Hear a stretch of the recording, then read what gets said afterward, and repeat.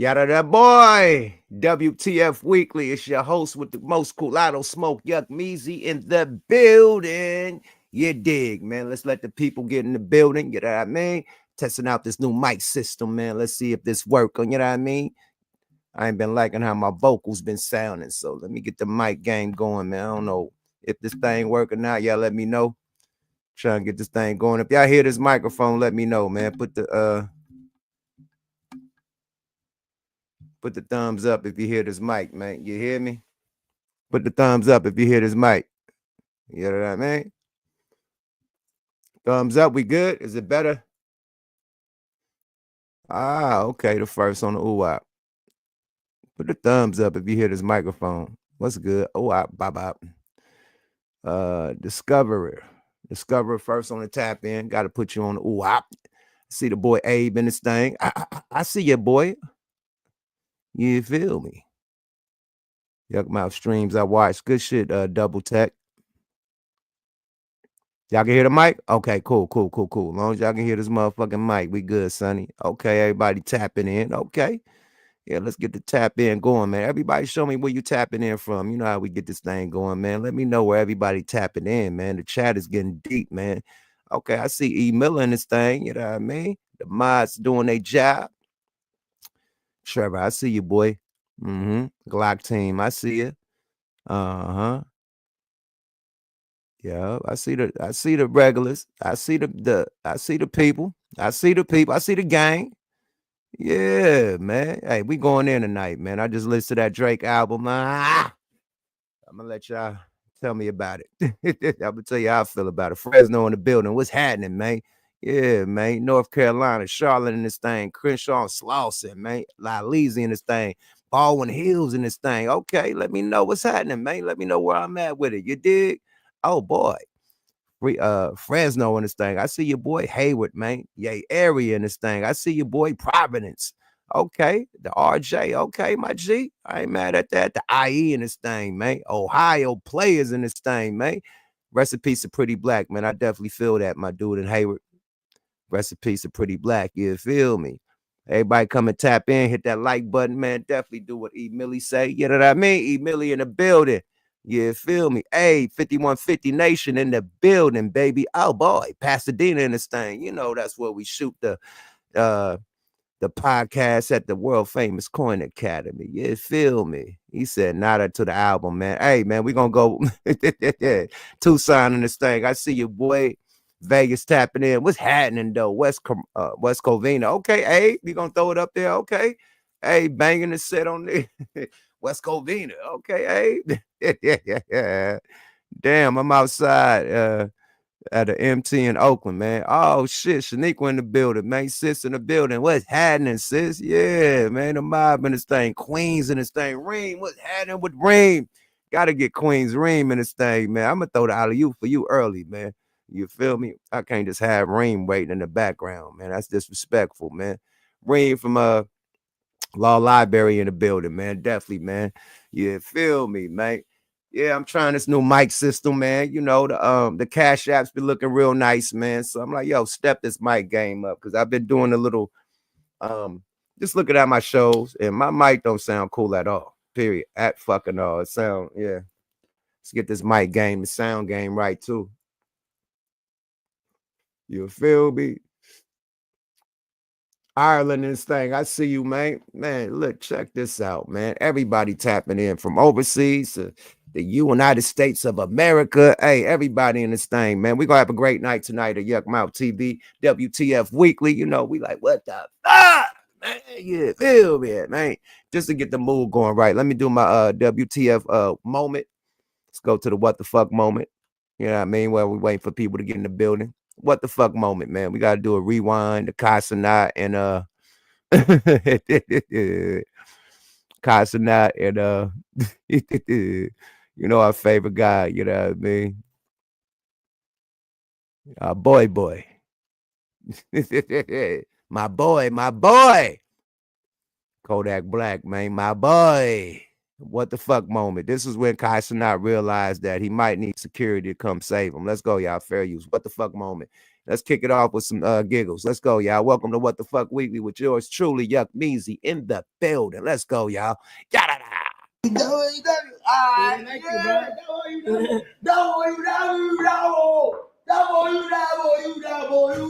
Maybe I'm watching movies, maybe I'm going to sleep, maybe I'm watching movies, maybe I do both. While I watch a movie, I fall asleep. I mean, yeah. Yeah. W chat. Thank you, chat. Thank you, chat. Merci. Thank you. I love that. That boy wildin'. Cuddy help. Yo, production, let me see that exit real quick. Production, show me, I'm watching. W's chat, we have a wild Kodak. That is not Drewski. That's Bake. Okay? That's W Bake. That boy wildin', man. Kodak is a wild animal, man. Wild animal. Let's get Reem in this thing, man. Reem, what's happening with it, Playboy? What's happening? Oh, man, in this thing one more night. You know what I mean? Shit, this shit early morning for me. Oh, man. Yeah. Just getting this thing going, man. I just literally listened to Drake album, and I just know that it's not for me, man. It's definitely for the females, man. I can't get jiggy with it, man. What have you listened to the album? I haven't listened to it, but he just gonna go back to his base audience. You know what I'm saying? That's what Ja Rule should have did. Yeah, I think he should have did the Ja Rule. This is missing the Ja Rule and the Nelly. That's what I mean. You know, come on, man. We love art, Mike. Come on, man. We done seen Chris Brown do it to where he could even it out to make it sexy and cool and clubby and anthems at the same time. They didn't do that. They missed the mark. I could listen to a Chris Brown album from beginning to end. He'd throw some rap shit up in there. He throw some real, you know what I mean, some Afrobeat shit up there. He's doing all types of genres, but he doing his stuff, and it's tolerable. You could listen to it as a male and a female. This one strictly for the females, I think. No nigga gonna get jiggy with this. How Drake started though? Niggas gonna copy and claim they got it for their sister. You know what I'm saying? Like he started with females. You see what I'm saying? Right. Like his career was based on a female audience. Then he got into the, you know, like Wayne said, niggas, you supposed to stay in your lane. Then you started to get into the nigga shit and be, you know, more on the street side of things and popping that type of shit. But you got to go back to what you know to try to keep your audience. Hey, New Zealand and this motherfucker. I see your boy. I think that you're absolutely right, but at the end of the day, bro, you coming off a defeat. You gotta like drop a chronic right now. You can't just drop no mid album, my nigga. You gotta hit it out the park. This ain't the time to throw a frisbee out. This is the time to load that motherfucker up, load the bases up, and hit that bitch out the park. I'm talking about nothing but slappy-yantes. This sound like an album that was already like loose. So UMG cleared it. It sound like old songs that they just threw together. UMG cleared the album to come out, right? Huh? What'd you say? UMG cleared the album to come out. Absolutely. So chances are, you know what I'm saying, he had to turn that in. If they accepted that and put that out and his numbers is low, he gonna use that as evidence in the lawsuit, you know what I'm saying, of what the PDF filed. His numbers was high the first day. First day he had the top on the charts. Next day Kendrick went right back on top. But he got like 8 songs this chart. Like Kendrick is the first 2, and then the next 7 is Drake, and then the last one is Kendrick. So Drake got like at least a good 7 in there charting. You know what I mean? So you know, just Kendrick got that momentum.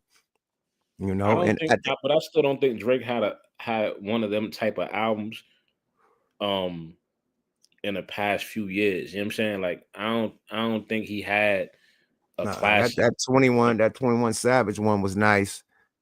That shit was nice. It was cool, but they was on the radio all day, my nigga. They was on the radio all day. That was like a Future album. They was on one. This shit was cool. You know what I'm saying? Bro, we can't lie. That shit was on, like 21 was rapping better than Drake on that bitch, period. And that shit was on the radio all day. I'm saying that it was, but it wasn't no fucking classic. You know what I'm saying? Like you got no, we know it ain't a classic. It was a good album for Drake. You did compared to this shit, way better. 1,000 times better than this. Did J. Cole and Drake do an album together? The first point is that, or just a song together? Nah, they For all just did my a song dogs. together. For all my They just did a dogs. song. Yeah, it's just a song. So for all my dogs was the Drake album. Nah, for all my dogs, it was a Drake album. That's the little shit Okay, with he just had Cole on that one song. Yeah. Okay, First that person 21 shooter. album was a group album. Yeah, that was a cool little thing. But we talk about Kodak. We talking about Yak. Huh? we gonna talk about Yo, man, Kodak is wild than a motherfucker. B word, man. Yo, big W, big W. Hey, what the niggas at? Yeah. I go to sleep. I watch a movie, and I watch a movie. I go sleep. Yeah, my boy, W. I seen something that said they did a sweep in his neighborhood though. The feds did a sweep in his neighborhood, so this is perfect timing. You know what I'm saying, nigga? If you're gonna be crazy, this is the time to be crazy. Got this nigga outside on the. I gotta play that one when the nigga on the concrete eating the chicken, looking crazy as shit. Yeah. We played that the other night, man. With shout out to Mac Mean, man. We played that on that other episode, but that nigga was eating the chicken on the. He always like sitting on the ground, my nigga. What's up with him and sitting on the ground, my nigga? You gotta stay grounded. You gotta stay grounded. Just like you got that one NFL nigga that walk barefooted, right? You gotta stay grounded. Hey man, I think a nigga too high that nigga can't stand up. So nigga, I'm gonna sit my ass down, nigga. I'm the fucked nigga up. Said man. In the song, man, he said he know the perk was fake, but he still ate, and this is the results. You know what I'm saying? Like this is the results when you know the perk is fake and you still eat it. That's what's gonna happen to you. You know the drugs is fucked up, and you still fucking with it. I think all that shit got zombie shit in it. Every nigga that's off them pills and off them heavy motherfucking synthetic heroin type of shit, man, they walking around like zombies, especially motherfuckers on meth. Zombie land. Motherfuckers walking around, nigga stopping traffic, nigga just be in the middle of traffic and the motherfucking Statue of Liberty pose, sleep. Nigga, nigga like, motherfucker to sleep in the middle of traffic, nigga. You gotta drive around this nigga. Like, I don't know. This is some new zombie drugs, my nigga. I ain't never seen. Niggas out here doing fentanyl straight, right? Yeah, they smoking it. Yeah, they doing fentanyl. They figured it out. Fentanyl is a thing now. You know what I'm saying? Niggas don't even want the fucking drug. The heroin is like the cut. The coke is like the cut. I want my fentanyl straight. Yeah, they smoking Fendi. They smoking Fendi in Oakland, in the Bay Area. They smoking that shit. So they figured out. I guess if you ingest it, it could kill you. But if you smoke it, you'll get high off the shit. So they figured it out. This is not an endorsement of using fentanyl. No, hell no, you better not. That'd be the last high you get, nigga. Nigga, this is not advice. The last high you get, nigga.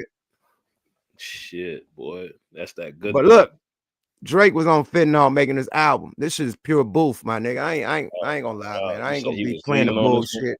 The shit I listen to compared to G and X, my nigga, you gotta like.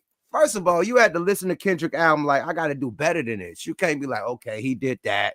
I'm going to come with the ladies. Like, this is not the time to come for the fucking ladies, bro. We needed a Drake. But that's why Ja Rule lost. Ja Rule tried to be a gangster rapper, abandoned his fan base, and that's why he took that L. Ja Rule lost because the Fed case, my nigga. The label got shut down. It's not. That's why he lost. He didn't get lost. He lost the He battle. made a hit. I got 100 guns, 100 clips. I'm coming. That was a hit, my nigga. Everybody was on that song. Them niggas got raided. Period. That's what happened, bro. The raid is like Ja Rule that made some mid shit like Drake. Just 100 guns, 100 clips was his last big song. That was a big song. That ain't no mid shit. It wasn't a solid diss record for what was going on. Boy, everybody in New York was on. I'm from New York. That was an anthem, nigga. Yeah, he did make an anthem. But when you try to get on some Tupac shit, when 50 was going at you after you coming off, he lost because of the record label got taken out by the feds. Period. That's how they lost, my nigga. If you ain't got no machine to put your shit out no more, you lost. Period. You ain't gonna get nigga, and if you blackballed, nobody fucking with you. You got shit on your shit, so nobody giving you a deal. They kicked him out the building. They kicked the Yeah, nigga out the but building. then also blackball because you got that dirt on you, you got that smut on you. So I don't want no feds coming looking at us if we sign you. I don't want you dealing with no allegedly, whatever the fuck you got the before case the for. Fed case. The Yeah, we Fed don't case want was that what? coming over here, bro. So The Goose the Fed Great case in the was building. I 05. see you, twin. Fed case But 05, right? Ja yeah, was already in the dirt before that. You talking about 50?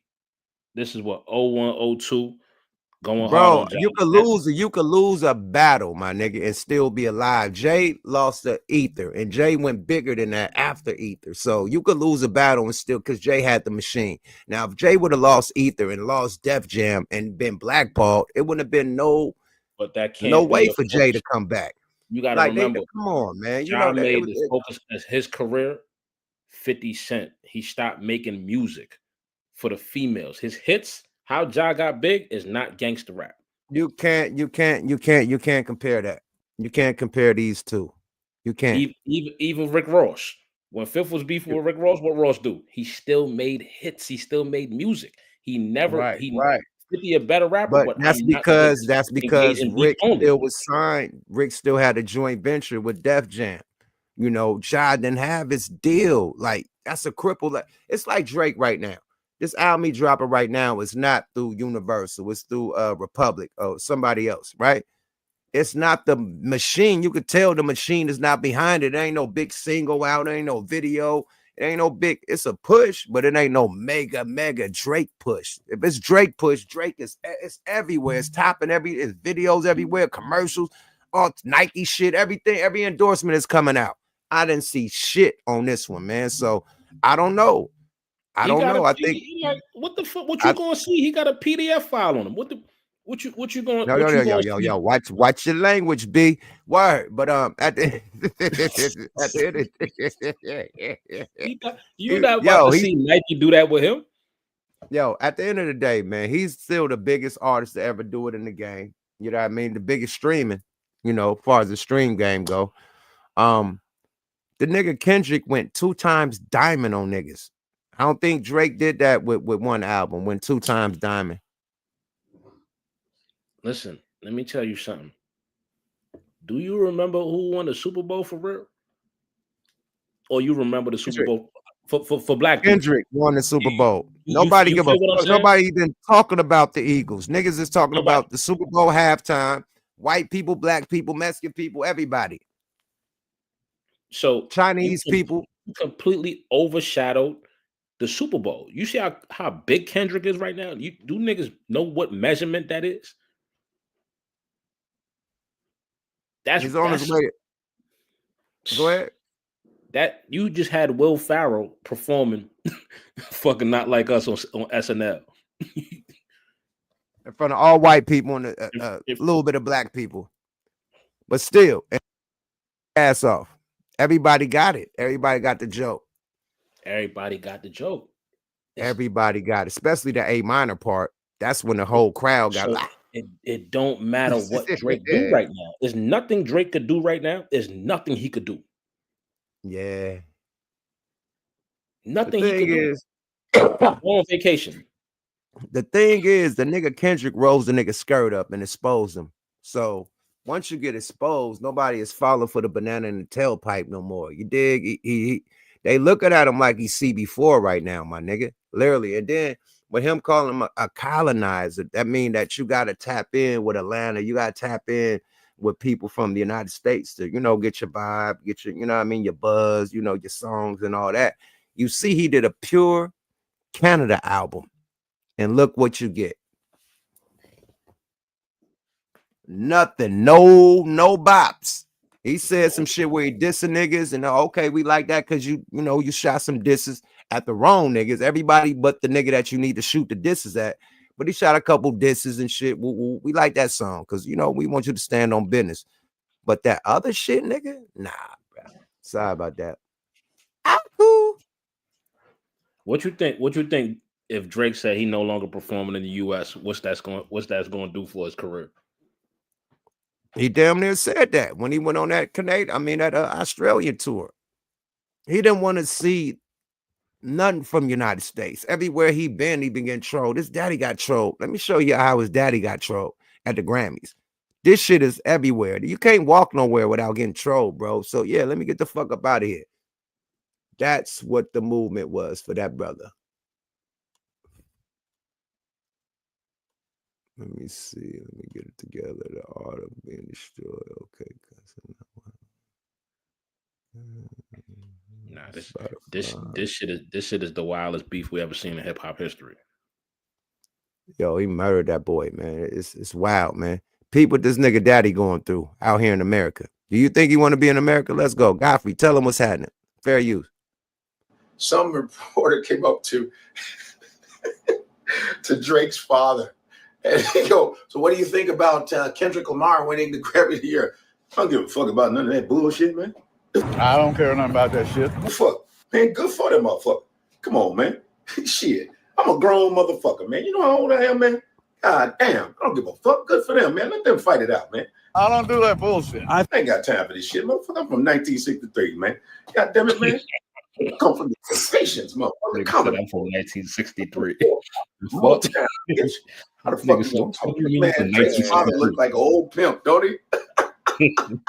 I wish Drake had an inch of how cool his dad was. Right. Why couldn't his dad be the rapper? His dad Drake got all his genetics from his mother. Got that mustache. You could kind of see Drake in his dad's face, but he didn't get the cool from it. Nah. He got all his mama's characteristics.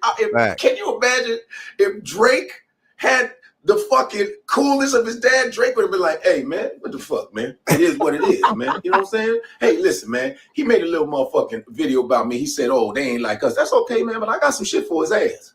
Oh, yeah, I got some shit for his ass. I ain't gonna cry like no bitch, man. Are you gonna file a lawsuit? Man, what kind of motherfucker files a goddamn lawsuit? Old bitch ass. That's bitch ass nigga shit, man. Listen, I got some shit. I'm gonna go in the booth and I'm gonna kick this motherfucker ass, man. It is what it is, man. You got to dust yourself off and you just got to keep it moving, baby. Shit, I'm ready for this motherfucker. I'm gonna ask me some questions, man. If I don't love this motherfucker want a Grammy. Motherfucker, I don't give a fuck about a motherfucking Grammy. Nigga, I'm coming to get some pussy right now. I got some pussy hooked up and shit. I'm about to go fuck, drink, party on down, man. Yeah, because Kendrick's having a party and I'm about to go hang out. Shit, they ain't like us. They ain't like us. They ain't like us. Hey, shout out to motherfucker Godfrey. Godfrey keep it lit, man. He absolutely fucking right, though. Nigga said I'm from 1963, nigga. Fuck out of here. That nigga had an ounce of his daddy swag. That nigga would have been a boss, bruh. Period. His dad is a boss. Nigga, I don't give a fuck about that shit. And then you notice that's the same shit that Jay Prince said. He was leaving a boxing match. He's like, Prince, what you think about, man? We don't give a fuck about it. The real nigga, the real OGs, like, man, we don't give a fuck about that shit, nigga. Keep it moving, nigga. Win some, you lose some. You dig? Shit, nigga. This nigga said Drake is a small hat Karen. I just seen that. Drake is a small hat Karen. It's hella funny. nigga, come on, bro. That's what's going down. Like, he's being a spot. The thing what made him lose $1 trillion, not 1,000, $1 trillion player points was a lawsuit. The nigga said he said that's his mama's son. That's what that shit say. That's his mama's son. No, that lawsuit said his mama said sue. Allegedly. I don't want to get sued. Allegedly. The small hat side. Sorry about that. Too much on the mic. You heard every cough. Anyway, mic too hot. But check this out. I think that came from the small hat side of the family. That's all I'm gonna say. More of the story. That didn't come from the mob tie side of the family. That didn't come from the niggas he hang with in Atlanta. The niggas, nah, that came from the small hat circle. Yeah, no, you a small hat. But then you go against the ultimate small hat. So you a small hat. You a tiny hat. He's a big small hat. It's a difference, man. Mike couldn't defeat the labels. Prince couldn't defeat the labels. I know Mike did defeat the labels. He did. He defeated them so much that, you know, Mike is resting in peace right now. You know, he defeated him that much. So Mike was the only one that really defeated him. And he is not here no more. So they will not let you defeat them. Hey, he said Jay-Z lost $20 million from false allegations. Nah, Jay beat his case too, man. That's what I forgot to put in the title. Jay-Z beat his case that all the shit got dropped. You know, nobody want to talk about that. Nobody want to talk about these hustlers out there, you know, that just throw people name in a motherfucking lottery bowl. And you know, hey, this one said that they had a, you know what I mean? Like, come on, bro. That's the thing about being a celebrity, man. Motherfuckers say anything about you and you gotta fight it. You know, it's like you can't say, nah, nigga, I ain't did that. What the fuck you talking about? They take that shit and put it public, nigga. You gotta fight that shit and prove that you didn't do no shit like that. So it's hard being an entertainer, bro. That's why I stay in the crib with my wife and my kids. I come out when I get paid, my nigga. I ain't trying to get for dangles, period. Nigga would try to start a fight with you to do a lawsuit. To get that check. An argument. Argue at you in your face to make you swing on the nigga. As soon as you swing, they boom, cha-ching. Because he was just talking shit. But he talked so much shit in your face that you, I know that. Smack the spit out that nigga face, right? Yeah. Somebody said Frank Ocean defeated the labels. He definitely stole. They say he stole 20. I think he stole 40 by my math. Frank Ocean, he stole 40 what? Million? Yeah. And didn't do no albums? He basically found a loophole in his shit with the 20 million from Def Jam that he did. He took their 20 million, made Apple pay him some shit so they recoup and walked away with some finagle shit he did. He did some slick ass finagling shit and got over on them, and they was hot.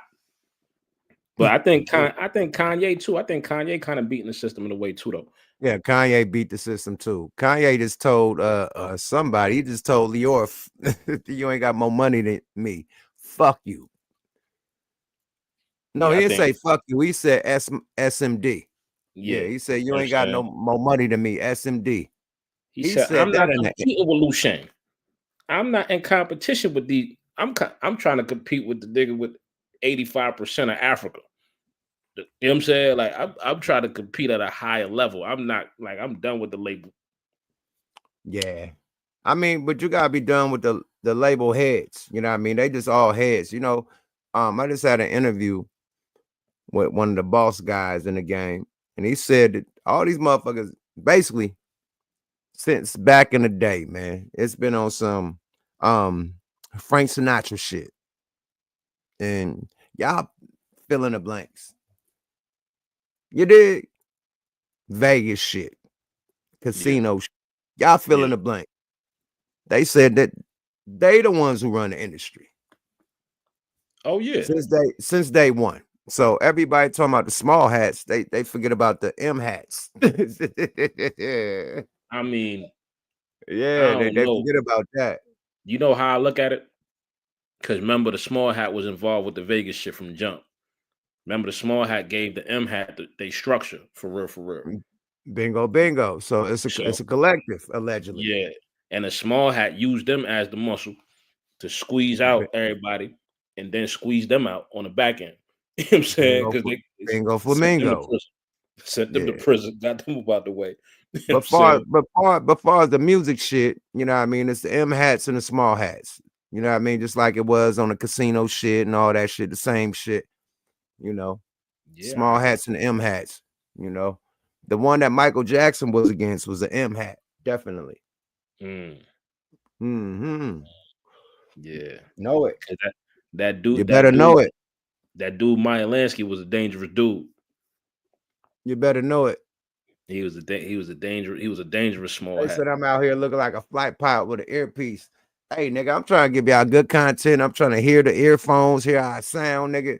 Yeah, man. These are studio headphones, nigga. These are the best headphones you can have. You used to these niggas with these PlayStation headphones on with a little microphone cord right there. Nah, these the big. You see, these got the golden boys on them, boy. Yeah, don't they? These are gold tips.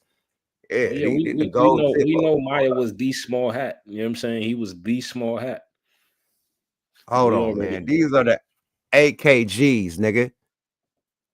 These bitches cost damn near like $200 in the store, boy. Like, don't play with Don't it. nobody know what that shit is. Yep. Yeah, this is what we record in the studios. Y'all can hear me though. I ain't gotta have these on. I just want to hear how it sound. But definitely, the man. sound is good though. Everybody's saying you know what I mean. The mic sounded good. Okay, cool. We good money. I just wanted to hear the shit and hear how it sound. But you can hear, like, if I go back on the headphones, I can hear that you can't hear me. So I like the headphones. It's a good feel. So I get some cooler headphones if niggas tripping on my headphones. But them mic headphones, these are golden boys. These ain't the black boys. These are golden De La Hoyas. These are the most expensive AKGs, the golden boys, Oscars. The golden boy. They ain't the regular. Them Oscar De La Hoyas, boy. You heard that? Y'all better cut the check. You heard? Yeah, them the De La Hoyas, man. The golden boys. Yeah, it's different. It's way different. AKG, but, anyway, y'all at least AK. Yeah. We good money though. I'm just trying to step it up for y'all though. I'm just trying to step it up for the fans. You feel me? Step it up for the audience. You know, the mic.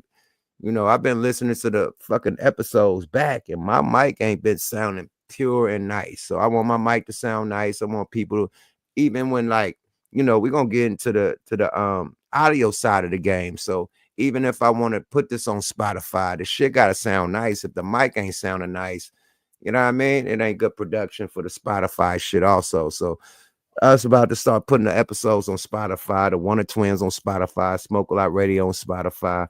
What the fuck weekly on Spotify. Yeah, the quality of the audio gotta be right. You dig?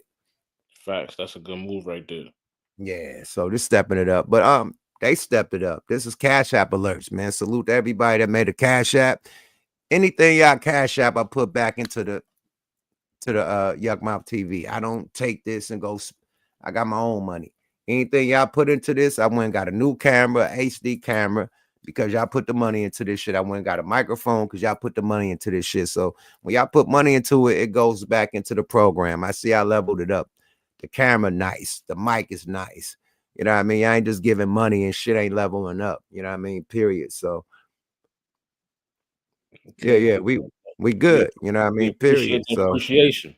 Nah, it's them. Y'all level up, man. Salute to the chat. Salute to everybody that ever made a motherfucking Cash App alert. You feel me? Y'all stepping it up. You know what I mean? Period. Straight up. Already got a whole studio. You know what I mean? Over at the Coin Academy, where we do top production. You know what I mean? Mics, cameras, everything. You know what I mean? But as far as the little home shit, I was just going off the fly on some blog shit. But now the home shit has became my studio. So now I got to get the mics right, the cameras right, everything right? And y'all helped it. So salute to everybody that had the Cash App. You know what I mean? Good money, man. Cash App alert works. You feel me? Y'all step it up. Y'all get better sound, better better cameras. You know what I mean? Y'all step this shit up, man. You feel me? So, and when we step these motherfucking subscribers up, I'm giving back to y'all. When we hit 60,000, I'm giving 600 to one of the subscribers. When we hit 70,000, I'm giving a PlayStation out. You know what I mean? A PlayStation Slim to one of the subscribers. When we hit 80,000, I'm giving $800 out to one of the subscribers. We hit 90,000. I'm giving a Mac desktop. You know what I mean? A iMac desktop to one of the motherfucking people, or whatever computer you want. If you want a PC, I'll get you the most expensive PC, a Mac or a PC, because it could be a gamer who won, and he probably want a PC console. I got that for you. 100,000 WoW subscribers. We're flying you out to Laleezy, 2 days in a hotel. You know what I mean? All expenses paid. You know what I mean? And you could come see Friday Night Phase at the Coin Academy and Smoke a Lot Radio Live, and just go do your thing, enjoy. Go to Disneyland, do your thing, man. Go to Universal City Walk, enjoy, because our shit happened at night. All through the day, you can go do what you want to do in Hollywood, LA, man, shit, do what you want to do. But this is me giving back to y'all, you know what I mean? Period. So y'all motherfuckers step these subscribers up, man. Everybody in the motherfucking chat, man, hit the motherfucking subscribe button so I could get back to y'all. Y'all been giving to me. Let me get back to y'all. You feel me? So that's how we're going to do that. You feel me? Reem, can I get back into some content with no nonsense? Goose are great in the building. I see my twin, yada da. I thought alley-oop for my twin too, man. Let's see my twin want to tap in. See my twin want to tap in on this shit. Hey man, Yeah, definitely on them subscribers. You hear me? Them packages sounded like main events. Oh Niggas over yeah. here talk about what they want to smoke. He said, don't send no Reggie. We want a QP, no Reggie. You know what I'm saying? For that 100,000. Wow. Yeah, that 100,000. I'm flying niggas out. You know, I mean, no matter where you at in the United States, it could be $1,000 flight round trip, and I gotta pay for hotel for 2 nights. So that's gonna damn near be a $1,500, $2,000 ooh when you come out here just for the motherfucker that win. You know what I mean? So yeah, I'm giving back big time. Like the Mac computer gonna be like 1,500, 1,400, 1,200, something like that. You know what I mean? So shit like that, I'm gonna start promoting fuckery. Yuck got tickets to his next shows and all that. Wherever you at, the backstage passes, all PlayStation Slim 600. You know what I mean? So yeah, I'm giving back. You know what I mean? As subscribers, I'm level. We do 70. I'm doing $700 worth of shit. We do not, but we do 90,000. I'm giving $1,400, $1,500 worth of shit. We do 100,000. I'm giving $2,000 worth of shit to the people that subscribe and the followers. So yeah, they get double. You know what I mean? Whatever the subscription is. Period. Fucking with me. You know, and I don't got no Patreon, none of that shit. I ain't trying to hash out, hey, give me this money for the Patreon. None of that shit. This just for y'all subscribing to my channel. And I love y'all subscriptions, man. I love y'all attention. I love y'all tapping in, man. My nigga networking this motherfucker network. What's happening, alumni? Hey, what's happening with the fire-breathing dragon, man? Salute the ring, man. What's up with y'all people, man? Let's get this thing going. Yes, sir. How's out there? You out there in the yay? How that all-star looking like? Oh my God, it's bananas, man. Everybody out from the motherfucking from the good guys to the bad guys. You know, it's a whole lot of you know. Yeah, because I was about to say, who got robbed this week? Hey, I'm gonna just put it like this, man. It's a whole city full of strippers out here, and I ain't talking about the kind that take their clothes off. Talk about the kind that make you take your shit off. Shit. Now dance. Let them know what to do. Let them know, Abe. Let them know. Y'all giveaway 60,000 subs, $600, 70,000 subs, 70,000 subs, PS5 Slim, 80,000 subs, 800,000, 90,000 subs, iMac or PC desktop, 100,000 subs. Fly in for Friday Night Fades and Smoke a Lot Radio and Yuck Mouth Crew to LA. Look at that. You go. There Get them subs up, nigga. Quit playing with me, man. We got to know how you doing these pickings and all that. We got to know how you gonna pick the winners, Yuck. So when you, I'm just gonna put it together, I'm gonna throw everybody. I'm gonna go through all the episodes and I'm gonna pick all the real diehards, the people that come on every episode. I'm gonna throw them all in the lottery bowl. I'm gonna do the lottery bowl. I'm gonna have everybody name. Period. I'm gonna do this shit on camera. Put that shit in the bowl, shuffle it around, and pick out a name. That name wins. Period. Ain't got no favoritism. It's just the people that's real loyal to the channel. All the people that's real diehards that be on this motherfucker every time I go live, I'm picking y'all. Period. Straight up. The diehards. The diehards. You know what I mean? Make sure y'all set y'all bell notifications. But make sure y'all motherfucking everything. But look, I'm gonna pick the diehards, and I'm gonna pick 5 new booties out the blue every time. 5 new booties. You know what I mean? Just the new subscriber. You got love too, nigga. So 5 new subscribers is gonna be thrown in every batch. You said you got regime Letterman's too? Oh, off top. You know how we do that. Yeah, all that. That's gonna be the two. Look at this nigga, man. That's 110,000. You know what I mean? 110. We got them Lettermans coming out the motherfuckers. Man, you feel me? It's a nice Mac pack full of regime merch. Little regime merch, right? You feel me, man? Hey, man, check this out, man. We give it back to the subscribers, man. Period, man. Y'all just gotta subscribe, man. I ain't gave me no money. Subscribe is for free 99. Gooch, hit the motherfucking link, nigga. The greatest in the building, man. We gotta talk about this. I don't know. I think this album is for the ladies. I ain't gonna say it's trash. You know, we talking about the strip club right now. It definitely got it. Oh yeah, All-Star Weekend. All-Star Weekend is many. Salute to the All-Star weekend though, because they shouted me out a few times. You know, shout the Loonies out a few times. Dame Lillard, you know, all the ball players was talking about their favorite Bay Area rappers, man. They put it on for all of us in the Bay, man.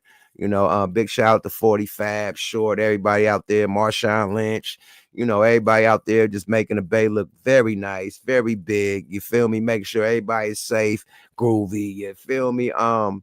Yeah, it looked good to me. You seen what they was playing on the introductions when the players was coming out. Like I said, you feel I was there. I was there without being there. That's right. And when niggas start calling me like, "Yo, they playing you, they playing," I'm like, "Oh, I'm there." That's right. I'm actually there. You know, now LaRussell did the halftime. Big shout out to LaRussell. Russell did the halftime show. Like, hey, the Yay area did it big. Just the people didn't show up. They said the hotels didn't sell out. Like a lot of people were scared of the Bay, you know. I mean, what you want them to do? Like at the end of the day, a lot of hyenas, man. I mean, but still, LA has the most robbery hyenas I ever been around in fucking life. LA, boy, you better watch out here. This is they hustle. Robbing celebrities, because every celebrity have to come to LA.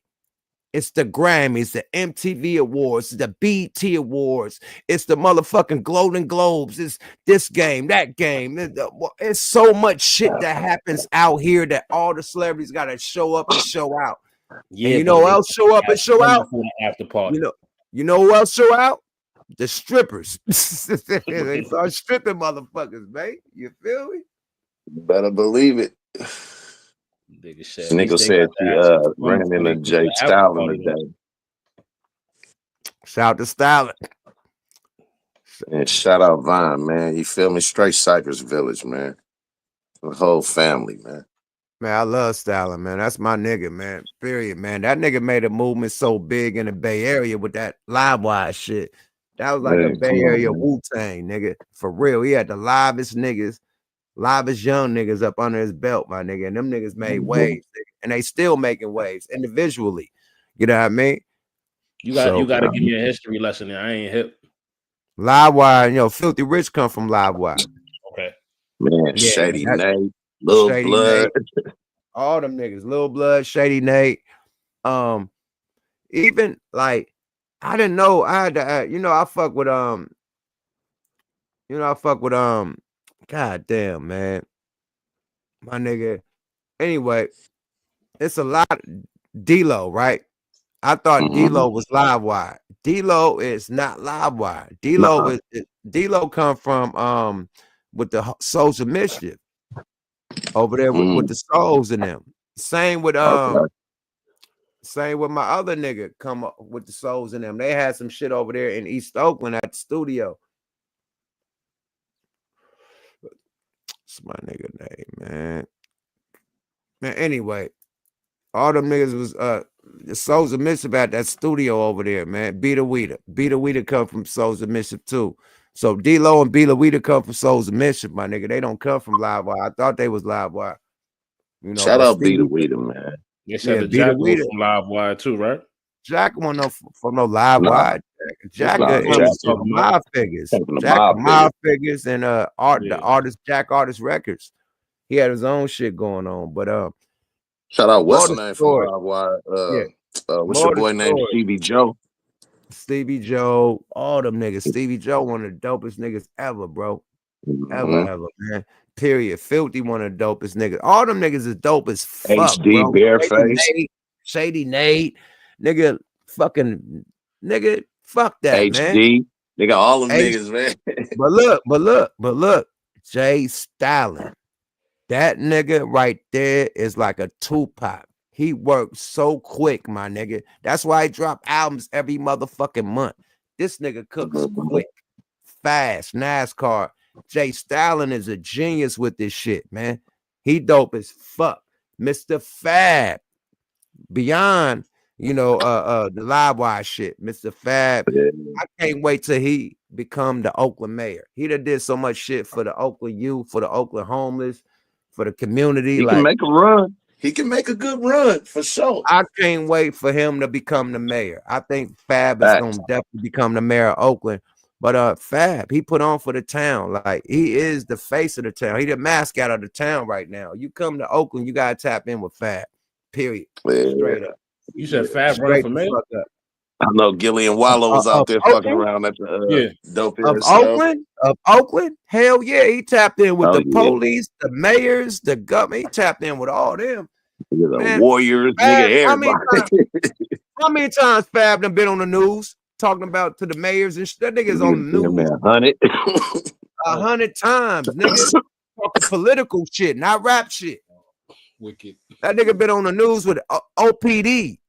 You know what I mean? Like all types of shit. Nigga Fab, yeah, he definitely could run for mayor. One of them boys, man. Yeah, he a boy. He connected. You know? Man, shout out to Western, man. He did a song with him when he came home. I don't know if he's still home, but I know that song he did a while back called Problem and Solutions with Ascari X. That was one of them ones, man. Yeah. But I didn't go to the shit. Niggas like, why you ain't there? I get paid to play, bro. I'm not talk about it. I'm not pulling up on shit unless I get paid. It ain't safe, my nigga. So I'm gonna risk me getting robbed for free. Nah, nigga. You can't even cover the robbery. They can't even cover the robbery. Like, even if a nigga come out there with costume jewelry, you can't even cover the costume jewelry. Nah, nigga, costume jewelry costs too. If you coming out there with fake shit, right? But I would never have to come out there with fake shit because I'm from the town. Period. I'm good money. I'm straight. 21 gun salute. I'm from the Ville. Nothing gonna happen to me. But still in all, no money is being transferred. I got to spend money to get out there. I got to pay for a hotel. No, I don't. I got spots out there. But at the end of the day, I want to be close to the shit. There's traffic out there. So I'm definitely going to get a hotel close to the shit. Not, you know what I mean, where my spots is at. That costs, my nigga. And this shit that's going to bite the arm off. This shit looked at dry. I ain't going to lie. It looked at dry. Them stands weren't filled up like that. It looked at dry. Like, we got reports from the hotels in the Bay. Like, them hotels weren't sold out. Like, everybody didn't fly out to hang out at this motherfucker. This wasn't the average all-star weekend. This was the most settled, most turned down. Now, I ain't gonna say turned down, but most non-people flying in. Let's say it was turned up. But then, because that show that motherfucking Marshawn Lynch did with the stage with the red shit, oh, that shit was lit. So they was turned. I'm saying this is the less people flying in from out of town. Let's say that. I'm saying, and even though LA, some would say allegedly has a reputation for stripping motherfuckers, you got to also understand that LA is a big city, and when you compare that to Oakland, like I said, in the last 5 years, 3 major sports teams then left that motherfucker, and the poverty then went through the roof. And you think when the poverty go through the roof, the wolves ain't coming out? You crazy. You flying if you want to, shining like a diamond. Bruh, don't be saying that, bro. You see that on the screen? The nigga said something about Fab. Don't be saying I ain't putting that on there, nigga. I don't know if that's true. We don't disrespect the big Comcast boxes. Hey man, we ain't. Hey, Gooch, man. Gooch the Great. Tap in, my nigga. Tap in. Wow, nigga said he said the Comcast boxes for $225. Yeah, come on, man. Come on, man. Nah, that nigga trolling. Fab ain't selling. That nigga selling sweaters. That nigga selling sweaters for more than $225. Yeah, fuck out of here, bro. They gotta sell comp, nigga. Fuck out of here. Shit. But all in all, the whole shit. You out of line. The whole shit. This was the shortest all-star game I ever seen. Them niggas scored 40 points and it was over. What the fuck is up with that? Did you see the all-star game? I ain't watched it. I ain't watched it yet. I watched the skills challenge, the 3-point contest had 4 niggas in it. Like, that shit was so dry. It was The dry as NBA fuck. is washed right now. That shit was dry. Shit was down. Gooch, what's up with you, man? Talk your shit, man. I'm gonna go pull me up something because I gotta activate with my twin. Okay. The great name, Gooch. Come on, activate my twin. I want to say what's up to the mods. I respect Erica, Unseen. That's about it. I don't fuck with Reem. What's up, Calico? What's up, man? He's still on everybody. About Drake. What's up with the great name Gooch, man? Yeah, All-Star game is it's watered down due to the lack of talent. And it's a lot of people that are getting paid money that they shouldn't get paid, so they're not as motivated and hungry as they should be. And there's a lot of the barge-looking niggas in the league. When a lot of niggas wear moose in a particular league other than soccer, you're gonna get a watered down package. We got to get back to niggas wearing pomade. The NBA is to the point now that when you first turn on the game, you got to look very closely to make sure it's not a bitch basketball game. Niggas having ponytails and buns in their hair and all kind of bitch shit. It's a watered down watered down thing. So, and even when you watched, well, you guys didn't watch it. For those who like sports like I do, if you watch the OGs that played in the championship game, all niggas that wore pomade, they beat the other motherfuckers so easily because those are 100% niggas. It ain't no nigga with baby hair. Whenever niggas start having baby hair and all that type of shit, it's just gonna be weak. So niggas got baby hair. That nigga said baby hair. This nigga stupid. He said, "What nigga got baby hair in the All-Star game?" This nigga crazy, man. I ain't fucking with you, boy. Hey man, look, like they have the up and coming stars. Those niggas really look like dogs. All of them had long hair and baby hair and parts and buns and feathers. Man, I can't do this shit. I can't. Baby hair. A lot of niggas had Jerry curl afros. I agree with that. A lot of Rocket, don't stop it. Do the Jerry curl. Rocket, don't stop. Rocket, do the Jerry curl. A lot of Jerry Curl Jenkins was definitely in the building. Yeah, and it's like they're scared to express themselves of who they are. Like everyone talks like Mr. Dabalina, Mr. Bob Dabalina. Hey, everybody, come to the man. Look, man, where the niggas are? Hey, after the game, homie, we going. It ain't no more of that. So the NBA is cutting down. Hold on. Let me ask y'all a question, man. They gotta stop. What happened to the dunk contest? That was the main reason, besides the All-Star, LeBron I go to watch the motherfucking the NBA All-Star weekend. The dunk contest is like the rising star shit right now. It's been leveled down to that. And you said it, Reem. I think LeBron crushed the dunk contest. Since he tapped out, I think all the big stars said, fuck it, it ain't worth it. I think they did that. Bron ain't never did a dunk contest. And I think all the big niggas like, I feel like Bron. I'm too big for this shit. I still got to play. I ain't about to break my wrist and break my ankle trying to, you know what I mean? So that's allegedly, that's what I think. But the dunk contest has been, the dunk contest has been leveled down to 4 dunkers. And they got to get a nigga from the G League to win the dunk contest and put him in Orlando Magic uniform so he could be from a team for him to be in the dunk contest. This shit is ridiculous. You got street dunkers. I'm talking about I could go to motherfucking YouTube and pull up some street dunkers that'll go ape shit. So if we pulling niggas from the G League, we might as well just go street dunkers. Period. Make a real. Yeah, like on some real shit. If we could do the G League, fuck anybody in the league. Let's do a real dunk contest where we really see a show. Them real dunk niggas. You feel me? Well, the reason they can't do the people that we see on YouTube is due to insurance. The insurance would be too high, and it would hurt the NBA brand to see dudes that probably work at Kmart that can out dunk these guys to make $40 and $50 million a year. So shit, they're not participating, so it don't matter. It does matter to your brand. No, I'm talking about as far as the dudes that's making 40, 50 million a year that's not showing up. I think it's a good idea for Yuck or somebody to motherfucking go out and start their own league on dunk contest and say fuck it, just like Cube did. Because at the end of the day, they creating a market for it by not having something that people want to actually watch. I mean, for me, it used to be kind of a tie. It used to be 50-50, but I say over the last few years, I've been more waiting and expecting the motherfucking 3-point contest than the dunk contest. Yeah. Shit. The league just ordered a bunch of teams to trade their star players to try to get the viewership up.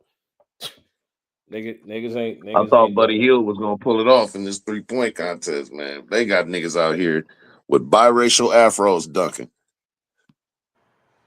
Yeah, and you can't have that type of shit. It looks weird.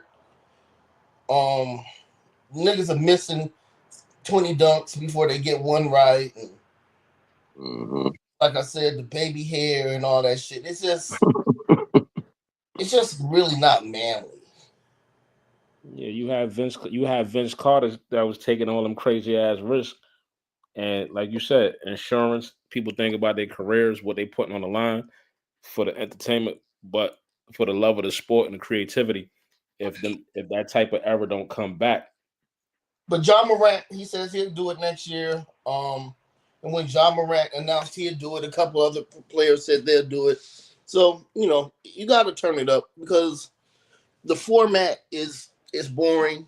I'm sick of them combining the WNBA with the NBA. The WNBA, do your own thing. We don't want to see you in our games. We don't want to see you coaching. Do your own shit. Like, why do they always have to combine them with the NBA? It's, let's get back to the man shit. And the game was really, really boring. It needs to go back to East versus West. And, they need to play. I don't know, man. 1-2, 1-2. Okay. Yeah, the East versus the West, the best format for that, as far as the All-Star game, for sure. Yeah. They let LeBron do too much. Like, what the fuck is going on, man? Like, did Bron change? Like, the whole All-Star is fucked up. It used to be East against West. It used to be stellar dunk contests. The 3-point contest was stellar too. It's all about the 3-point contest. Man, listen, check this out. The skills contest was better than the dunk contest. Niggas is passing the shit through hoops and shit and dribbling through fucking little whatever the fuck. Dribbling through fucking whatever going it around was. pylons and shit. Yeah, fucking stands and fucking whatever it was. That was better than the motherfucking dunk contest. I'm gonna tell y'all this. If it ain't no stellar dunk contest, the All-Star is bullshit. Period. And the dunk contest went away because Bron said, I don't want to do the shit. Period. Straight up. And then you had a 3-point contest without Steph. Come on, what type of shit was that? Without Steph? They had Lillard out there. You had a 3-point contest without Steph. Man, stop playing with me, my nigga. Stop. Yeah. At his stadium. Stop. At his stadium. Who told him he couldn't be in a 3-point contest this year? I don't think come on, man. I'm hoping that he would have turned it down before a motherfucker told him that he couldn't be in it. Yeah, he did. Man, they made this nigga play against a girl last year, and now this year he can't be in his hometown. Why they disqualifying him every year for the 3? He wasn't in the 3-point contest last year neither. He went against a girl. And that's disrespectful. Nigga, come on, my nigga. And now this year when it's niggas, was him and Clay. Now when it's just straight ball players, he got to take a seat. That was bullshit. I'm sorry. What type of favoritism oh, you can't be in it. You could. What the fuck, bro? We want to see Steph do his stuff, nigga. I'm gonna go back to what the comment said, right? The comment said DEI. Hell no. Well, it looked like it was a lot of DEI out there. Shit, who won the dunk contest? This shit got DEI, got this NBA DIE. Man, let's go to the dunk. Let's go back to the dunk contest, right? All the 3 other participants and had nothing. Them niggas just did regular dunks they doing the game. The other nigga had theatrics. He had a car. This nigga had motherfucking hovercrafts and shit. Nigga was on a hoverboard spinning the motherfucking ball. He had all the ladders. Nigga had a ladder, a hoverboard. Is they them paying niggas have none of that. Is they none paying of that? Is they paying him? They better pay that nigga to do all that. Jumping over car. That boy, hey, you got to give it up to McClump. Whatever that nigga name is, that white boy, that boy got hops. That boy jumped over a car. Jumped over the car. That ain't the first. You get by. What was that nigga name? He been at it for like a good 3 years, right? Matt McClummin or Mac McClummin or something. No, Yuck. The cat from the town back in the days, that nigga was jumping over cars. Are you talking about Hook Mitchell? Nigga, Hook Mitchell, nigga. Hook Mitchell was doing that shit back in the motherfucking early 90s. Man, we can't talk about that, man. We talking about right now, today. He was just jumping over the hood. They said McClung got paid $130,000. Yeah, you better jump over the motherfucking cars. No shit. That nigga in the D League. He was in the D League, nigga. He the star of the show. Right. He just made 2 years worth of his salary. Bro, he said it. Bro, you would tell it. You could tell his bread ain't right. He said he had to borrow niggas' cars to jump over. His bread ain't right, my nigga. He probably got a truck or something. He might, a white boy, you know, white boys be riding them trucks and shit. He might got a truck. You in the G League, you sleeping on another player couch. Yeah, I don't know, man. That nigga probably got a Tesla. So I don't know what he got, but he had to borrow niggas' cars to practice over. So if you got a ball nigga to your bread ain't right, bro. Period. So that $130,000, well, get him his own car, nigga. They said $310,000. Okay, hey, whatever. Add it up. Shit. Nigga, the dopest motherfucking car jump I ever seen was Kobe jumping up. What was that? A Lambo? That was fake. Was that real? That was fake. Hella fake. Kobe ain't gonna risk his life jumping over a fucking Lambo. That just sound fake. Yeah, that was the first AI, my nigga. The first AI, bro. Don't play like that. Kobe would have fucked this shit up. Man, no. Now, did he play at the Rucker? Did he play at the Rucker and beat their ass? Oh, yeah. Absolutely. Oh, yeah. And some Air Force Ones. You can't fake that. Air Force Ones, nigga. The Uptown. Beat they ass. The high top Air Force Ones, not the low ones, nigga. The high tops, nigga. Let's get back into this kind of. We done them with the All-Star. Can we get back into this Drake shit? All-Stars. We still All-Star. All right, my nigga. This fuck it. Let's go, man. Niggas not try to get none of this Drake shit back. Hey, okay. What else about the All-Star y'all didn't like? I didn't like that Buddy Hield froze up. Yeah, Buddy Hill didn't know what to do. He had a chain on, hella shit. Niggas talking about, I need a chain next time. Like, nah, nigga. Tyler Hero did his thing. I mean, Hero did his one too. Yeah, that nigga, that Buddy Hill lost by 1 point, my nigga. Damn. Nah, he beat their ass when he did that 31. That 31 beat their ass. He was the first nigga with 31. He was the first nigga with 31. Who knew it was All-Star Weekend? With a 31. Who really knew it was All-Star Weekend? The hype is gone. The hype is gone, my nigga. But we performed at the last two. No, we performed that. We did the Super Bowl and then we did All-Star. So the last All-Star was in Utah. We performed there. That shit was dry. No, was it in Utah? Utah was lit. Utah was lit. It wasn't hella people as far as the city was lit, but it wasn't everybody flying out there because it was cold as shit. But the city was lit when we was out there. Dumbass lit. You know what I mean? Because they got this downtown area that you could go from bar to bar all night, nigga. Like the whole strip is just hella bars, is lit, hella packed. So yeah, Utah was lit, but nobody flew out like that. You know what I mean? Same with the Bay. The Bay probably was lit, but nobody flew out like that. So, like you said, the All-Star is dying down. The excitement, I think the last exciting All-Star probably was in Vegas, my nigga. Literally. They say the last All-Star game, 2024 NBA All-Star game, was held at Bunkers Life Fieldhouse in Indianapolis, Indiana, from February 16th to the 18th, 2024. So the one before that was in Utah. Yeah, it had to be. Mm-hmm. But still, at the end of the day, that shouldn't die down because the activities, like niggas used to plan. Like this is like New Year's Eve. All-Star coming, nigga. We going like it's the plan. It ain't the plan no more. It ain't. That shit is fuck.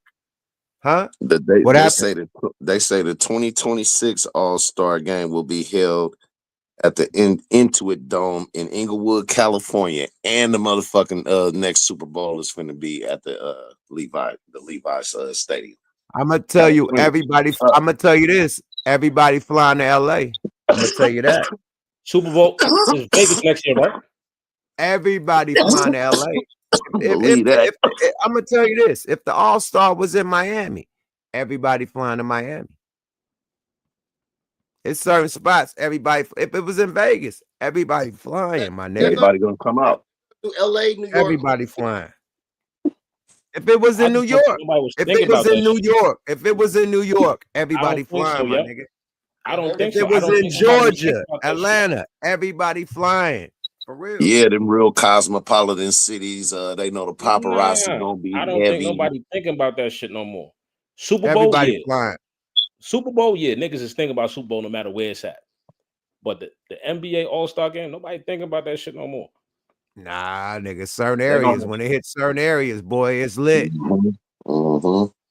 It's lit in the city, boy.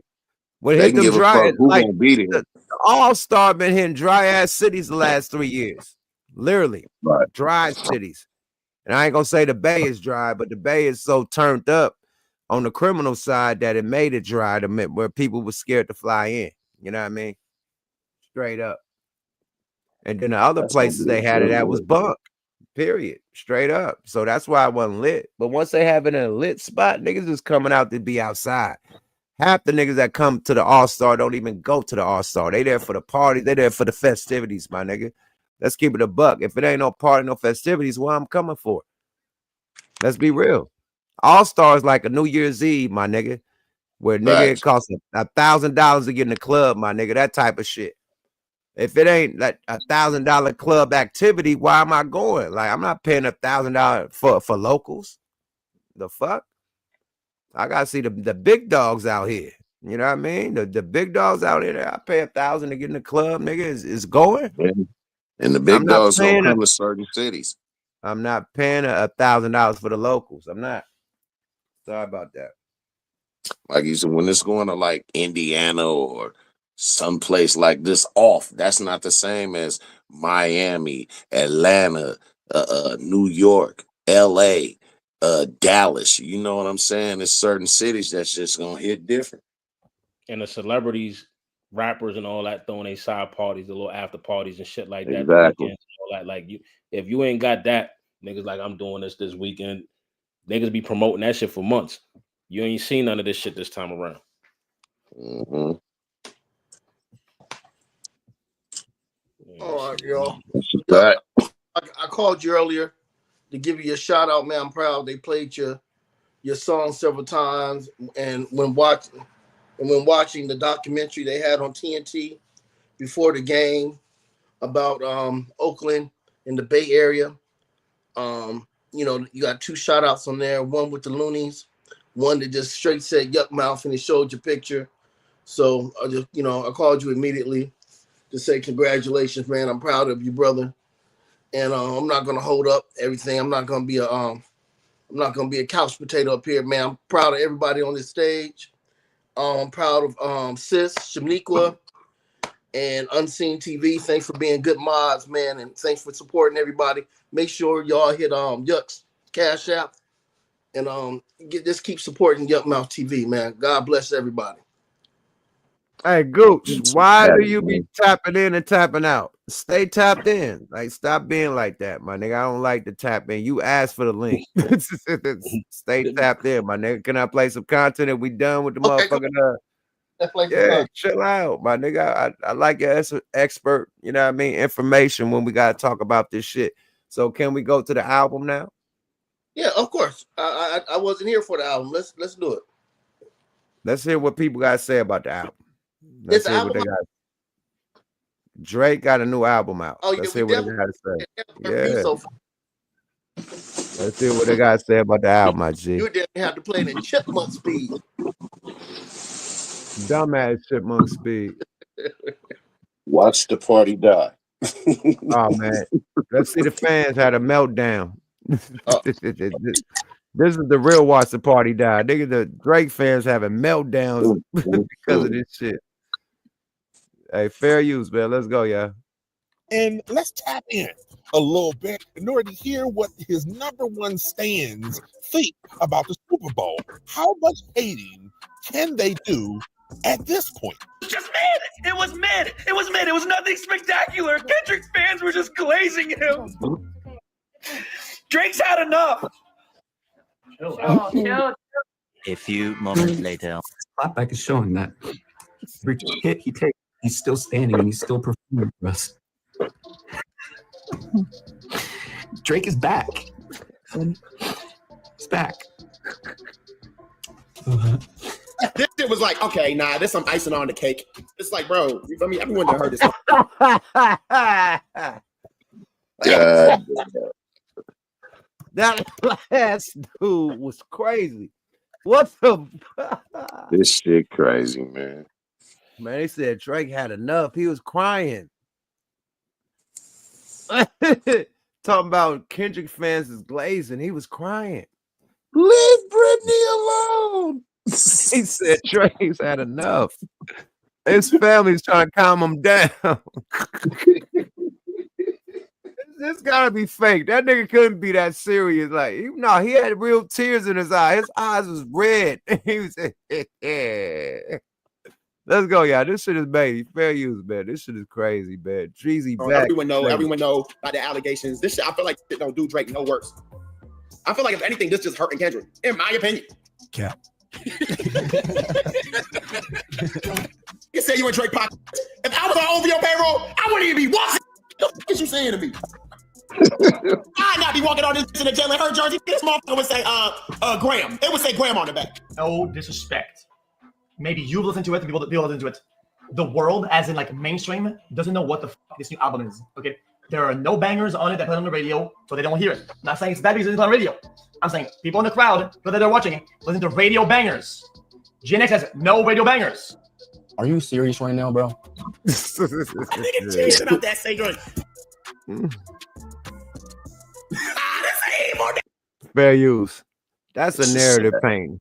Luther is top of the charts. Luther and Squabble Up, top of the charts. Motherfucking even the other one, man. Like, it's so much shit that charted on that album. This nigga said, "Hey, you really hit." That nigga performed Humble and DNA, chart busting shit. He performed the shit with the Black Panther shit with SZA, chart busting. He said, "Oh, GNX." Boy, this nigga, yeah, you see the glazers, man. You see that niggas are being paid. To me, it looked like niggas are being paid to glaze. That's a fact. It seemed like niggas is being paid to glaze. Stars with stars. My bag. Hey, thank you, chat. Thank you, mob. Thank you, gang. Thank you, committee. Yeah, put me on point, man. That's why I love having the gang in the building, man. Sometimes I don't know shit, man. I'll be high sometimes, man. You did. Hey now, yada da. All right. That's why I saw this nigga catching low key, cause he a hater, yo. Man, I gotta clap it on this. Yo, he said, "Say Drake started smiling, bro." I gotta clap it up. I gotta clap it up, bro. You feel me? Some nigga saying you gotta make up your mind. No, I might fuck with a nigga for one reason and not with him for another. But one reason I fuck with Kendrick, he's a true hater, and he made sure to put this nigga down. So I gotta give it up. I gotta give it up. I gotta give it up. This stance, the sass, the pizzazz, it's all there. This is an even right here. I know it was a little bit on the fence, but I think we can say it. Kendrick won between him and Drake It was. I'm gonna give it a buck. It was close. It was on the fence. That's cap. It was not even Close. remotely Nigga close. said it was Once close. we got going, it's been a consistent L for Drake and a consistent rise for Kendrick. So I don't know what kind of mental gymnastics you got to play to yourself to think that it was a close call. But come on, if you're gonna call it what it is. But this is like kind of like this the nail in the coffin. It did take a while, but yeah. There it is. He at least. Nigga admits this the nail in the fucking coffin, bro. You put out this whack ass album, and you got this nigga hit a victory lap at the Super Bowl and say, "Hey, I do this. I want to do their favorite song, but you know they love the soup." Man. And then did it. Then did it. did it. Yo, man, come on, man. That shit is almost at 70 million views. He doing Cat. Right. It's like 60. Last time I looked at it, it was at 65 million. He doing Cat Williams off 13 minutes at the Super Bowl. For it to be a mid performance, everybody going back to look at it. I don't know what was mid about it. Well, the haters gonna say it's mid, of course. And then what's mid? I ain't gonna say that. I said that the other time. I ain't gonna keep reminding myself. Let's go, y'all. Fair use. Acknowledge Drake's defeat. The amount of denial they've been doing up until this point has been amazing. Even though the signs have been written on the wall for the last 2 years, they still have been debating if he won or didn't, and still rewriting history as if Drake had a chance at all. Let's hear more. Oh, stadium. Yo, I'm telling y'all, bro. Yo, the unks damn near fell out the little sweet booth glass. These niggas is over here reaching out to feel Kendrick energy. Niggas is out their fucking mind. Bro, I never seen so many niggas be sitting and then start exploding off one word. It's this one part, this A minor line, right? That really drove it home. And it kind of touched him in a real special way. And he didn't really know what to do about this fit. And every nigga in the crowd knows the word. Even the white niggas, the Swifties, even they know this shit. The fuck? And to everyone who was singing that song during halftime, you've picked your side, now stay there. You've made your bed, now lay in it. I don't want to hear anything. I don't want to hear nothing when he comes out on the 14th with P&D, when he comes back later on this year with an even harder solo album. I don't want to hear anything. You've picked your side, stay there. Because let me tell you something, the people who really ride for Champagne. No. I think the people that pick Kendrick's side are comfortable. Very.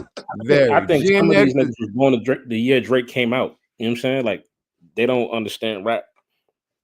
They don't. I'm just saying these are these Gen Zers, you know what I mean? And they definitely don't understand real hip hop, but they understand the grooves and the party songs and shit. These are people that listen to radio all day. They don't understand real battle shit. This man has been destroyed. Like, hold on, man. Like, okay, we thought Pac was the most disrespectful. We thought Cube, like, no, Cube, you went crazy. He went crazy on the small hats. We thought that was the most disrespectful. This is the most disrespectful rap beef diss song in fucking history. He did it at the Super Bowl. Yeah, we thought Jay-Z Summer Jam was wild. And it's they hit. He did his hit at the Super Bowl. His diss song at the Super Bowl. He buried the nigga, man. I'm looking at it right now. Yo, oh, you look like somebody already hit this bitch in the nose for talking about Kendrick. Allegedly, man. No, we don't wish no harm on females, but allegedly, man. But she definitely looked like she got roughed up by talking that shit. Allegedly.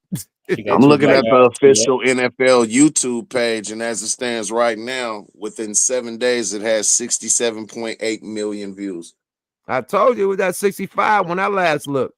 Mm-hmm. And it's going more and more, my nigga. Sorry, little lady. Sorry, little lady. Let's go, y'all. Fair. Let's hear the outrage from the Drake fans. Let's go, y'all. Fair use. Poppy, who really ride for Champagne Poppy, we never switch sides. We've never switched sides. We've been here from the beginning. So if you were singing the song, if you were nodding your head back and forth at the Grammys, if you were happy that he won all his trophies, oh, okay, you've picked your side, now stay there. Because everybody who really knows Drake, because I really know Drake, I talked to him last night. Everyone who really knows Drake knows he's gonna come back harder. Thanks. So y'all, bitch, you don't know no motherfucking Drake. I was about That to say bitch that is a he's not frying stand. you up. Pussy bitch, no, Drake, you Trying to a get Fab, That you a bitch fab, is a tone out. stand, bro. you a He's trying fab, to catch freak a ass play. bitch, you a fab, bitch, get out of here, bitch. Trying Well, to I catch that talked to play him last bad. night, and if he talked to your young ass, boy, hey, let's go there. I ain't gonna even go there. If you talk to your young ass, A minor. Hey Drake, I heard you Well, like I'm young. I knew She when I look saw like the she's 17, just got a driver's license. when I saw those fake ass eyelashes, I knew she wasn't gonna be shit. A minor. Let's go, y'all. Fair use. I want to say, not like us.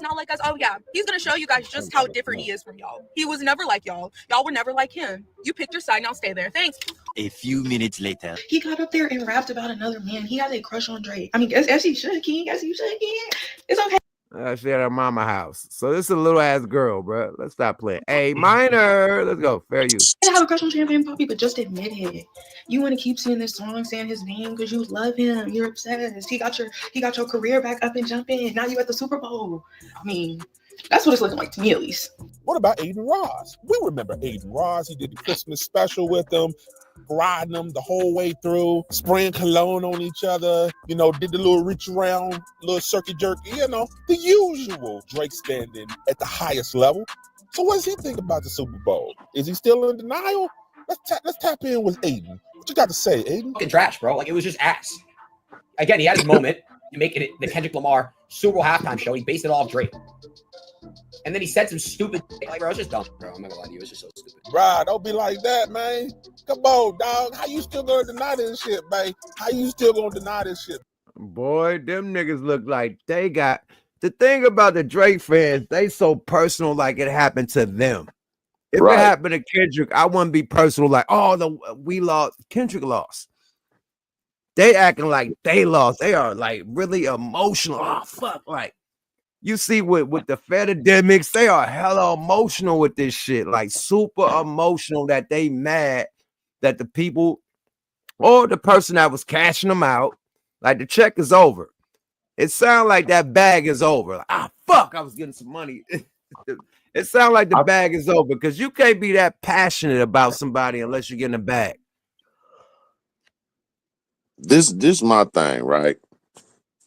First of all, why are we complaining about the Super Bowl halftime show like Drake wasn't dead before this shit even happened? He was already in the coffin. This is what you call the nail. To be honest with you, nigga, Kendrick just being a bully right now. Yeah, you cook him with grease. He kicking a dead horse. You cook him with grease right nigga, now. This out of the 48 laws of power, this is law number 15. Nigga, destroy your enemy completely. Completely, bro. This is exactly what happened. He destroyed that nigga completely. So why are y'all crying like this ain't already happened? Nigga, that nigga died in 2024. Facts. Let's get back to the content. Man, come on, man. Come on, man. I know that's your guy. I know y'all got a Valentine's date later this week to make up for missing the 14th together because he was performing down there in Australia. But, man, come on, man. I think that the music, the aesthetics of the show and the aesthetics of the music does actually fit the theme. It's just underwhelming. You're going to say, yo, dude, you missed what this means. I don't give a fuck. A lot of people are going to sit down there and they're watching football, okay? Most humans that are watching this show are in a bar or at home with the boys, with the family, and they're drunk off of maybe 4-6 beers at this point, right? Ain't nobody watching or listening for a message, for a symbol, for something. Nobody gives a shit. So we got some that are still in denial. We got some people that are still hating, per usual. We expect that. We got some people saying... Fair use. But what you think about the Drake stands like just fucking having a meltdown? That's many. I think what all of them have in common is they are all concerned with the concerns of a nobody. Think about it. Nobody cares. Nobody was watching. Nobody pays attention. Nobody. You real over concerned about a nobody's concerns only because a nobody is a somebody to a bigger fucking nobody. Boom, I'm glad you said that. That was a perfect alley-oop. The king of the nerds. Look who all upset. The nerds. Right. It's all the nerds. It's all the you nerds. niggas is nobodies. All the nerd niggas that got some, you know, they got a lane and shit, but the nerd niggas is getting money right now. The nerd niggas is ending right now. Like nerd niggas is like you streamers and shit, but we don't want to hear nerd niggas play your video games, man. Play your Fortnite shit. Play your, you know what I mean? Whatever Call of Duty. Do your shit, man. We don't hear you talk. Fuck you, dude. Like you hear you talk shit. We don't want to hear you talk about the culture of rap, bro. That vampire looking ass nigga, like I said, we don't want the vampire talking. Sorry about that. We don't want to hear you say Kendrick no more. We don't want none of the video game niggas talking about this culture. You niggas know video games. You need to have a conversation with motherfucking T Grizzly. You niggas on the same level, and he's a rapper, so he probably could teach you about rap. Other than that, shut the fuck up.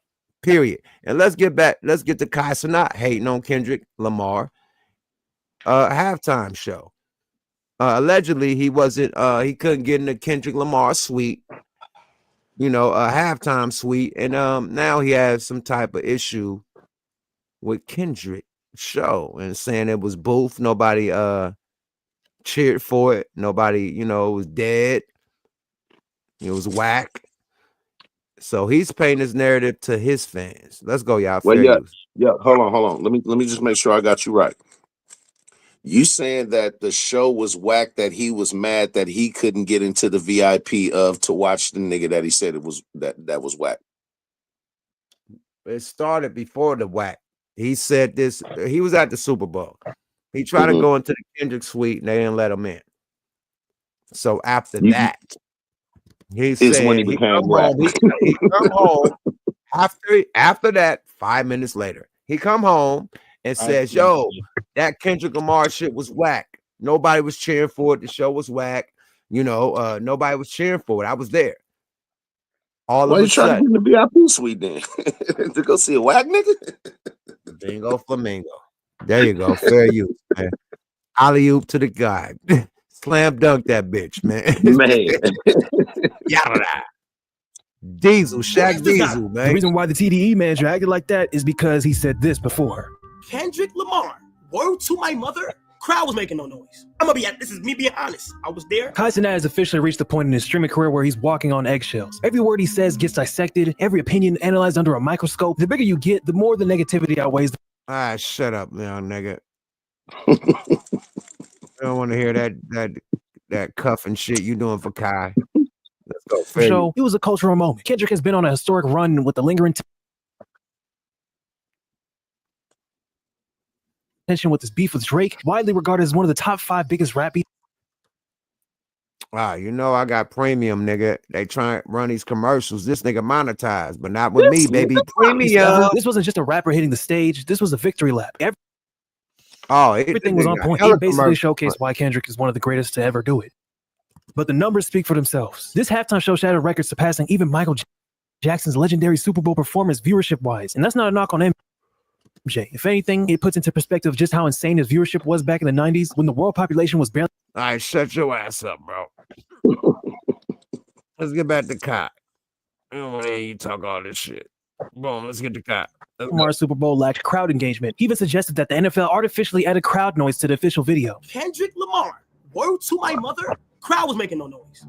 This is me being honest. I was there. The loudest times that they made, the loudest time that the crowds did was, I think, him being shown for the first time, SZA, Samuel Jackson being shown for the first time, and then They Not Like Us. Now, I honestly feel like some of the songs he should have switched out for more. You feel me? For like another song or some shit. Like there's some song on there that I was like, damn, he could switch that out for like this. This would have been fire here. This would have been fire there, right? But one thing I will say though, although the vibes was not good, crowd was not good. I don't even think like bro, like they were just not for the performance. Like up until they're not like us. These statements didn't sit well with fans. Social media erupted in response. Many called Kai for trying to discredit Kendrick's performance, while others attempted to defend him, suggesting that his comments might have been influenced by a specific seating location. Some clips from other VIP sections showed clear crowd reactions, making it difficult to kind of, justify his statements. A couple of days after the event, one of TDE's managers saw Kai's statement about Kendrick's performance and said that Kai said what he said was because he was actually upset that he didn't get a chance to go up to Kendrick Lamar's suite and chop it up with him or his managers. I don't know. Watch the clip. Because a lot of people did not like what I said. Now listen, here's the thing. Here's the thing about me, right? In my head, chat, a lot of the times when I spark stream, I honestly feel like it's just me back in day one and I'm able to say certain things without having to overthink it. You feel what I'm saying? And it's like, bro, it's like I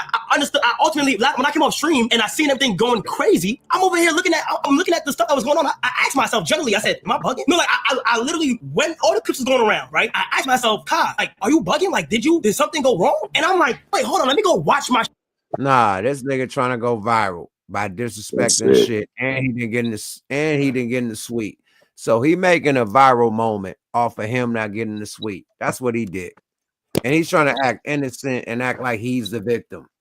Oh, yeah, like you see what? Like even with academics, like they using Kendrick to do streams, my nigga. They gonna disrespect Kendrick to get people to say, "Oh, whoa." That's what it's all about right now in the streams, my nigga. As far as this YouTube shit, far as anything that people doing, they're gonna go to the left, not to the right. The right is saying this, but they're gonna go left just to get the, you know what I mean, just to troll and just to have people like, why? And now people gonna view and see why and go look why and go, what did he say? Whoa, let me see what he said. Why he said. So now you get views. Now you know what I mean? He probably did 5 million off this shit easily. By that disrespect from Kendrick getting 60, 100, 65, 70, I got at least 5 million views from that easily by saying that shit. Leeches. Easily. And he leeching off the shit. And it wouldn't be for a far-fetched idea to say, allegedly, let me put my tin hat on for a minute, that somebody from Drake's camp didn't reach out to it. I mean, come on, we ain't gonna act like this is not one of the biggest fucking streamers. This nigga was in the fucking All-Star game. No, he taps it. He fuck with Drake. He got Drake on speed dial. He ain't got Kendrick on speed dial. That's why he wasn't letting. Yeah, he wasn't letting to the suite. Just like so it makes sense for him to come on here, especially if it's some kind of financial motivation behind the scenes that would have him come out and do this.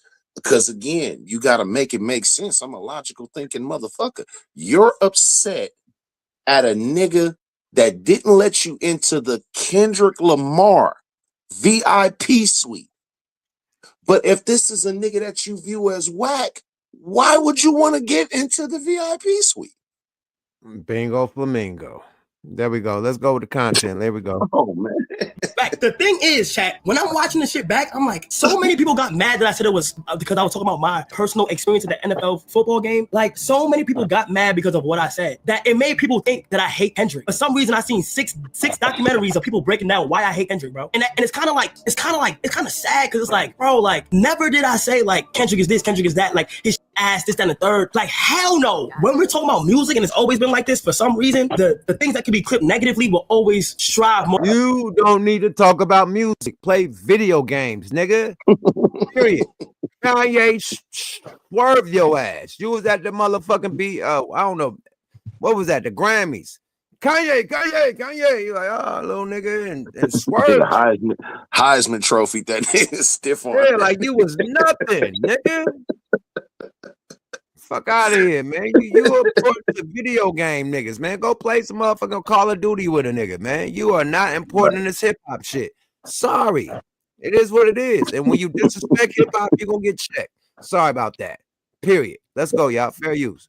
More than anything that we clip positively. And I'm literally looking at my reaction, and it's like, bro, people think I hate Kendrick for some reason. When countless times after and over, I literally give Kendrick his flowers all the time. Like, this nigga is tough. You feel me? So when people say like, yo, you lying, no, because I seen this video over here, I seen this video over there. But I'm like, bro, all I did was talk about my Super Bowl experience, and I got baked. You feel me? And I was like, you know what? It's nothing you can do. It's not within my control. I can't control how people perceive the internet and shit like that, bro. Like, I can't control can't control what people see on the internet, and when they only see a clip and they're not gonna go for the goddamn stream, the full stream. You feel what I'm saying? A lot of social media is fake. You can't control what people are saying. But what I always gotta remain doing is just giving my honest feedback with certain situations, and that's just me. And if people don't like it, then it is what it is. You feel what I'm saying? I think Kendrick is amazing. You feel me? Who had the upper hand between the beef with him and Drake? Kendrick Lamar. Yes, battling head to head. Who won that? Kendrick Lamar. I've been saying this for months. And then Kai Cenat gets into the TDE situation, where a TDE manager says that Kai Cenat was not allowed in Kendrick Lamar's suite, which is the reason why Kai Cenat said what he said about the NFL adding crowd noise to the halftime show. Ooh, I can feel it. I feel it in my soul. Is it real? Can somebody prove it's real? No, I can feel it in my soul. No, I don't like this. I don't like this. Hold on. No. Why is there a whole blog on it?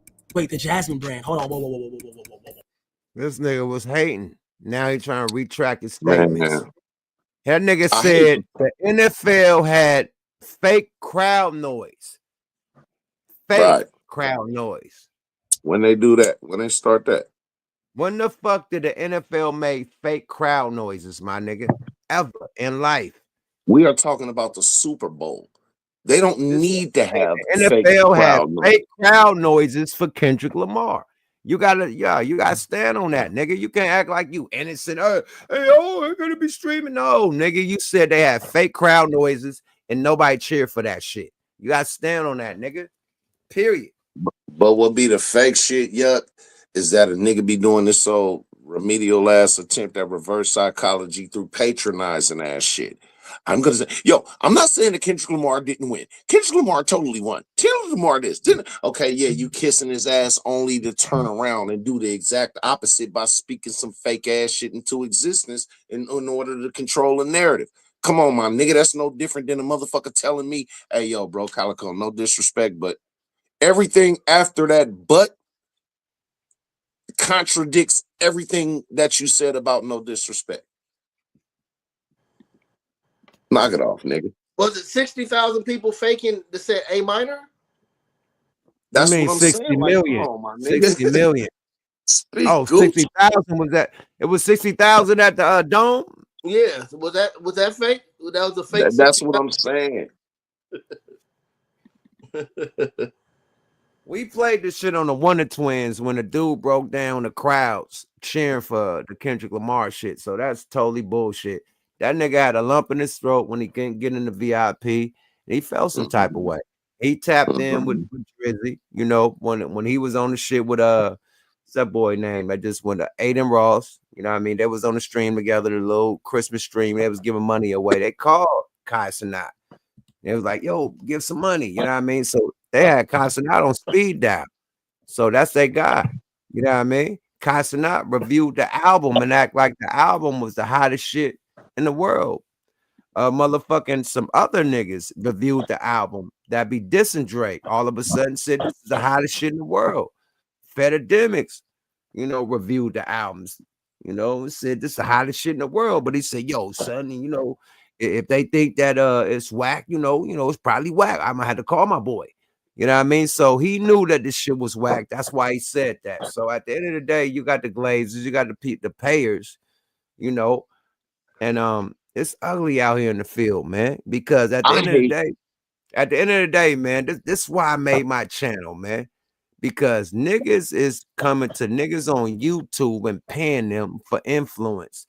The street team ain't no more. The street team is YouTube right now. The street team is influencers right now, right? So, yeah, you got to pay the street team. We used to have to pay the street team to get out there to hang flyers and posters and shit. Gooch, am I lying? Gooch. Nigga, street team was so important when we was coming up. That shit was so amazing. what? So what's the new street team? The podcasters, the bloggers, right? Yeah. And the boys with the numbers. The ones with the numbers.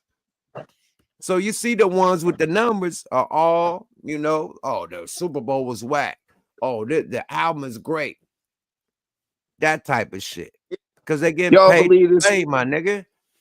Y'all believe this whack ass nigga wouldn't let me in this whack ass VIP booth so I can go cheer this whack ass nigga on that I think is whack, but I wanted to be in this VIP booth? I fuck with Drake, but I want to be in this nigga VIP booth.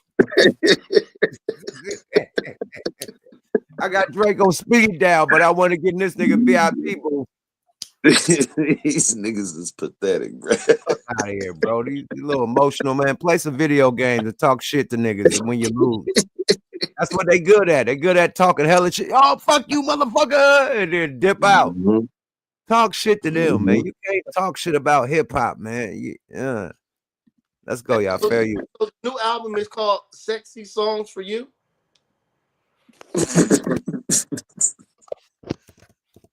You lying. Yeah. I didn't even look at that shit. Gooch, Album is Gooch called don't Some Sexy Songs for You. Gooch don't say that. I'm finna Google that shit. Google Hold it on, right I now. ain't even. Google Let it me get right the now. screen back. Let me get the screen back. My bag. I was playing some shit in there. He's still going. This nigga's still going. Like, yo, I didn't do that. Yo, son, I didn't. Yo, he trying to defend him, saying that him. Let's see him. Let's hear this nigga defend him not being in the VIP. Let's go. No, but if it is, this is bad. I know, but I don't think he would say that. He wouldn't say that. Ain't no way. He did, but how do y'all know? No, I see this. I never actually nobody's feet. What the hell? This is not good, bro. If it's real, if he commented this is horrible. This is bad. Oh my gosh! Oh my gosh! Oh my gosh! He lied. Why you just lie like that? Why you just lie like that? Gang, what? It got nothing to do with Kendrick at all. Kendrick is his own person. That's literally messy, gang. Like all my life, it never happened on God, gang. I'm gonna text him and be like, yo, bro, you said this happened. Yes, like I gotta ask him, bro. Like that's crazy. See, Kai is an all-around creator, but he also is a reactor. His job is to say what he thinks. That's what makes him one of the biggest. Gooch is not lying. I just looked it up. That nigga's new album with PARTYNEXTDOOR is called Some Sexy Songs for You. The number 4 and the letter U.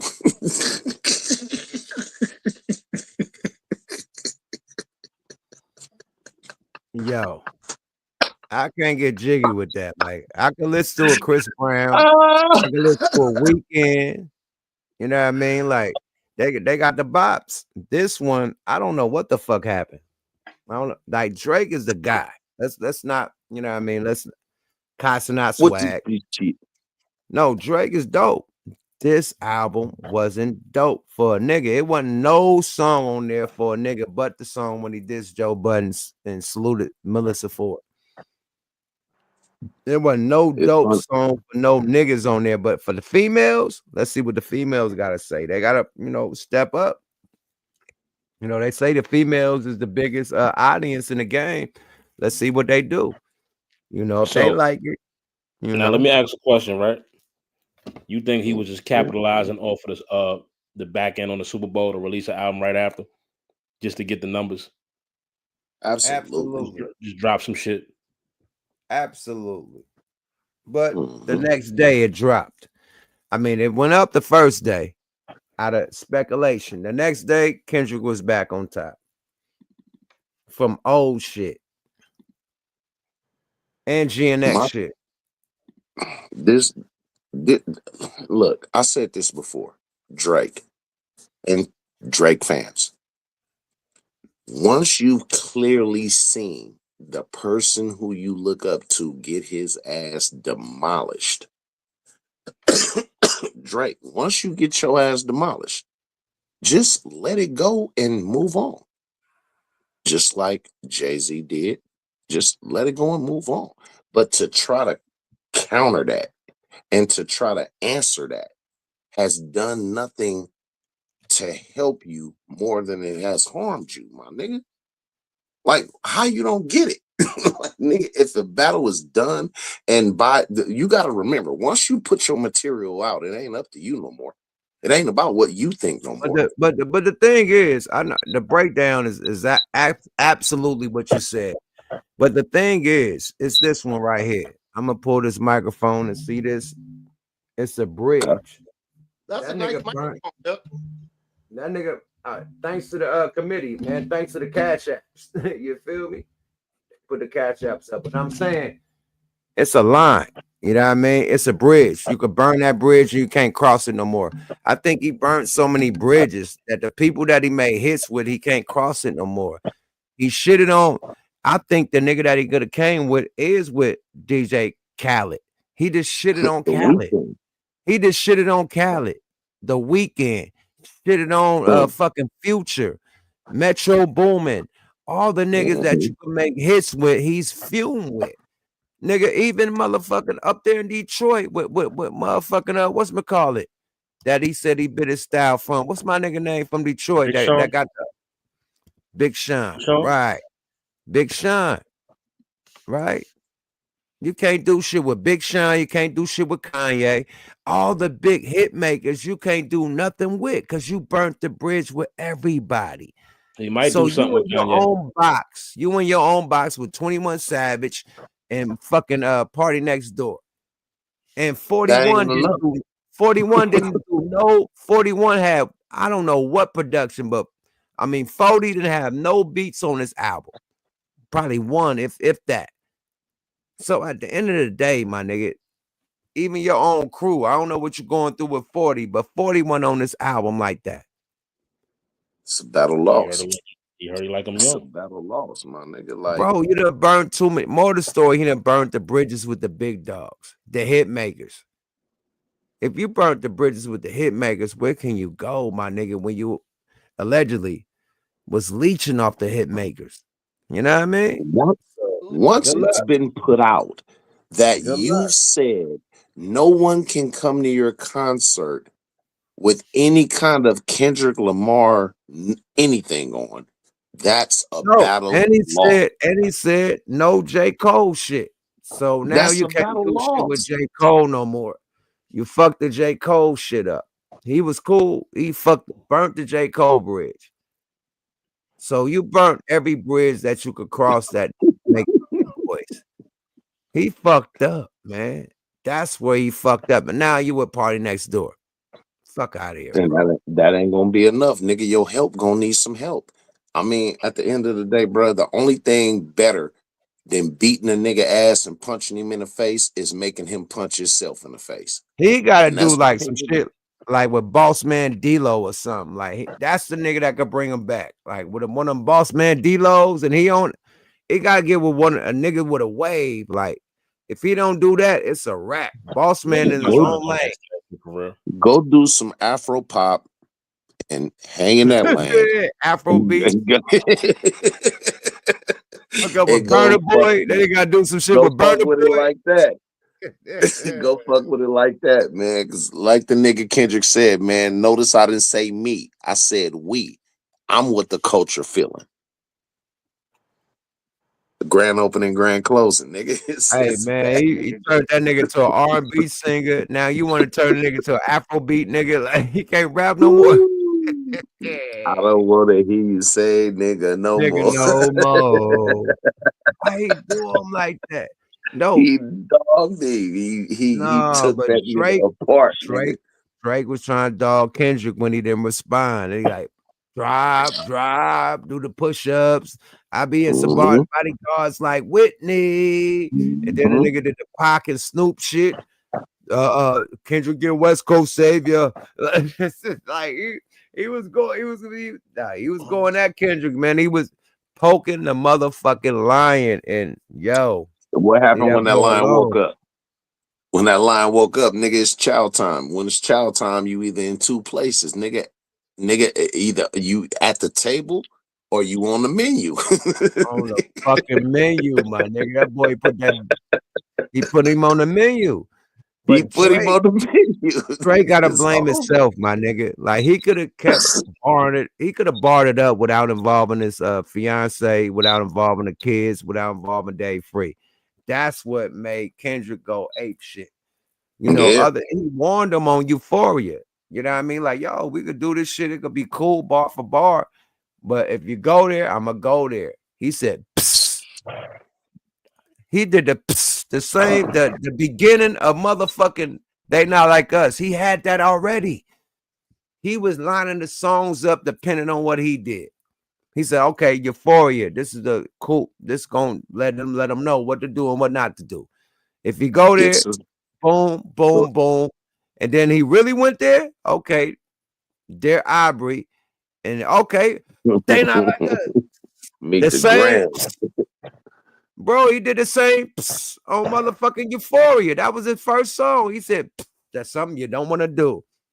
That nigga had They Not Like Us. It said, I see he dead people. already had a He whole already had clip all waiting that on whole. this He nigga. already had that shit ready. They're like, Waiting it's on him. taking You too long to told him. respond. That nigga did 10 songs to respond and dropped them diabolically and strategically to where, He hey man, told the test nigga, board. Yeah, good luck. this is something you don't want to do, like you just said. And when that nigga said, this is something you don't want to do, he was giving him a clear warning. A warning. I'm sparing you right now, nigga. Thank me later. He said, I know some shit about niggas that make dirt, what Gunna want to look like a saint. Man, listen. He said, I know shit about niggas that make Gunna want to look like a saint. If you know that, leave this thing out. The nigga Kendrick treated that nigga Drake like a kid. Like, okay, nigga, I told you to quit bouncing that ball in the house, nigga. Now I'm finna get out this chair. And when I get out this chair, nigga, I'm finna have this belt around my motherfucking neck, nigga. And you know what's happening next, nigga. And he kept playing with Drake. I mean, he kept playing with Kendrick, nigga. And come on, my nigga. Kendrick fired his ass up. Bottom line. But look, Reem, right? Yeah. Reem, you still there? I'm here. Shout out to Goose the Great. Goose tapped out. Goose tapped back in, my nigga. I'm gonna throw the alley-oop back out for you.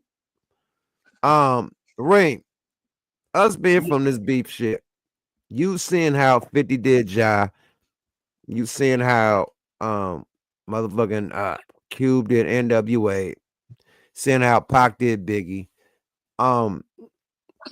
Do you think it's fair for niggas to sue when they lose? No. We going back into this, right? Yeah. As a fan, right? Of hip hop, right? I'm gonna give you two perspectives. As a fan of hip hop, fuck no, right? Facts. Business wise, they devaluing his stock. Universal, no matter what, they got the upper hand. So by devaluing Drake's stock, they re-up is gonna be less, right? So he got the right to argue with them. Niggas could say, all right, Drake can't sue.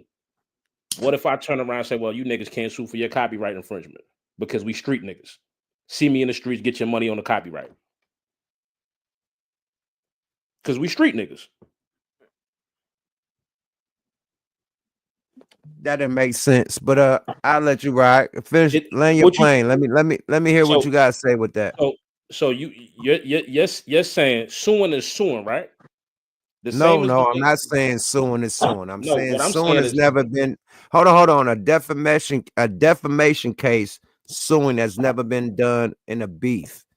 I gave the examples. I gave Ice Cube versus NWA and the Small Hats. I gave the example of Tupac versus Biggie, saying he, effed his wife. I'm giving you the examples of the most disrespectful hip-hop beefs ever that ended in two people getting killed, and nobody still sued but the mama for the LAPD, not the rapper, not the Tupac estate, not the Death Row estate. They sued the police. I'm saying this has never happened in hip-hop, period. That's what I'm saying. Now, do you agree with that? Yeah. I'm hearing what you're saying, right? He sued UMG. You feel me? At the end of the day, from a legal perspective, right? He sued UMG. He didn't sue Kendrick Lamar, right? But look. They have ownership over it. Now look, defamation. Kendrick did the defamation at UMG. Continue. Who owns the catalog? Who's promoting it? Who's the rapper? They benefit from it. Who said it? Who said it? Listen, it doesn't matter. You're not a defendant in the lawsuit, right? But I think what Yuck point is that it wouldn't have been no defendants if if Drake wouldn't have been in his feelings about what Kendrick said.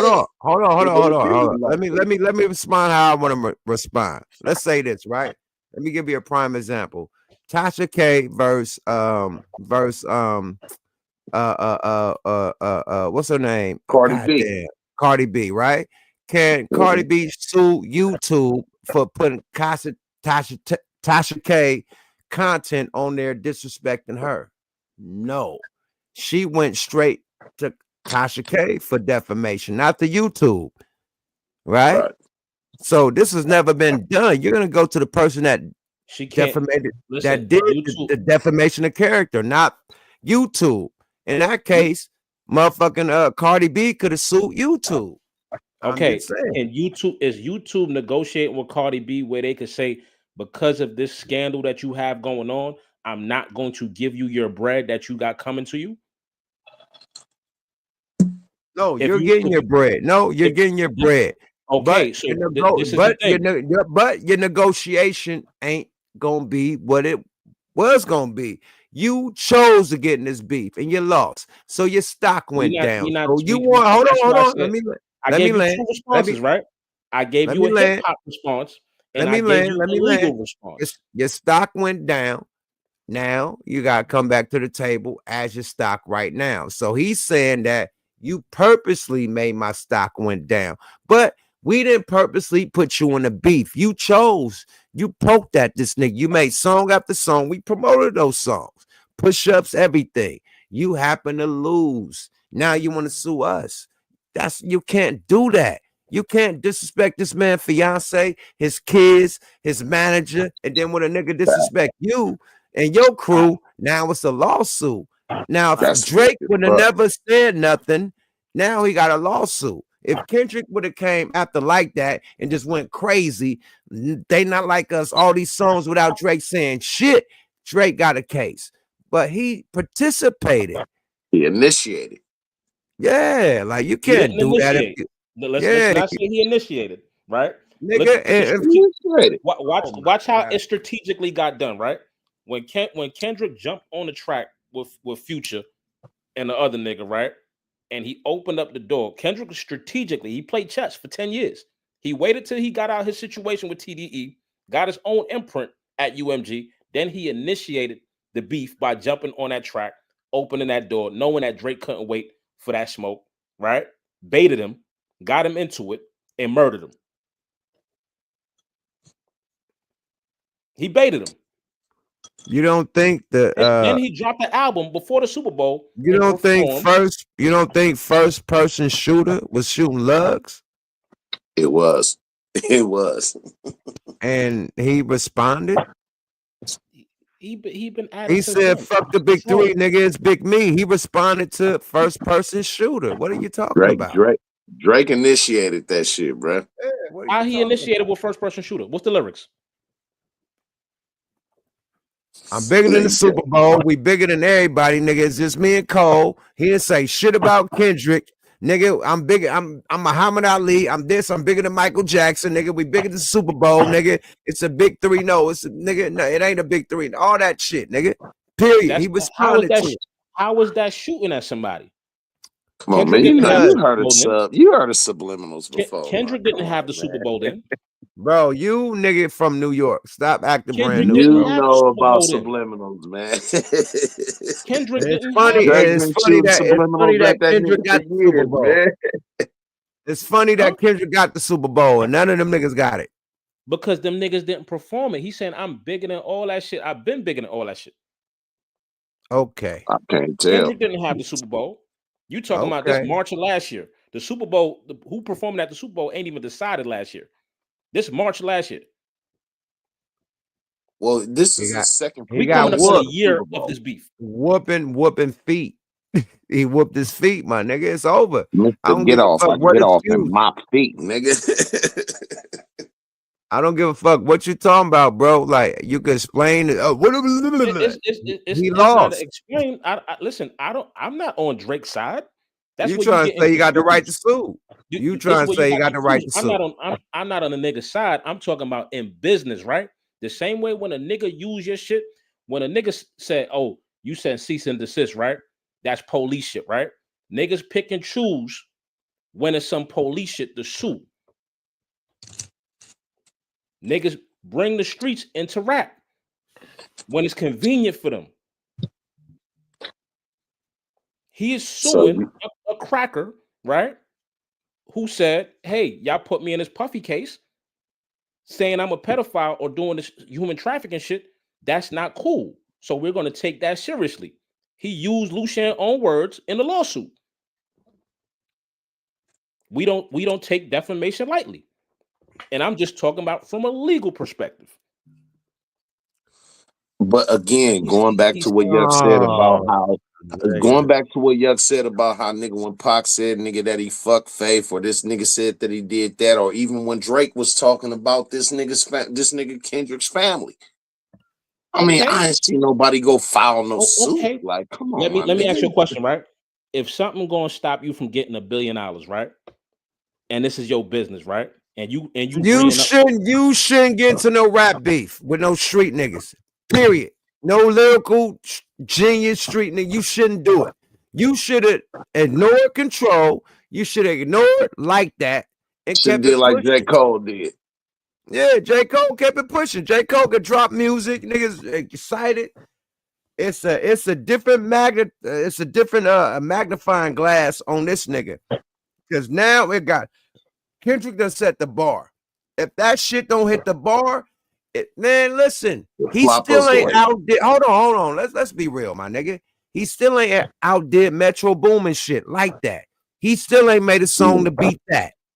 He still ain't made a song to outdo that, nigga. I'm talking about bumping. We not talking about that. No, he still ain't outdid like that. Then you got They Not Like Us. Nah, come on, man. You ain't Shaniqua said check your messages. You gotta be Slappy Montes, man. You not dumbass Slappy. I'm talking about out the park. Listening, right? Yup. Right now, right? Right now. If UMG is interfering with your negotiations, right? If they're going to be like, yo, listen, at the end of the day, we ain't even about to offer you what we was about to offer you, what we had to give you, because your stock is significantly low.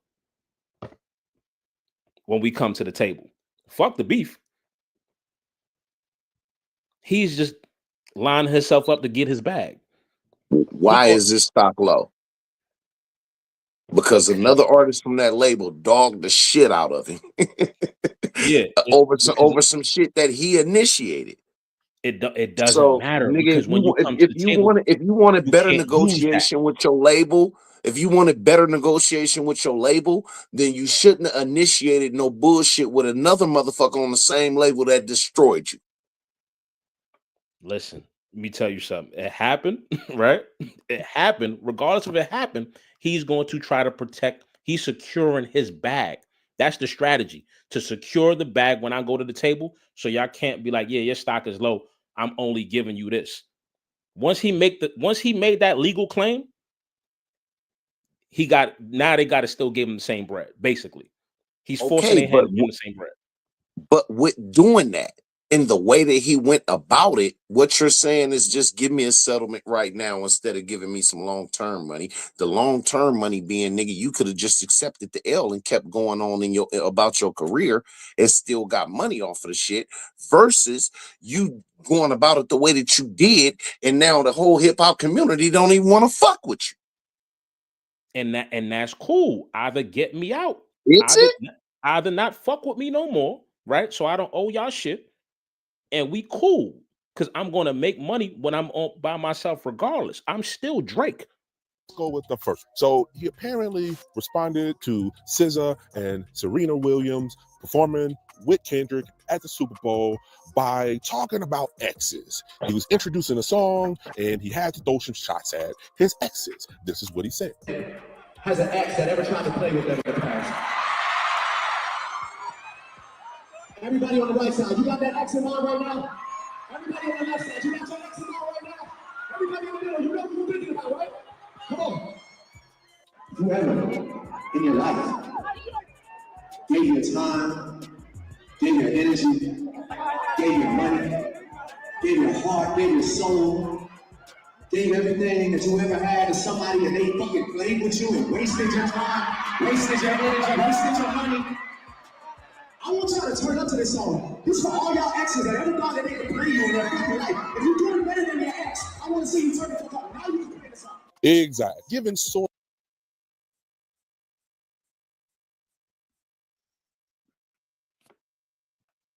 I can't hear nobody.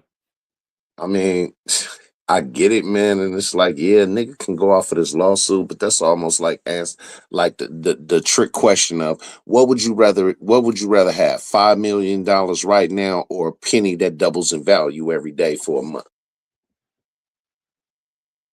He can still That make nigga more took at this that nigga stage. took the $5 million. He could still make more at this stage without the big head label. He could still I get don't more know. money. Yeah, he's I at don't know. that point in his career. Why you think Kanye is not with no shoe company? Niggas understand I got enough influence to be independent of that. So either We'll I see. get out or y'all still buy in at the same price. It's just negotiations, bro. But negotiations depends on what the stock is valued at, right? The value Yes, comes from and how I'm the saying this. value. Go Yuck, ahead. you muted or something. But what I'm saying is, yeah. I said What if I'm you saying is, suing, good luck on that negotiation, my nigga. Let's get back to the content. Let's go. Or loser vibes, of course. But he also performed the energy song, Don't Drain Your Energy, you know that one? And he got real emotional about a particular line in there that we have to conclude is aimed at Kendrick.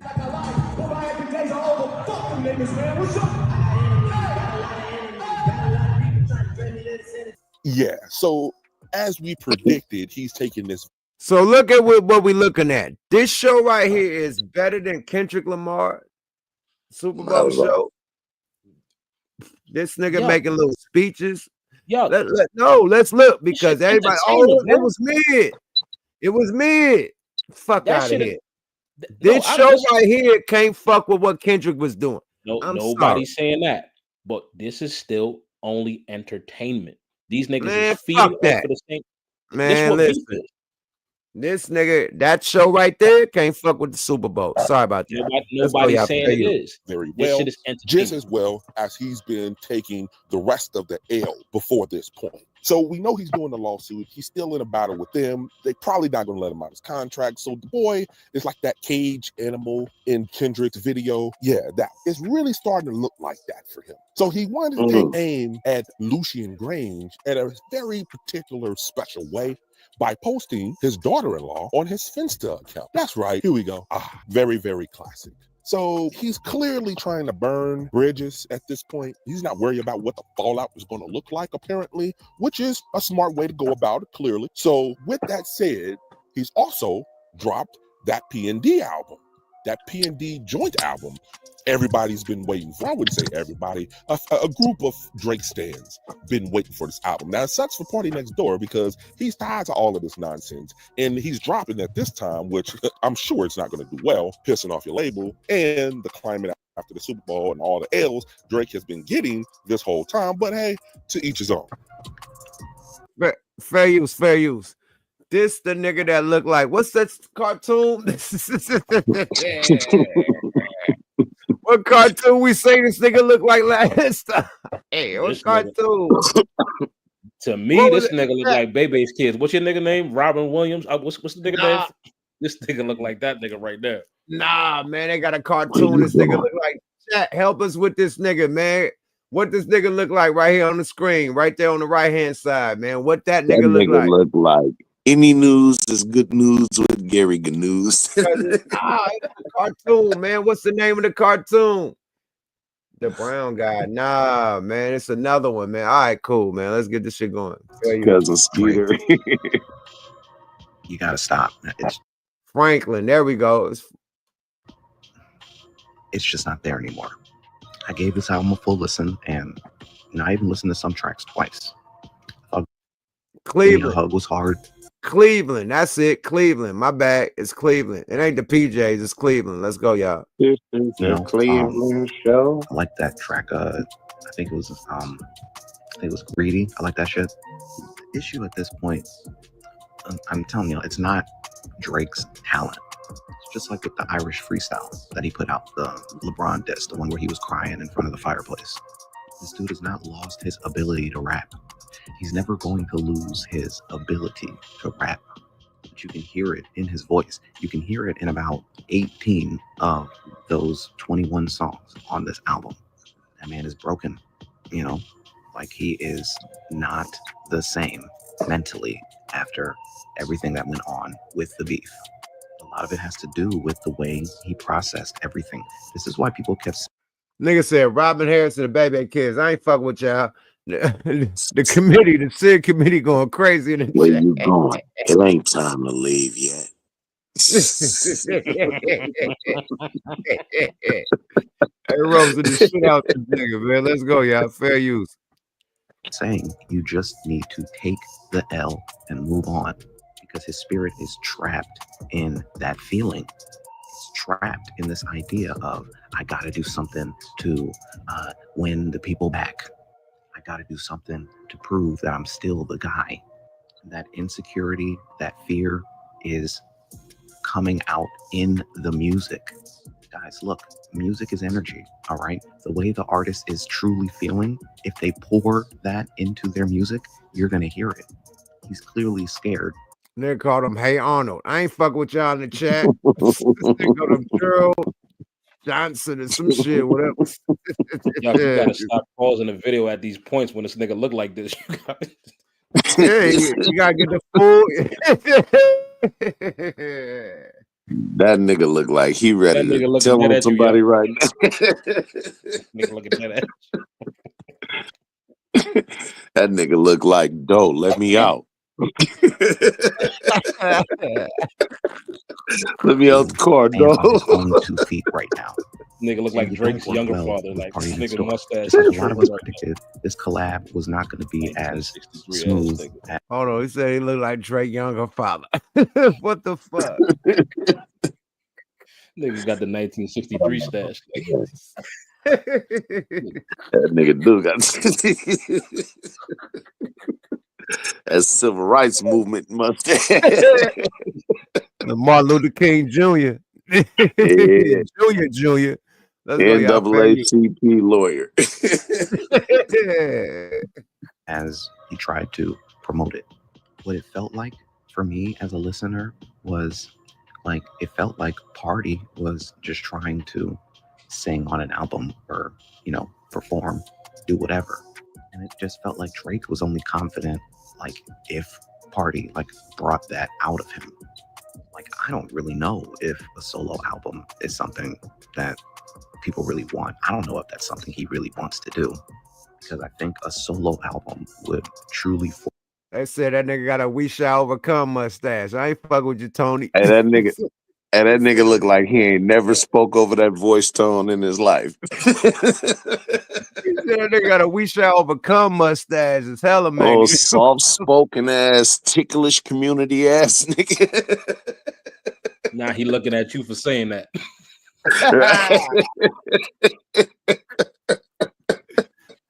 Oh shit.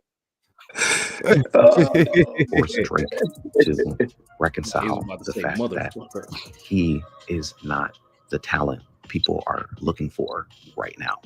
You see, with a collab album, there's plenty of wiggle room. You can't say looking for ever with them big ass eyes. You can't say nothing looking for. You're not the talent. Your eyes is looking for something. Cory Booker eyes have.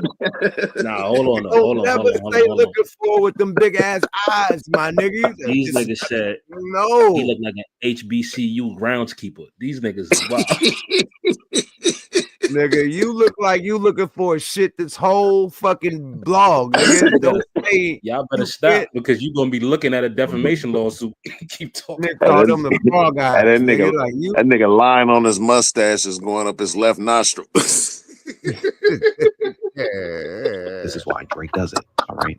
There's plenty of wiggle room for people to go, was it him? Was it PARTYNEXTDOOR? You know, there's that nigga got sideburns. This nigga really is a black exploitation film. This nigga got sideburns, long ass sideburns. I didn't see the sideburns. God somebody called that nigga Carl Winslow.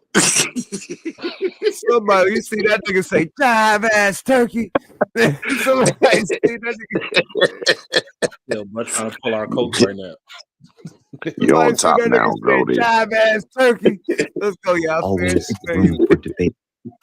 Richard Solo Roundtree in album the out, face. it's him. You know what I mean? Any negative commentary, any criticism is on him. And I don't think Drake wants that. But you still can't hide that false confidence in this collab. Like, it's, you can hear it, all right? The man is really struggling to find who he is right now. That album sounded like whatever didn't make it on Views from the Six. You know, the sound even sounded very dated. I just stand by what I said. I don't believe Drake. All right, my nigga. Enough with you. Let's see what T-Pain got to say, man. Enough with this nigga, man. I think T-Pain had to say something. Oh, whispering ass nigga. This nigga, boy. Oh, harmless ass nigga. Niggas stopped listening to what he was talking about. Yeah, they're like, nigga, yo, what the fuck is he saying, baby? And boy, got the singing on that nigga mustache, that nigga sideburns. It's over, boy. Nigga like a extra. That nigga look like extra. That nigga was an extra on Different Strokes. Nigga used to hang with Arnold. I can't fuck with this, man. Yo, man. This is wild, man. Let's see. Let's do some more shit, man. Let's get to the content with no more nonsense, man. Cause we've been going. It's like 2 and something hours. Niggas been debating. Y'all debating ass niggas. Let me see. Okay, Cotton. The best response. Okay. So you asked. You said something earlier, yup. You said you said the nigga. This sound like a bunch of old shit. This nigga said this shit sound like some new shit, and Drake don't even want to rap no more. You think it's old shit or you think it's new shit? Huh? This Party Next Door album? Yeah. That's some shit off the cutting room floor. Let's see what Whack 100 Adam 22 got to say about it. It's wild. You got Whack 100 dissing the shit. It's ugly, big word. Let's go. Fair you. Door today. Oh, listen, you just got off the mother warfield with the Spartans. Yeah. Right? You just got off the battlefield with the Spartans. And he's saying, I don't want to beef. I want to make music for the Listen. We don't give a fuck about the one. Listen, we want to hear you you talk just some got off the battlefield with the Spartans. Right? What's the head name R&B? Because you love that movie. Right? Kendrick. Kendrick is the one who climbed the mountain and lied to the people and said, we're just going out for a walk. Right. You just got off the battlefield with the Spartans. You done went over here and cried and said some other You can't, he should have did that back in July, August. He could have got away with it. Okay. But now, I hate to say it, Kendrick's album, the versatility of that album, how hip-hop how those 12 songs do this to you. How street it was, right? how No, raw. it takes you up, bring you down. It's a roller coaster, so it's exciting. That album seems even better to me after listening to this Drake. There you have it. It's like now Drake's. It's funny because I ain't gonna lie, we already know Adam 22 been saying a lot of crazy stuff about Kenny. But I mean, from the time this album dropped, I feel like the first time I feel like Adam 16, and that's no Frank Ocean. This really make you appreciate Kendrick album. And I always was rocking with Kendrick album, but this really make you like, yo, with the whole the Spanish shit, in between every song, like, yo, just the intros to the shit, the big production, like compared to this shit that I heard, like, nigga, no.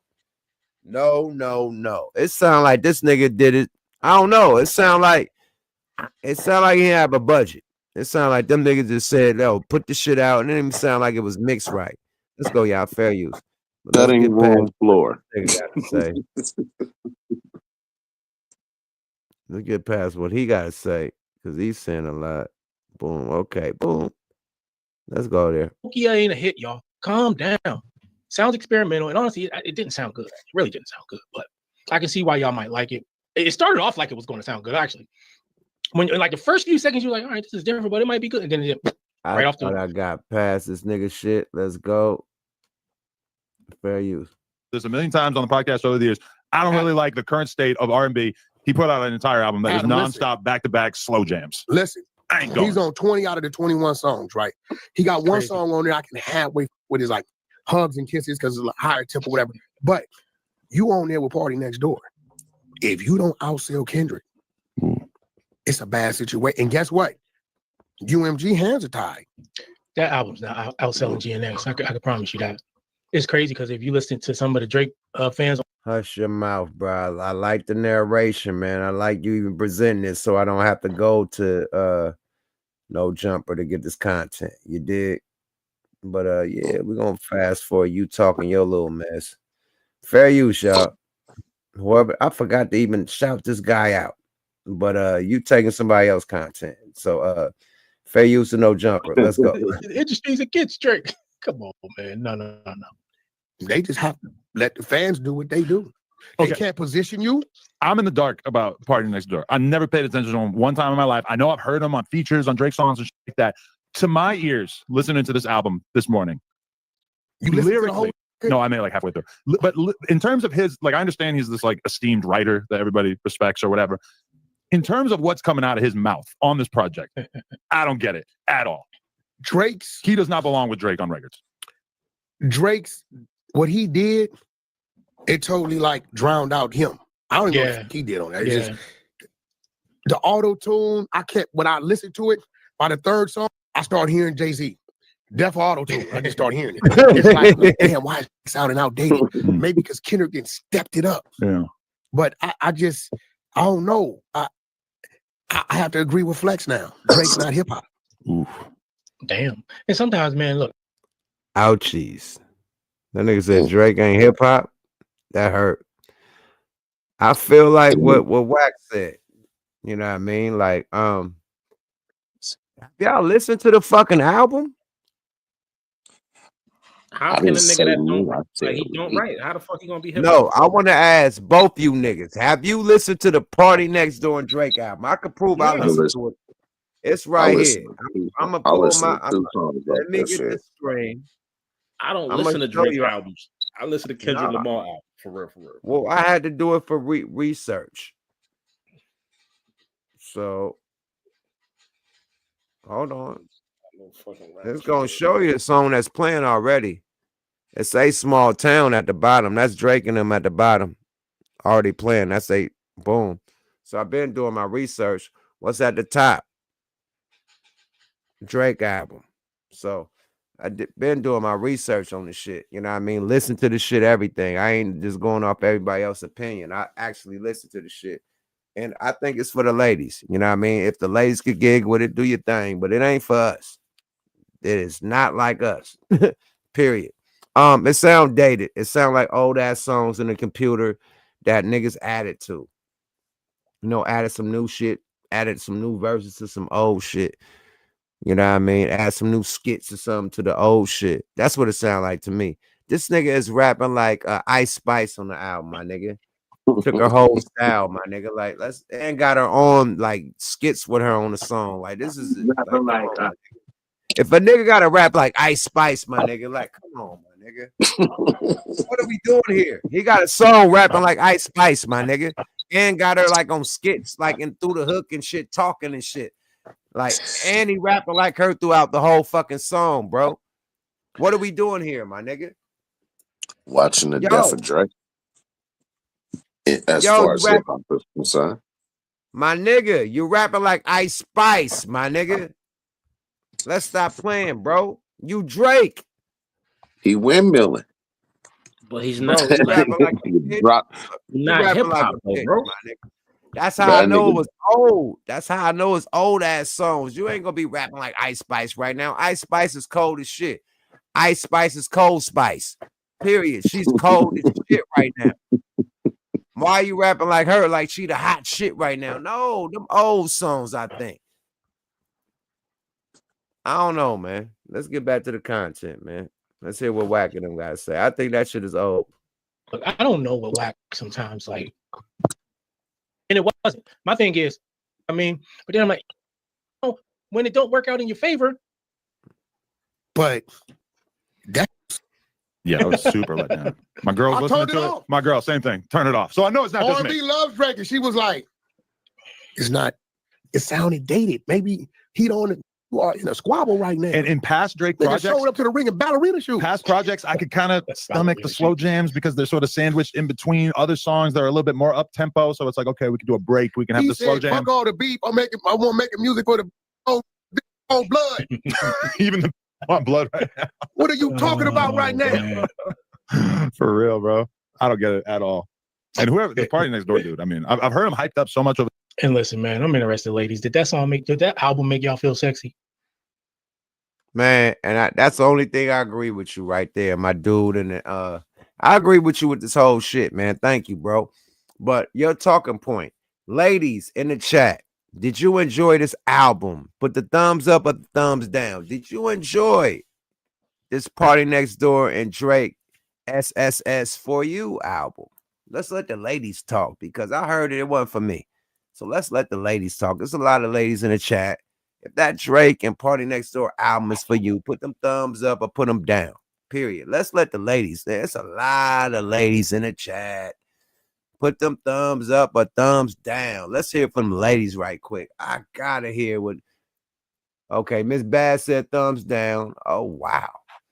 Elite Leo said thumbs down. Ladies in the building, let us know. Yo, ain't no female on your show about to be like this shit is nah, better. No. Somebody said no. Ladies, talk y'all shit. I need to hear from the ladies because this is for y'all. This is for the ladies. What's Shaniqua at? Shaniqua, I know you didn't tap out. He said the song I heard was okay. Okay, Shaniqua, talk your shit. He said no thumbs down, no thumbs, no. Okay. Mid motherfucker. Lady say mid is a motherfucker. Drake rap like L. DeBarge. Okay, cool. This the lady.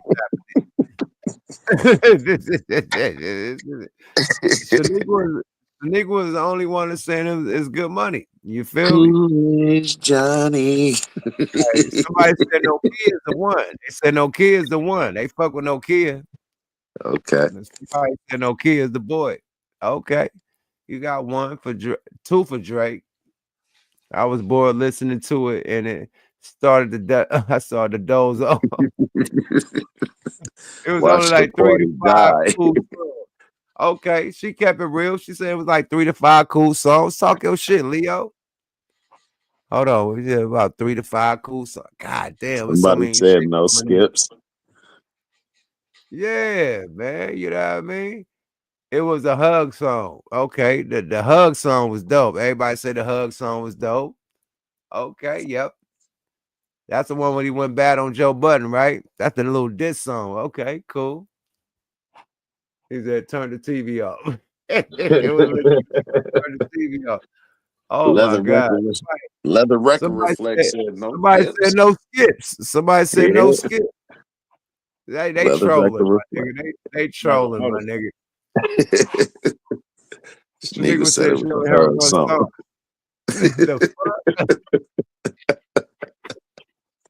The nigga, you can't even judge if you only heard one song. God damn. You said it not a Drake fan. Sorry, but hey, shut the fuck up, bitch. I ain't talking to you. Why the fuck do the computer and all that shit want to talk to you? Everything is like, yeah, it's too much shit going on in this house, man. I thought you was talking to somebody in the chat just now.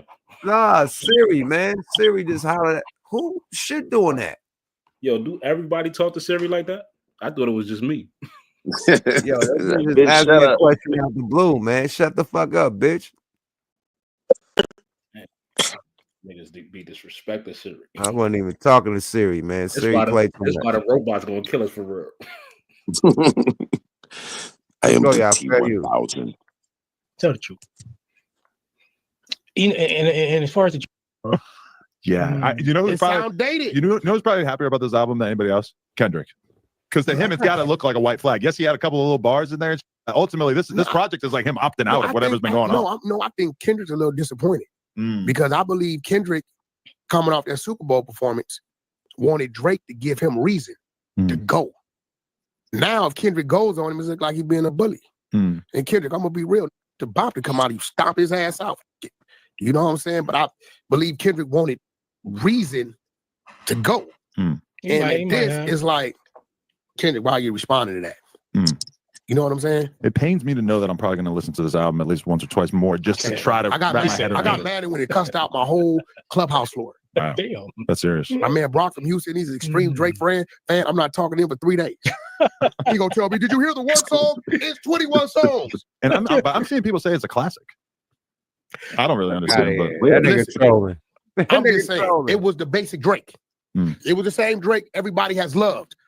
And that's another thing. Like, that's why, hate it or love it, as far as Kendrick goes.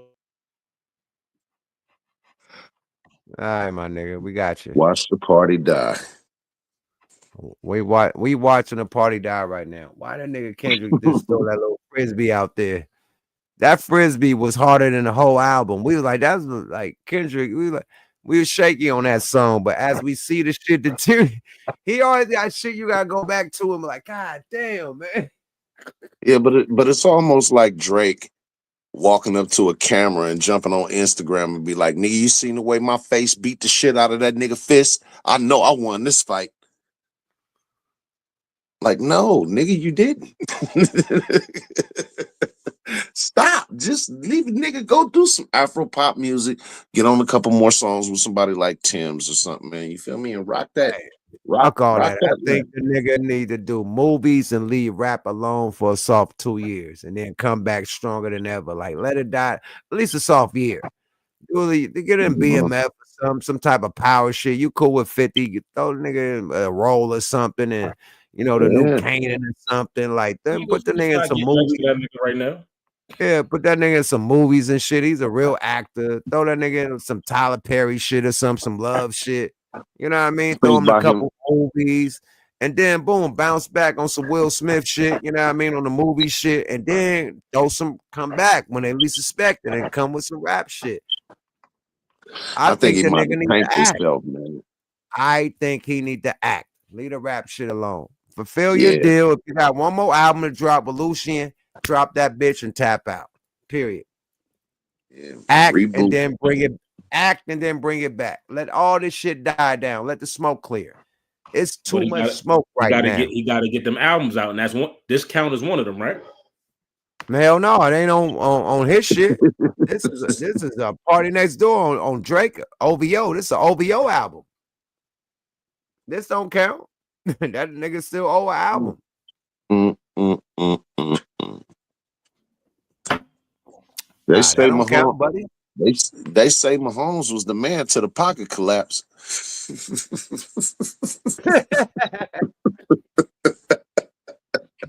Now he got to worry about the D line more than he got to worry about the surveying that field. Now they in trouble. This nigga is crazy. Nigga, the same way that the Eagles did the Chiefs is the same way that Kendrick did that nigga Drake.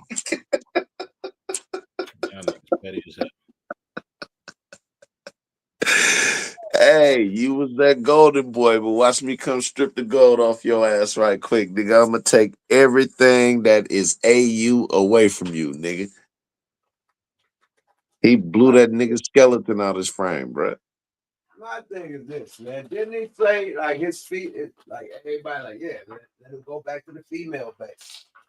He charted with that female base. He's still charting. We can't bullshit. It ain't like he like number 25. He's still charting. He got like hella songs charting. So the females is putting for him, but it ain't enough. Like that nigga said, like what they talking about? He said, boom, it ain't enough. Some. Everything the nigga's saying is like going down right now. It ain't enough. Like everything the nigga said on the song, like, oh, it's landing. Like, yo, like put the label on my back and I'm gonna get him dropped. Some. And that cut the TV off. Man. Come on, man. This is one of the most strategic surgical dismemberments on a microphone. Like, if you got to sue a nigga, see, even if he leave for a little while and come back, as far as hip-hop is concerned, you hold the title of a lot of things. You broke a lot of records. You set a lot of firsts. And unfortunately, all of them ain't great because nigga, you are the first nigga to sue a nigga. Rather you sued him directly or rather you sued the record label. You sued the record label because of his rap.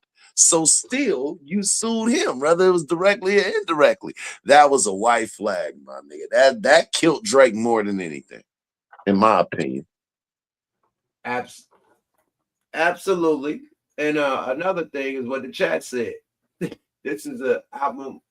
He said this is an album. What he said? He said this is a Canadian album. This is a Canada album. This is their grooves. This is their vibe. This is they get this. That's cool. You gotta stand the fuck up. Period. Hey, Well, man, I tell you this, man. He's already quadruple platinum out there. I think like 100,000 is platinum out there. 50,000, 100,000 is platinum in Canada. I understand. But when he makes statements or alleged statements of, well, I'm not gonna perform in America no more and whatever. It's almost like that old school cowboy movie Tombstone where the niggas was at the train station saying they finna leave and Curly Bill said, well, bye. we don't care. At the end of the day, Drake still live in America, bro. Like, I think he went out there to let it die down. Like, you got the Super Bowl. He know what the play gonna be. Period. So, okay, I'm gonna do a whole tour out here. You know what I mean? And get these people attention. You know what I mean? While the attention of America is on this, I'm gonna get the attention of Canada. I mean, goddamn, Australia over here. You feel me? I don't know where the nigga went. My bad. Good luck with that. High moment, but wherever that nigga went, he was trying to, go somewhere where when, hella hot. Like America. All right, nigga. Were you triple platinum in New Zealand? Well, fine. Bro, that nigga went to where he walked out a restaurant, a nigga ain't saying A minor. Period. He was walking out the restaurant in Beverly Hills. They go A minor. And they was walking up on security. Like, get away from shit, nigga. A minor, Kendrick, nigga. In LA, it was fans like approaching the security and shit. Like, nigga, A minor. What's up with Kendrick, nigga? Security, like really rowdy ass fans, rowdy ass LA Kendrick fans. He marked that nigga forehead in the back of his hands like Kane. Bro, the nigga in Houston, they playing A minor. Everywhere you go, nigga, you getting accosted, nigga. That nigga father left the Grammys and got it. Like, come on, my nigga. Like, I'm going. Shit, man, I don't give a fuck about none of that shit, Jack. But that nigga walked out that motherfucker like Willie Dynamite across that parking lot.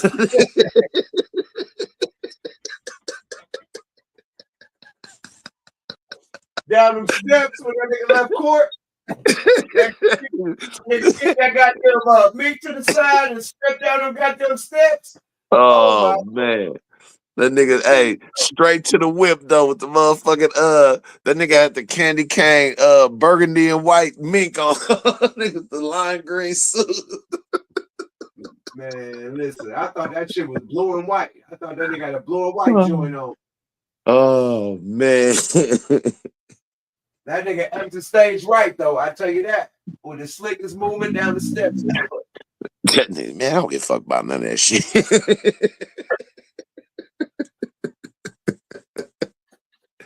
And all you could see was this nigga background trumpet player of the Kool in the Gang band. Mustache.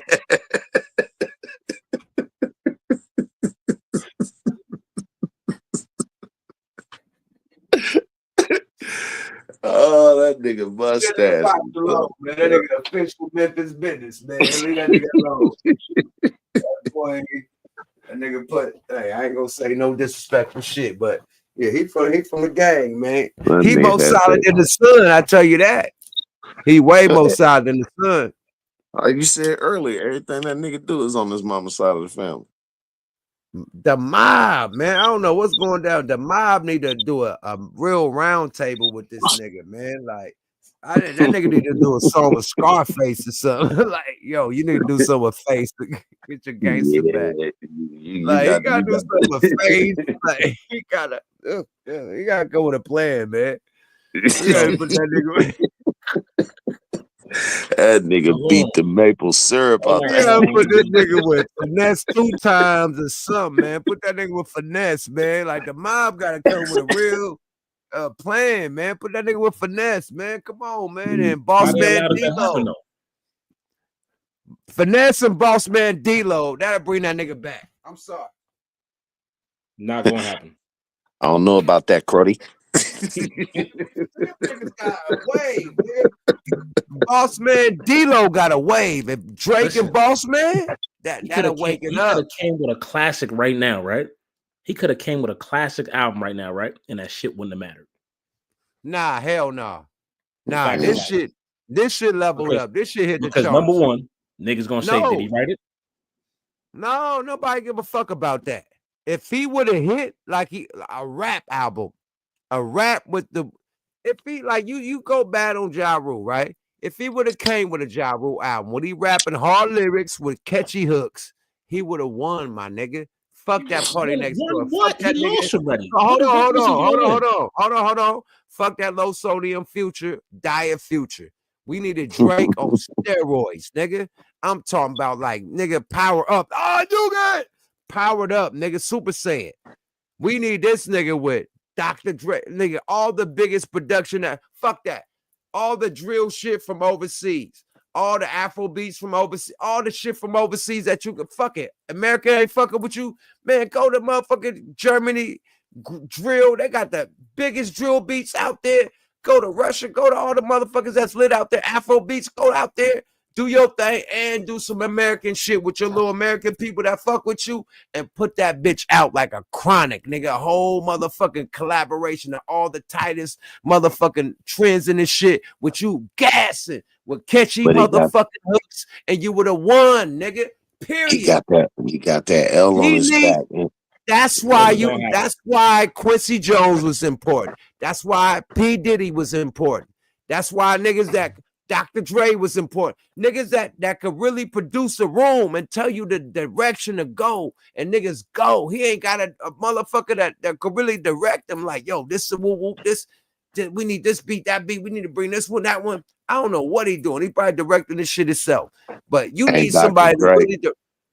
I'm telling you, man. That's why you had the Dre big boys. Kendrick corner. Ain't Dr. Dre and Kendrick corner. See what this is? Drake was already full of steroids. He was already if he dies, he dies. But on the other side, nigga, you had Rocky out there, nigga, chopping wood and running in the snow. Nigga, there's no easy way out. Nigga. That nigga Kendrick was working, nigga. He was, hey, I'm a nigga that's drunk. I'm definitely drunk. I'm definitely drunk on this motherfucker. That's mean I'm having hella fun. When I'm drunk and litty, that's why you ain't making my words. Because I'm having hella fun on the podcast. Period. That nigga couldn't have did nothing. Couldn't have did nothing with it. Nothing? You don't think nothing would have brought him back? Nothing. And Bruh. Listen, time heals all. He got hold on. DJ Khaled could have brought him back. No, he's the king of the slappers. No, DJ Khaled was getting booed off stage, nigga. Hold on, let me land, right? No Frank Ocean, no air flights. But check this out. He got the Justice League, nigga. The Justice League with him, and he could bring nigga Rihanna and all the people that don't fuck with Drake, but he could just get them on a song and just throw Drake on it. That would have woke his game up. He fucked up by fucking burning that DJ Khaled. That was his DJ Khaled was his tap in with the South. Even if the South niggas got a problem with him, they would have got on the song because of Khaled, my nigga. That was the last tree. He burnt the wrong motherfucking tree. He could have bought him back. Khaled could have bought that nigga back. I'm telling you, with them beats, them Justice League niggas, them other niggas, what's them two niggas that do Fat Joe shit? Cool and Dre. Cool and Dre. Oh my Lord. It's about production. That's why Drake losing, because his production is whack as fuck. If he had some Cool and Dre, some Justice League, some direction, a motherfucking DJ Khaled could tell you, oh, we're gonna do this hook.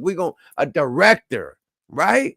DJ Khaled is a director. That's why his albums go platinum, because he can say, hey, boo, we're gonna do this. Hey, we need this hook, need this hook, need this beat. Boom. That's like Quincy Jones. That's all DJ Khaled is doing, is directing and projecting albums and telling people the motion and what it need to be and putting them all together.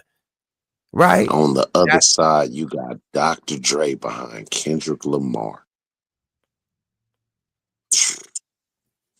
Yeah, but Kendrick is doing PG Lang is doing PG Lang. They ain't even doing TDE shit. They ain't doing Dre shit. What beat did Dre do on GNX? What beat did Dre do in the beef? Not about the production, not about the production per se. Kendrick had a motherfucking Taylor Swift producer in the beef. And the one boy, Soundwave. Come on, my nigga. Before Dr. Dre. I'm not talking about the production. And the nigga Drake dissed Dr. Dre in the beef. And he didn't get one Dr. Dre beat in the beef. But he got a nigga like that in his corner. The same with Quincy Jones. He don't need it, Quincy may not produce nothing on your shit, but just the wisdom of what he knows on how to move in this game. Doc know that. Let me say this, right? Kendrick albums, I'm gonna use this, have been sonically sound his entire career, right? He not putting together a bunch of bullshit and a bunch of mixed match. All his shit go together. That's his albums. That's his collective. That's his brand, right? He's played chess his entire career. This is not something new to the nigga. Right. The nigga, what I told you, this whole play, he's not on TDE. He jumped into the beef where he would benefit the most with his brand and his label, PG Lang, right? He did everything strategically. He dropped the album before the Super Bowl. Let them shits be hits within 90 days and performed them shits at the Super Bowl and raised the value of all his playlists. GNX is still streaming. Even more so. The nigga played the game. He monetized 3 months later. 3 months later. He played the game before the game got started. Look, the nigga, when the Super Bowl came out, he released the physical. So you could buy the motherfucking vinyls, you could buy the hard copies. That's what made the shit chart again. Because the pre-orders from the physicals. He released the physicals on the day of the Super Bowl. He already had 130. He already had 130,000 pre-orders on the physicals. The nigga was so forward thinking. He was so forward thinking that he knew that when he picked one of the singles that he ended up performing at the Super Bowl, which I already knew he was going to do the first time I heard the song, is in the end of the verse, he said, walk in New Orleans with the etiquette of LA yelling mustard. Yeah, when he did the TV off, that was a song. Come on, man. That was a song for the Super Bowl.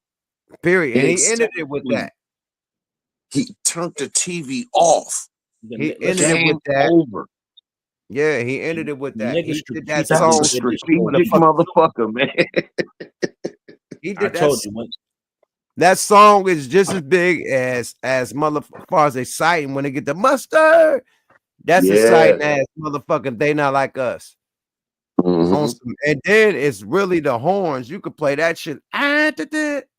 What you forgetting about, Kendrick already told you. No matter what you do, Drake, it's not enough. It's not enough. Not You enough. 100 times, nigga. It's not enough. That same shit he said it's not enough. It's the TV off. Yeah, the nigga said, I'll get on their ass, man. Somebody gotta do it. I'll take this nigga pass, man. Somebody gotta do it. Come on, man. Bro, he dissed Drake on that entire album in every single song. Now, not Reincarnated. Nigga. Not Luther. Listen. No, Luther definitely, because he had Listen, he dissed them on every single song, down to Gloria. Nah, not the one that he did with the SWV song. You know what I mean? The one where he shot out the The whole Heart Part TDE. 6. The Heart Part 6. He didn't say nothing about Drake. What's the heart about? What song Drake got called the heart? The Heart Part 6. It's on the GNX album. Okay, He had bingo. used that, He did the Use Your real Heart heart. by Okay, Yeah, hey, FWB sample. you just fucked me up with that. Okay, He cool. dissed him on every single song. Bingo. Every single song. And I'm gonna say Gloria was the worst because he was talking to his pen. But what was the diss of Drake on Gloria? Hey, Gloria, the nigga said how you getting your feeling, how you bodied the nigga and got right through the sentence. You hear that? You're on top now. Go there. But there's somebody trying to set you up for a robbery. The gambler. Oh wow. How you body a nigga and got through the sentence? Oh yeah, Exactly. she talking about Drake. He was talking to his pen the whole song. Facts. That's why I had the Gloria Gloria coat on. That shit. Yeah, that's why he had I that was on. wondering what it said across the chest. It said Gloria across the Gloria. chest. You say Gloria. Yeah. It said PG Lane on the back. Yeah, the nigga, That the nigga, motherfucker that's my pen, strategic. nigga. The nigga called his pen Gloria, my nigga. And he took Gloria on that motherfucking stage. Period. Gloria on the stage. Now like peep this, BB right? Lucille, nigga. Is that artist named Gloria? The one that did the one with the artist, female artist from Canada that was all in the Nike boxes and shit. And Kendrick Lamar was on top of the light, the street light, you know, on top of it. And then Gloria was at the bottom for the commercial for PG Lane back in the day. Not PG Lane, for back in the day. And then you see that he had the street lights and he had people on top of the boat. Now Gloria, the Glorita or whatever, not Gloria, the girl that's from Canada, she was young, you know what I mean? And allegedly, you know, Drake was trying to court her, or you know what I mean, whatever, when Drake was trying to sign her or whatever, and then the boyfriend broke up with her, some shit like that because of Drake. So that's why Kendrick incorporated her in a commercial. Not only that was way back in the day before this shit. And now you got the same commercial where she was leaned against the stoplight and the lamp, street lamp, with Kendrick at the top of the lamp laying on top. Now you got him doing a motherfucking freestyle. I Deserve It All with the dude on top of the lamp. You know what I mean? Like the Gloria shit on top of it. with the Gloria coat on, man. Like, so it's so many, it's so much devious shit that he doing with it. Easter eggs, man. It's super. It's too many motherfucking Easter eggs. Like, I had to watch all the shit. Like, God damn, this nigga's devious, man. I would never want beef with no nigga like this, man. This nigga is a mastermind. I'm talking about like Dr. Mindbender. But he Like had to be. Listen, this is the only way you could beat Drake, right? Kanye told you the shit that Drake do. I'm gonna go slide next to your bitch. I'm gonna go do all this other underhanded, cowardly shit. He gonna do all that. The only type of nigga that could beat this nigga is a nigga that's 10 steps ahead. I plant this shit for 10 years. I got out my deal, got into my shit. I was waiting on you. You ain't like control? I'm gonna show you how to take control. Oh, talk your shit, Rain. Because that's what this beef all over. Control. Fact. Yeah, Drake could have left it alone at Control, my nigga. He could have just walked off. Kendrick named hella rappers on Control, and they cool. Drake leaned on it, and that's what fucked him up. He looked at it for an opportunity because he been sneak dissing. So it was just nothing but one more opportunity. And nigga, I believe Kendrick, being as strategic as he is, just baited the nigga, like you said, man. And shout out to the G.I. Joe reference. That nigga said the bald head nigga that used to wear the one eyepiece, nigga, Dr. Mindbender, nigga, like that nigga. He did him wrong, my nigga. Like, this is what real hip hop is, my nigga. And you been so caught This up. is why Drake is not hip hop. Not only the writing shit, Facts. you a pop star. You came in as a pop star, you chased the bag, you did your thing. All right, cool. But there's niggas that actually do this shit. May not have the same, level of success. We can't act like Drake wasn't the boy. Drake was the boy, but he's been exposed. It's like, yeah, but this is a man's game. Once you get exposed, it's hard to bounce back from that. That's what Drake is dealing with. Nobody exposed this nigga, but Pusha T. And then when Pusha T exposed him, he went back to the hits. He should have just like, okay, boom, okay, he did that. I don't want to battle no more. He tapped out when Pusha T did that. He should have tapped out on Euphoria. He should have cut it off on Euphoria. He should have said, he couldn't. He couldn't back down. His ego wouldn't let him, nigga. No, because he look at Pusha T like a lesser successful artist. You don't have the accolades. You're not the bigger artist. I'm giving you too much attention. Right. Kendrick, you can't ignore that. You can't.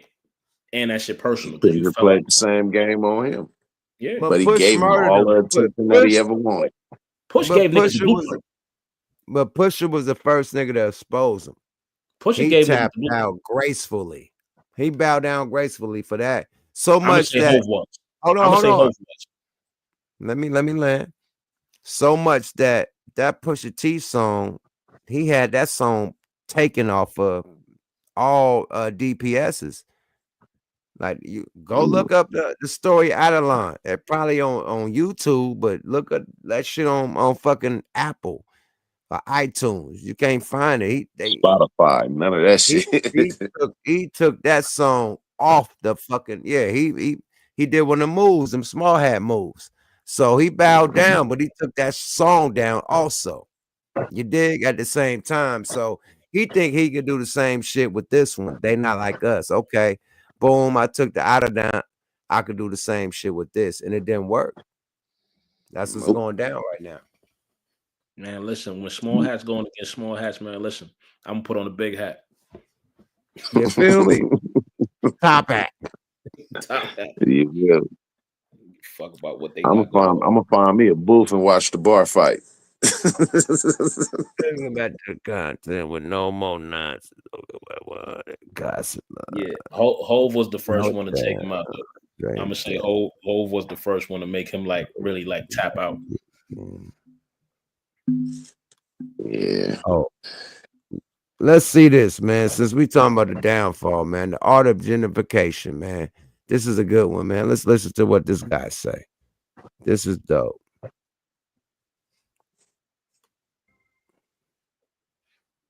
I got a comment that says I need to stop talking about Kendrick Lamar, and to that I simply say, no! Let's take it back to where my last Kendrick video left off. Mind you, after Kendrick released Mr. Morale and the Big Steppers, we didn't even know if he was going to make music again. His final message was a mantra of self-love, of choosing family and health and his own well-being above his music. I choose me, I'm sorry. I choose me, I'm sorry. And as fans, we were like, is Kendrick breaking up with us? As I said in that last video, Mr. Morale was his last. I'm happy for him. But if he chooses violence and gives us more music, I'm here for that too. There we were in March of 2024 when reactors were listening to the new Futuro Metro Boomin album, We Don't Trust You, when one track with a hidden feature caught people's attention. These niggas they neck put no coughing out of your mouth. I'm way too paranoid for threat. Just these few seconds contain so much information that's insane. First of all, Kendrick is making music again. I'm way too paranoid for threat.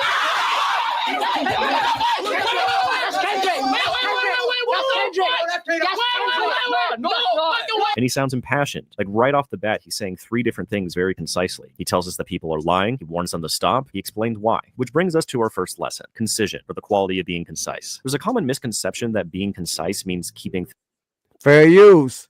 But after Mr. Morale, we thought Kendrick was retiring. Wow. And look how he came back. Now, I like how this guy break it down. That's why I want to, let this guy break it down. Let's go, y'all. Fair use. Salute to this guy, man. What the fuck? Where's this logo at? Let's go, y'all. Fair use. things short, and that's not exactly true. Concision is about density of value. It means all killer, no filler. It's the opposite of adding meaningless fluff to pad word counts in your essays. It's cutting out everything that's not essential or impactful. For words are like sunbeams. They are stronger the more they are condensed. This is something that I would praise much of Kendrick's music for, but I think that he really epitomizes with this feature. Because Like That is an extremely concise 1-minute verse. And for that length, it says and does so much. And what's extra fascinating to me about this is as concise as he is in this verse, it's not so robotically airtight as to have no swagger in it. If you want, you could min-max how many words you squeeze into a verse, but it ends up sounding overly technical and robotic. This sounds stylish. He makes it sound easy. And at this point, you might be wondering, where is all this aggression coming from? Wasn't his whole last album about choosing peace, like going through therapy? He answers that in one line. It is by being concise that when this verse first came out, Kendrick knew his message would be heard loud and clear. He didn't do anything but put it in the art. And he didn't even post about that art. It was a hidden feature. He knew that people were going to be listening to the future Metro Boomin album. He knew that when people heard his voice, it'd be exciting. And by making his verse concise, there's no way you can miss what he's saying. It's impossible to miss what he's saying. I think anybody who's good at writing will tell you need to practice taking out what is not essential. You need to remove clutter. This is why Bingo Flamingo. This guy is dope. This guy is You know dope. what Y'all talk y'all shit right quick. I'm about to grab some little licky mimbo. But is he lining this shit up? Is he explaining what we all explain? You feel me?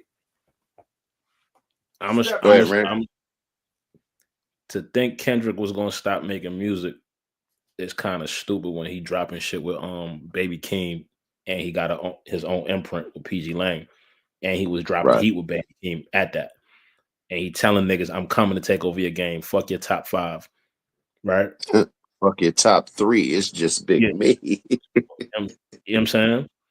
So he said, "I'm coming at your top 5, your overnight activists, all that shit." He came at everybody. I think that no, go ahead, Rick. But like it's I don't say he was like I said, it's a play. He talk about niggas honoring the feature request because Future and them niggas is on the same label. So when that feature request come in, what you think people at the label looking like? Future, Metro, Kendrick. Like what? I look at it like Drake in position to know what's going on. And Kendrick said, "I'm surprised you honored it."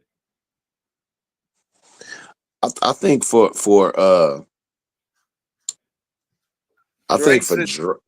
No. Drake sent the cease and desist about that song. He heard about it before it came out. Yeah, but Kendrick says, "I'm surprised you honored the feature request."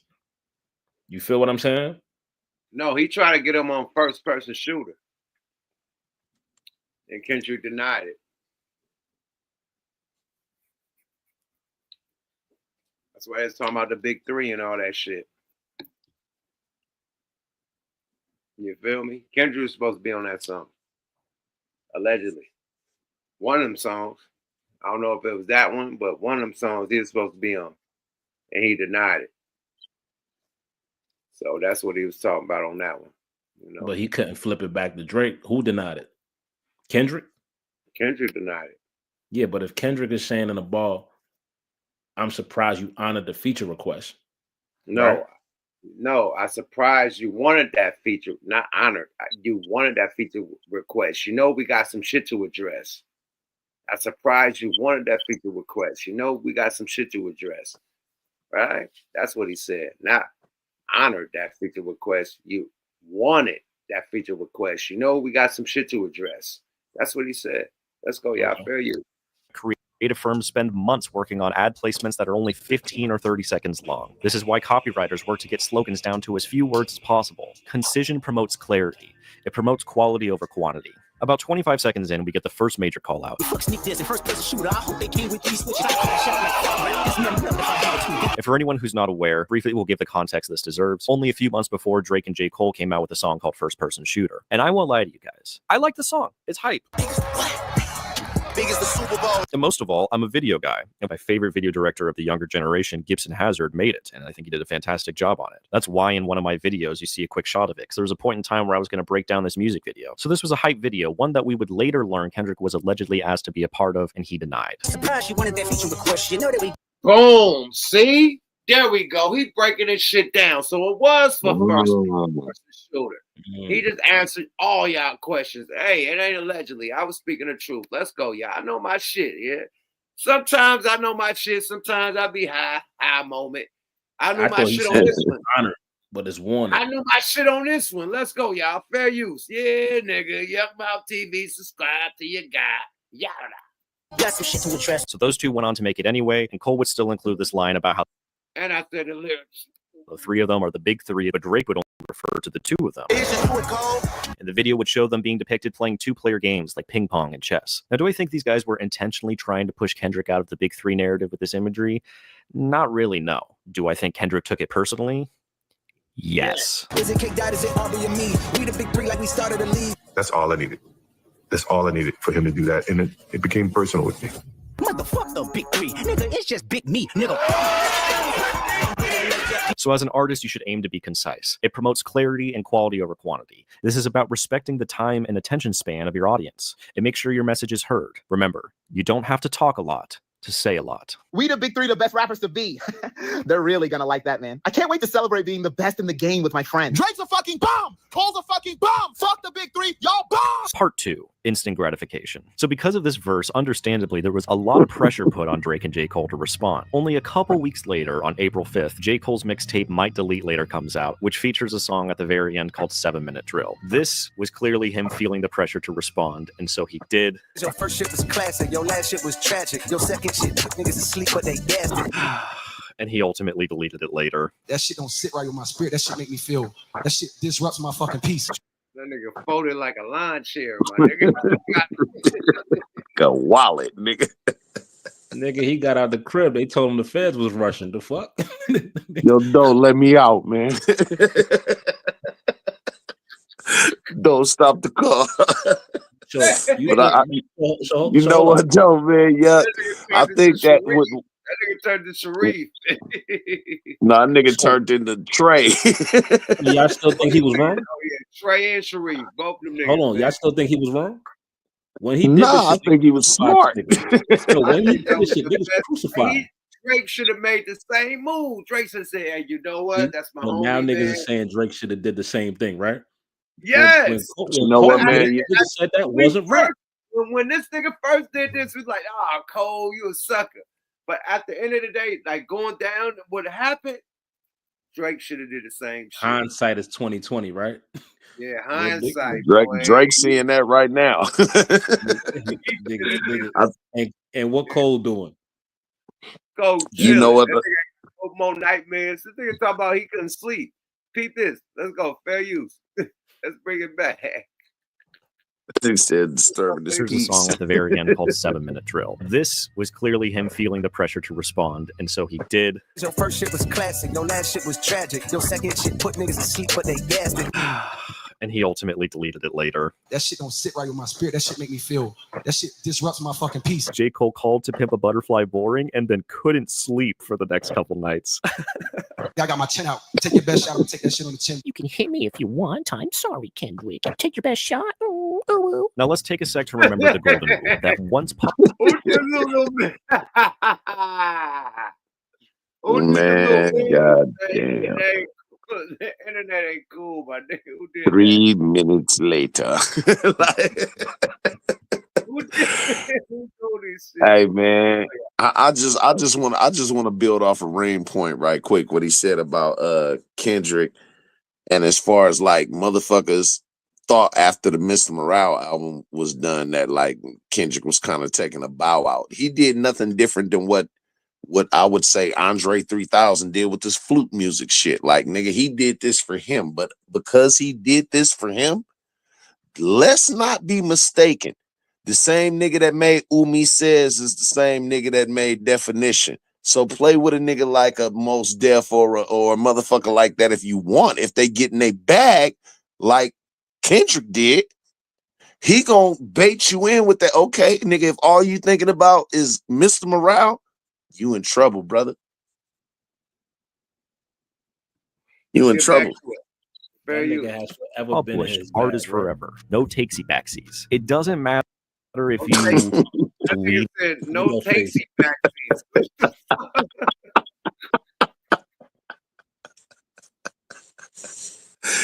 Oh, No tasty backseats. What the fuck is black, that? no trade back. That's a new one. No tasty backseats. Nigga, that's a new one. That boy's slick with that one.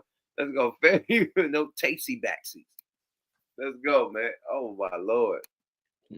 It later. We can literally still go listen to it. Digital copies have already been made and will exist within the digital beast forever. And also, you can't rescind the impression that art has made on its audience. You can't make them unhear or unwatch it like Mr. Krabs. And I think this is a wonderful illustration of some instant gratification. 4 albums in 12 years, nigga. I can divide. This is the dumbest angle I've ever heard. You're saying on average it takes them 3 years to make an album? Do you know what fucking albums we're talking about? This is Good Kid, Mad City. This is To Pimp a Motherfucking Butterfly. An album that you might only see once a generation or at least a decade. I know that he's quoting Jay-Z here. 4 albums in 10 years, nigga. I can divide. That logic is still dumb there too. If you're in the interest of quantity over quality and trying to do as many numbers as you can, there's a different word for that. Rick Rubin calls it commerce. They're not being made by a person who cares about it. They're being made by people who are trying to make something that they think someone else is going to like. And that's not how art works. Art doesn't, that's something else. It's not art. That's commerce. And so maybe you should go into business because some of us are trying to make great art over here. Boy, this nigga is busting this shit down to the ass compound. This nigga is dope. That's why I want to end it with this. This boy is cooking. That boy cooking. That boy got a gumbo pot right now. You feel me? Commerce. He put Rick Rubin up there saying, man, well, you ain't really putting your soul out there. It's commerce. And I agree. I fell off on a few albums by just trying to just blend in with what was going down. You know what I mean? That's commerce instead of coming from your soul with the music. You know what I mean? So I'm back from the soul. I ain't doing commerce, trying to be somebody. You gotta be you in this shit, period. You know, what they like you for, what the fans love you for, that's what you gotta be. You can't be the other niggas that got the wave. You gotta be your wave, period. So I appreciated that. You know what I mean? So that's why I paused it. My bag, fair use. So in conclusion, don't pull a 7-minute drill. The whole thing with instant gratification is that it feels good at first, but ultimately is a net loss. And the whole thing with delayed gratification is that it doesn't feel good at first, but it's a net gain. It's a much larger win. It's like that popular experiment where you can either have one marshmallow now or wait a little bit and have several marshmallows later. As an artist, you should generally avoid instant gratification. Okay, so that was Cole's instant gratification. Let's move on to Drake. I have it on good information that both sides went in the booth and came out. They're ready. And what I'm hearing about both sides is that it's nuclear. Now, Push-Ups was actually a great diss in my opinion. I think this was the peak of Drake in this battle. He was looking really strong here. I felt like the ghostwriters cooked with this one. The main narrative he's painting with this song is that Kendrick has a bad relationship with his late That nigga said a ghostwriter's cook. Let's go. people, that they might be taking 50% of his money. Hence, Drop and give me 50 like a push-ups. Hood. drop to the ground and give me 50 push-ups, drop music and give me 50% of the money. And so it was like, damn, if Kendrick really is losing half his money to his former label, and that's Oh no, why they got a hood? The editing is immaculate, bro. What the hood?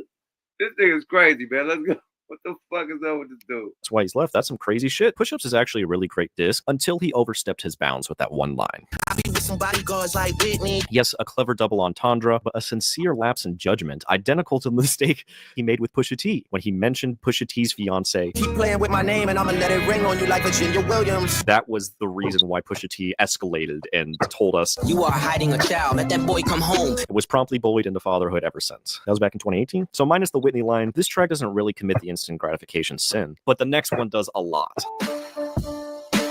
The tailor-made freestyle, air quotes freestyle, is the centerpiece of this chapter because it really is, as a strategic play, Drake going all in on instant gratification, which is to say he's placing his bet on the short-term events while either lacking or willfully disregarding foresight of its long-term effects. So in this song, Drake brings back his back-to-back tactic, his back-to-back dick, where he drops a second song before his opponent can drop their first as a point to how long it's taken them to respond and perhaps winning the crowd in the process. It worked great against Meek Mill and their beef when he dropped Charged Up, and then he came out with back-to-back, which was very catchy, happy, very energetic, and Meek Mill did take so long to respond that by the time he did, Drake kind of already had the crowd won. Back to Back was a really fun track that kind of killed Meek Mill with the memes.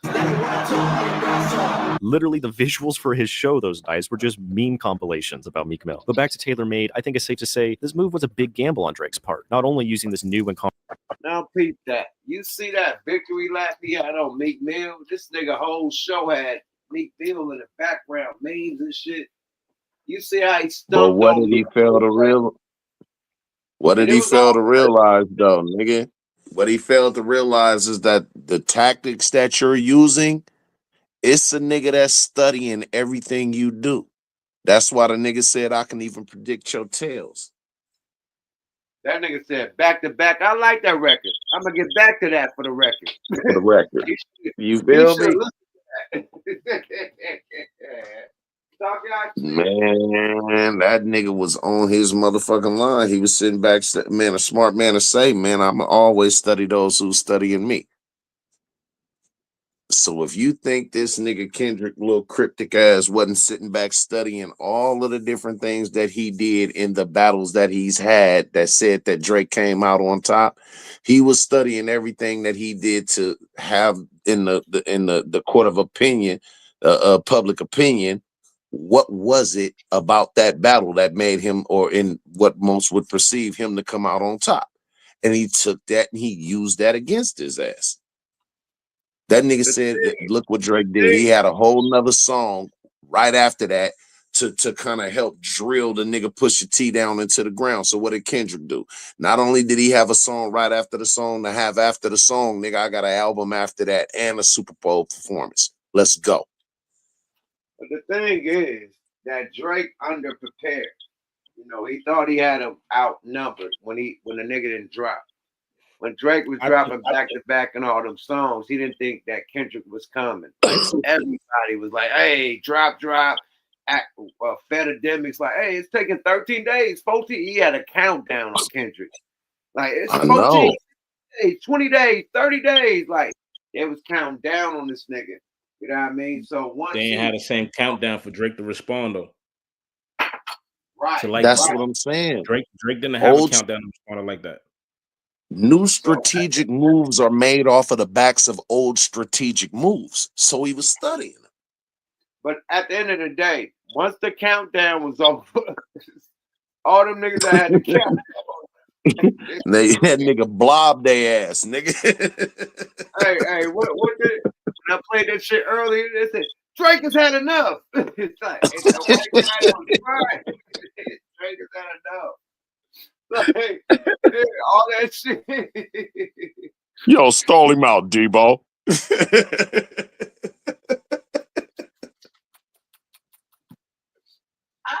think nigga wasn't taking no prisoners, nigga. My nigga, I come from all the hip hop beefs. I had beef with everybody, nigga. And I had a battle with everybody. So this is just competition in hip hop. It's not dangerous. Them niggas didn't pull up on each other. Nobody got injured but Rick Ross. And he had nothing to do with this shit. As far as the two competitors, ain't no injuries, man. So this is pure hip hop competition, right? And that nigga got murdered with the Super Bowl, the dick, that Grammy. I'm glad you said that. Yeah. Grammy was the Grammy was like the motherfucking the Grammy was like the motherfucking when people come to the wake. The Super Bowl was the actual burial at the funeral. When motherfuckers said, God bless, I love him. Yeah, that was the burial. The Super Bowl was the burial, nails to the coffin, put the motherfucking dirt on, put some flowers on that nigga. It's a wrap, man. Period. And I'll be rapping that Unity, baby. Oh, that was that, bro. That was that. Keep your shit though, right? The Whack Juice album. Oh, look. What that nigga Fedidemics? Holy. You gotta say holy. You gotta get a Fedidemics ad lib on that one. Holy. Nigga. Holy. Nigga. Man, let's get back to the content, my nigga. I'm rolling up right now, man. This shit is live, man. And hold up, yeah. Go ahead, talk your shit, Ring. The nigga in the first person shooter, right? All that bigger than the Super Bowl shit. Y'all don't think it's a fucking coincidence that Kendrick get the Super Bowl to show this nigga that he's not bigger than none of this shit? I think he already had wind that he was gonna get it. Because you know the public is the last motherfuckers that's gonna get it. But industry insiders, I'm pretty sure they already knew once the decision got made. My nigga, once They Not Like Us beat the whole year out, niggas is That's what dropping I'm saying. albums. If They Not Like Us is still at Yup. hold on. Let me Yup. land. First person shooter is like January of 2024, bro. Facts. Not Like Us is summertime. Not Like Us came out in the end of March. Not Like Us came out like in I'm talking about Euphoria came out at the end of March. My bad. Yeah. Euphoria came out. Not Like Us came in May.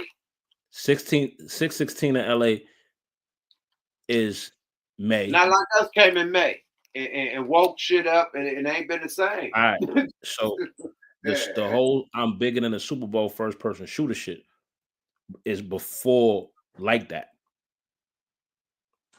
Fact. You feel what I'm saying? And if it feel like Drake just really like everybody just turned against him. No, nigga. If Kendrick wouldn't have had the year he had with the pop out, with the single, with the beef, with the shit, with the charts, with the Grammys, if he wouldn't have had all that, he wouldn't have the Super Bowl, bro. I'm saying, period. No, what I'm saying is Drake said he was bigger than the Super Bowl before this beef even kicked off. And he got, and look. They beef that as far as the little subs, they all them niggas been You going at gotta each other go for back. years. You gotta go back to what he said. No, I'm not talking about all the years. I'm saying No. He's saying that Drake and Cole said they bigger than the Super Bowl, but it ended up being Kendrick bigger than the Super Bowl. Right? That's what you're saying. I'm saying Drake said the ball that he's bigger than the Super Bowl, right? Right. Now, you think him getting toe up on the Super Bowl is a coincidence? No, not of the album and the songs that he came with after You think that. the powers that be put that boy on the Super Bowl to No, test the him? powers that be didn't write his lyrics, so he still had to do these songs. But sometimes niggas got to get checked, right? Don't be bigger than your britches. We saw how Beyonce daughter was singing the lyrics. I don't know. I don't know. He said it. They came for him. Let's get back to the content, man. Fair use, man. Lord. Controversial AI technology to change his voice to two rappers, two idols of Kendrick's. Yes, yo. What the fuck you really got to do? But one of them being deceased was really walking the line. Kendrick, we need ya. The West Coast savior. And the conversation was necessarily brought up. Is this okay? They did what? When? How? Are you sure? There's a couple ways of interpreting this. The favorable interpretation is this is a brilliant 4D chess move, psychological warfare, to get in Kendrick's head and to force out a rushed response. While I do think it is distasteful, there is some validity. Forcing out a rushed response might have been Drake's best strategy. It might have worked. This was a big, huge move of instant gratification. Yes, this is distasteful, but it could win the whole battle. It's a gamble. Life's a gamble. And so here Drake is in push-ups, in TaylorMade, begging him to drop. Saying he won't drop. Since like that, your tone changed a little, you not as enthused. Saying, what the fuck is taking so long? We waiting on you. Saying, you supposed to be the boogeyman, go do what you do. Unless it's a moment that you tell us it's not really you. And because of all this, the world was wondering where Kendrick Lamar was more than ever. More than his 5-year hiatus, we were looking to hear from him. I was waking up every day texting my friends saying, Lord, please let this be the day that Kung Fu Kenny destroys this man. Please let this be the day that King Kunta annihilates this fool. I wasn't worried about Kendrick not being a good enough writer. I always believed he was the better writer and the better storyteller. That's why I placed my bet on him publicly before he responded. But what I did worry about is the digital beast, the internet, because we live in an era of mass communication and miscommunication. Don't believe what you see on the internet. Abraham Lincoln. The internet is a big confusing mess. Would Kendrick be able to win? Facts. Everybody can paint a narrative, and if you got a big enough fan base and a big enough following, they'll believe it's true. Let's go, y'all. Fair use. In the narrative with his minimalist approach to digital communication, where he never posts any stories, any tweets. He only ever puts his communication in the art. If you want to know what Kendrick has to say, you have to listen to his music. And so there we were, when the world was wondering where he was more than ever before, when we needed to know what he had to say more than ever before, was precisely the moment that he would drop. You see what academic said, 17 days with no response. And then look what he do. Euphoria. Strategic. Let's go. Drop his 6-minute, densely packed record, Euphoria. Don't tell a lie on me. I won't tell the truth about you. But don't tell no lie about me, and I won't tell truths about you.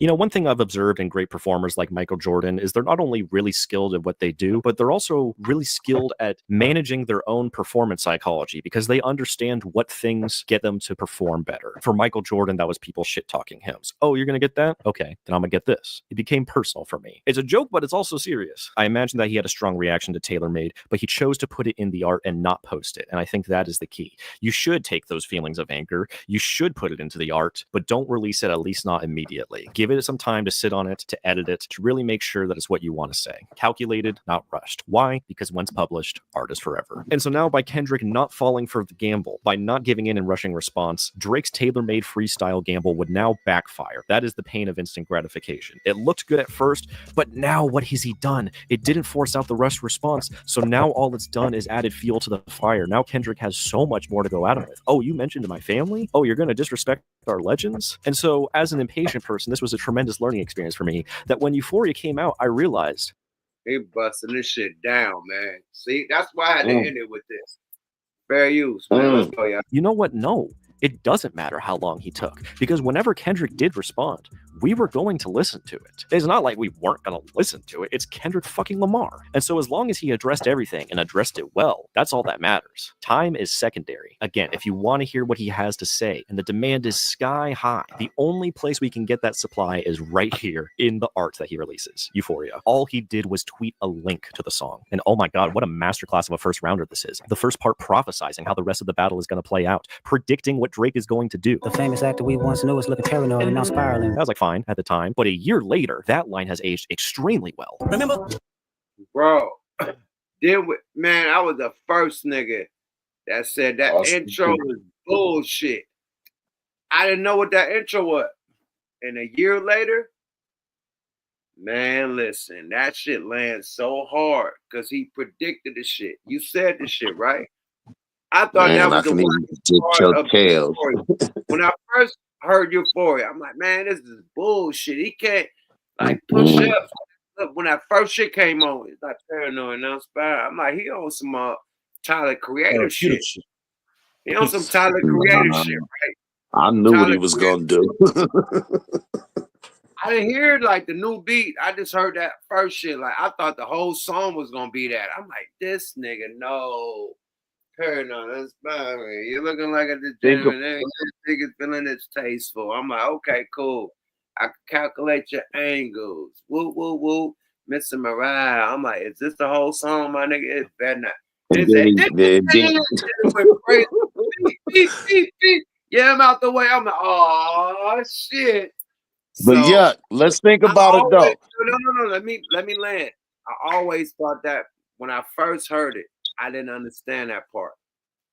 And then as I listened to it, I understood it because the other part of the beat came in. I thought that part was whack at first. Everybody like, oh, that shit was whack. He's too woo woo woo woo. The intro was hella whack. Like woo woo. Everybody was on that. Now everybody loved the intro because a year later, you know, it's coming into reality. You know what I mean?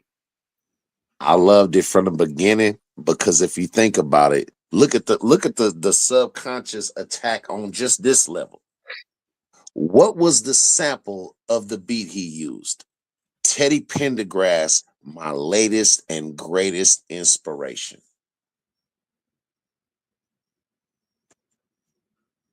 I knew that was going to be something great. I knew it was. So as I'm listening to him pick this nigga apart. So you saying that Drake was his latest and greatest inspiration? That's crazy. Look how diabolical and thinking with the music and everything. Come on, man. The nigga sat down there. He sat there and broke down the nigga's whole psychological profile in the beginning of the song. Facts. People hate that. If you argue with somebody and you break them down quiet and calmly, right? They start behaving. Talk about it, Ring. But the nigga's also a drug addict. You understand what I'm saying? He got years of information on this nigga. You understand what I'm saying? He know what you did last summer. You feel me? I can break you the fuck down. And he just talked to him quietly and calmly. He talked about your issues, your family issues. Then he raised this octave and got aggressive with him on certain tracks. Boy couldn't do that with him. Psychological warfare, bro. This is like a nigga staring into your eyes, nigga, and it ain't nothing between neither one of you niggas. And I'm gonna tell nigga, I'm gonna punch you in your soul. I'm gonna punch you in your soul because, nigga, no matter what these oohs and ahs of these crowds may say, as the old saying goes by one of the greatest rappers, you can tell the people you roll with whatever you want, but you and I know what's going on, don't we?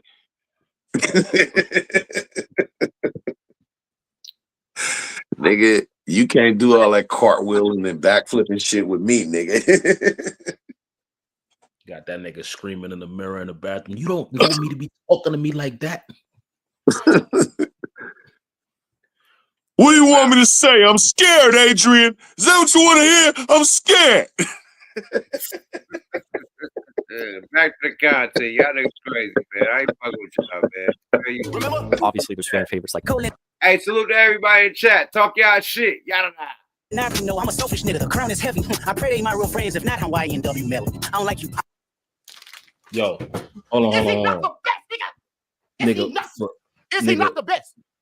Shut the fuck up, bro. His delivery is second to none. The way he says pushing me. Yeah, fuck all that pushing P. Let me see you push a T. You better off spinning again on him. You think about pushing me. Doesn't that sound like siblings arguing and you like fold your arms and go, pushing me? It's just fun. It's fucking silly. The Stop. It does sound like that. Pushing me. Wow. Why he break that down like some Hey, let me highlight a comment right quick. Yuck.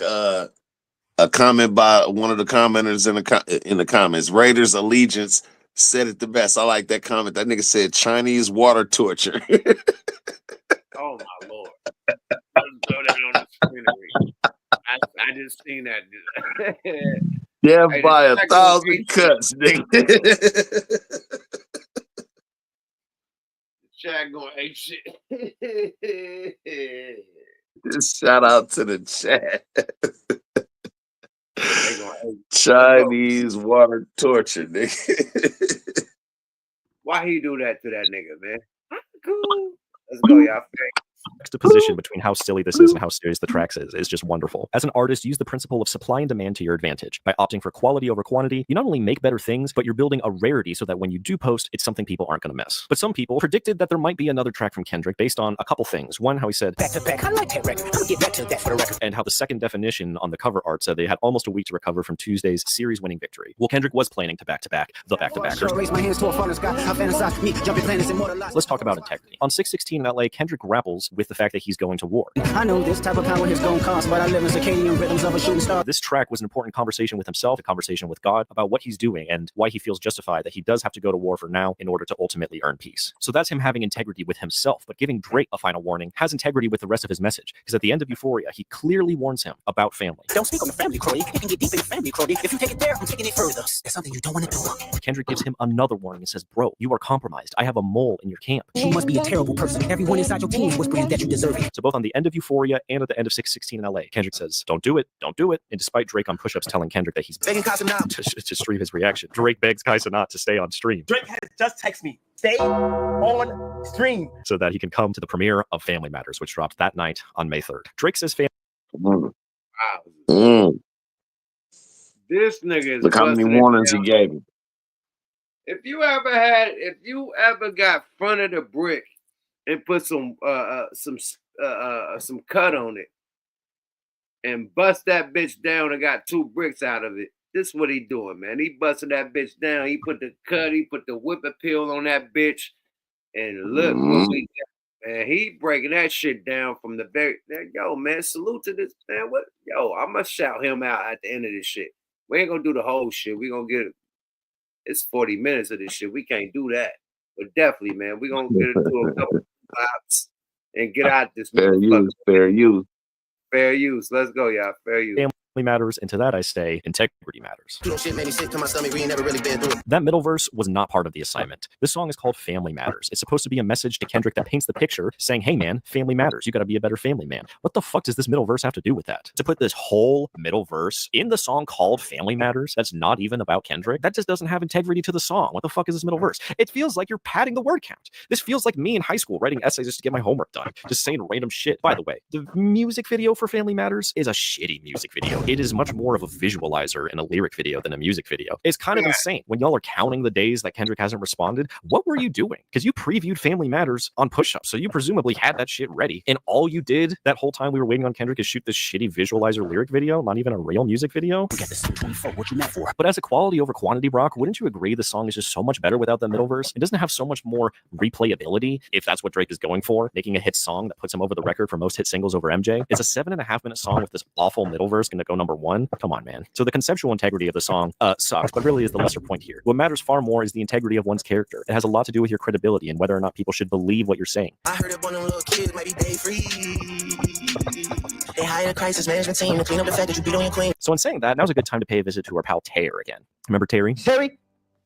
He has a great lesson in this book that applies to what Drake's done here with Family Matters. And it goes, thou shalt not make shit up. I mean, this is once again the critical difference between making art for the short term versus making it for the long term. As Kendrick predicted on Euphoria, Drake's whole angle, because he didn't have any actual dirt on Kendrick, is to spread rumors, to stoop so low to discredit some decent people. Things that a year later have had absolutely no substantiated proof in reality of being true. So as an artist, your integrity matters. While it is possible to sway people in the moment with bold claims, with fabricating lies, time reveals all in the end. The truth will be revealed. And history will always favor those who speak the truth, who have integrity, because hindsight is 20/20 and they'll see that shit clearly. So as an artist, your integrity matters. The integrity of your works, but more importantly, the integrity of your character. So I think integrity is intertwined with your reputation. I think your reputation comes as a result of your integrity. Now listen, we're still here on Friday, May 3rd. Most Friday nights, you probably want to go outside and touch some grass. You probably want to be hanging out with friends, maybe sharing some drinks, making memories. But on Friday, May 3rd, 2024, fair use. How it paid to be sitting at home on your phone. I will never forget that night as Family Matters had just came out and I texted my friends rapidly about my thoughts saying, wow, those were some big claims. That's crazy stuff. I don't know. But Kendrick's camp is tweeting and they don't seem too bothered by it. I remember seeing someone in Kendrick's camp say, that was the nuke?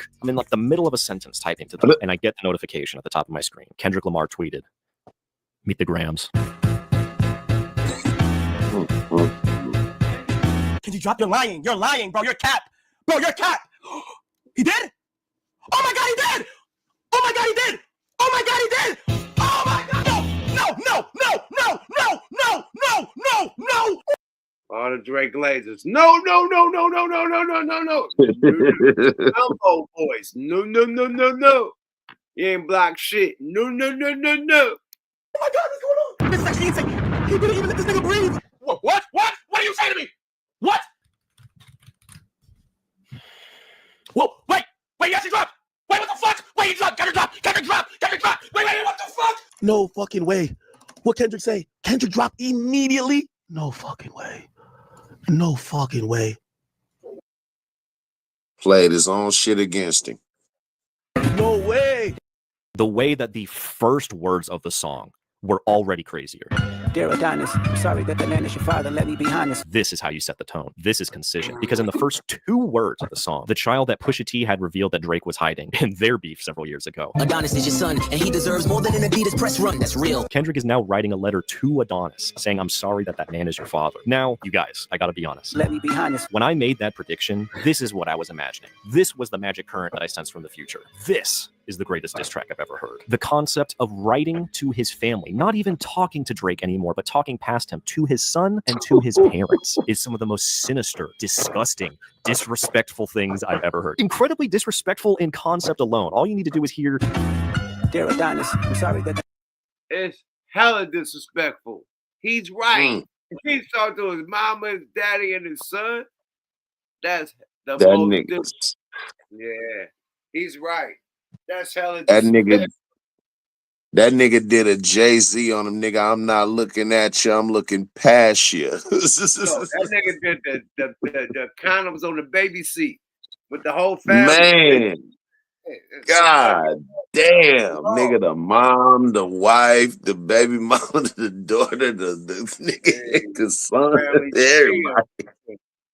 That was God damn. disrespectful. No, that was the like that nigga talked about his wife.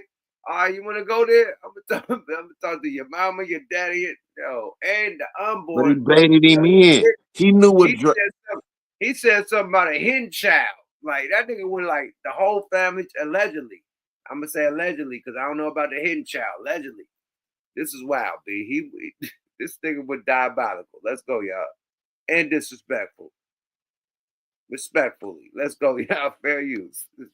No. Yo.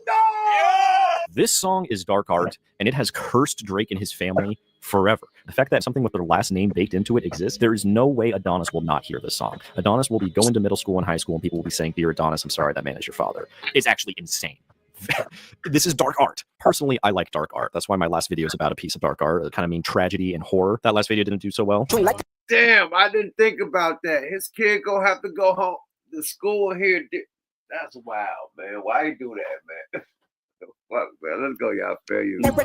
It is crazy to me that this bluff. Drake said he had a nuke and was just making up some stuff about Kendrick's family. He didn't actually have a nuke, and he just sat there for 17 days and did nothing. And actually thought he was so smart. When Euphoria came out, they were like, wait. He said he's going to drop another one. So let's wait for him to drop that other one, and then that's when we get him. He's going to drop the next one, and then later that same day, we drop Family Matters. It'll be the ultimate prank. And so he does that, and 30 minutes later, Kendrick says, I knew you were going to do that.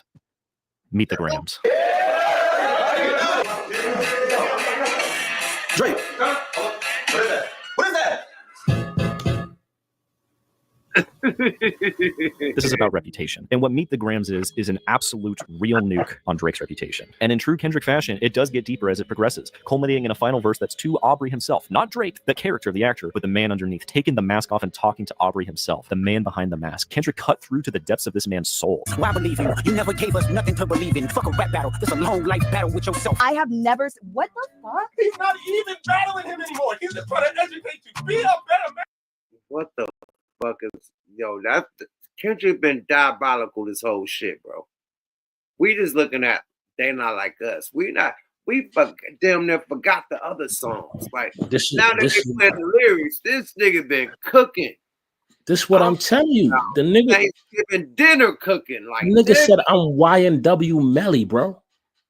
This nigga you're not listening to what this nigga been doing the whole time, bro. This in particular song reminds me of how Loaded Lux in the Calico battle did it when he started going into the whole lost nigga.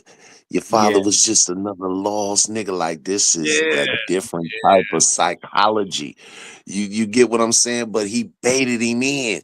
He knows that when it comes down to a nigga putting pressure on Drake, the first thing Drake is gonna do is say, "You cool, my nigga, but that girl behind you, I want to fight that bitch." Nah, that's better. He knew. That's better. But Drake been battling niggas. That's what fucked him up. Like Drake think he was so big that if he battled a nigga, like he had the fan base to say he won. And right after this Super Bowl performance, what did Drake do? He won in the Meek Mill one, and he had that one victory lap that made him think that he was on some Tupac shit. That when it come to beef shit, like I got them all. Period. He lost on the motherfucking Pusha T shit. Okay, boom. But I was able, nigga. I'm the boy. I put hits out. He did the Jay-Z shit like when Nas hit him with the ether. He put hits out and you know squashed all that. Niggas forgot about ether. He put so many hits out, nigga. Fuck ether. You got Beyonce. You got touring and shit, nigga. What ether? What? That's what the nigga Drake did with the Pusha T shit. He put out so many hits, like nigga, Adonis. It was a nigga. There was a nigga back there. Niggas start loving Adonis. Oh, this little kid with the curly hair. Niggas start loving Adonis. Like nigga, fuck what you said. We love Adonis. He's playing basketball and shit. We love Adonis. We love Adonis. Like, and you know what was happening, yeah? That shit got slid up on the carpet. You feel me? Because he made hits. You know what I mean? He should have just slid that shit up under the carpet and made fucking hits. Period. And while all of that was going on, it was a nigga in the back of the classroom sitting at his desk saying, "Watch me remind niggas of Drake with the braids halfway taken out and the colorful barrettes in his hair. Watch what I'm finna do. Watch what I'm finna do to this nigga. Watch what I'm out of everything you did. Watch what I'm finna make everybody remember." Why that nigga say, "What is it, the braids?" I'm done with this nigga. And he said, "What is?" He yelled that shit like that nigga barrettes looking like a xylophone in his head. Man, he said, "What is it, the braids?"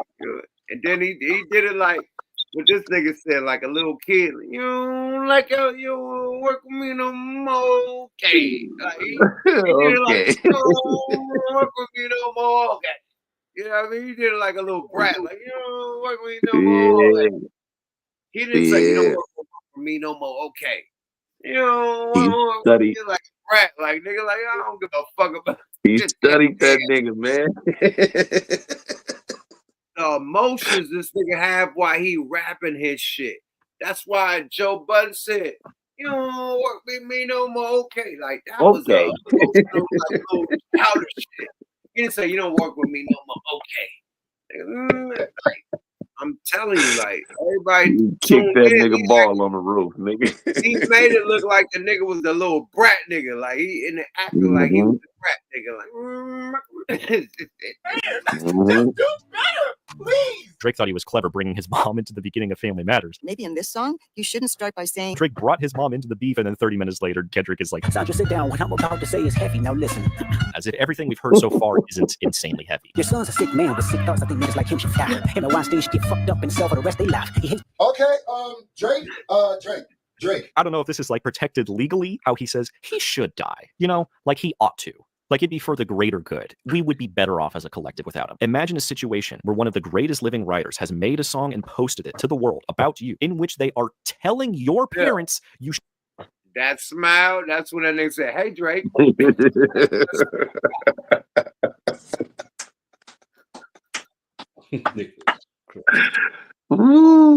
at the Super Bowl, that's that smile, my nigga. Oh my God, why he got that smile as a picture? That nigga's a boy. He's a demon at sometimes, man. That nigga, that Saint Drake smile. That nigga ain't cool. Sometimes you gotta pop out and show niggas. Say Drake, let's go, y'all. The question now is, who want to beef with this nigga? What'd you say, Reed? The question now is, who want to beef with Kendrick? Wait till he off his run. Not him. Mapped out some diabolical shit. Yeah, let that nigga, man, leave that nigga Leave alone. that nigga alone. Every rap nigga saying, they don't want no smoke with this nigga. Let that nigga be, man. Period. Let that nigga go to his Indian tit, talk off for a minute. Let that nigga be let that nigga meditate somewhere. You know what I mean? Right. Let him go to Ghana, Africa, play soccer. Let a nigga play soccer in Africa and shit. Let that nigga do what he do, man. Like, chill, man. Do not bring the motherfucking Godzilla out the water. That nigga bought Godzilla from the bottom of the Tantra of the water. Like, man, leave Godzilla alone, man. The only thing they better hope for is a Mr. Morale and the Big Steppers Part 2. You better hope that nigga go do some Andre 3000 with a flute at the gas station. I hope that nigga go play a flute. You know what I mean? You better hope that nigga leave y'all alone. Yeah, man. Go ahead, that nigga play a flute, nigga, in the Maldives or something. Little motherfucker. Oh God. Little condos on top of the water, little bush condos, the Maldives, man. Let that nigga go play a flute on the Maldives and chill, man. Leave that nigga alone, man. Let's go. Fair use.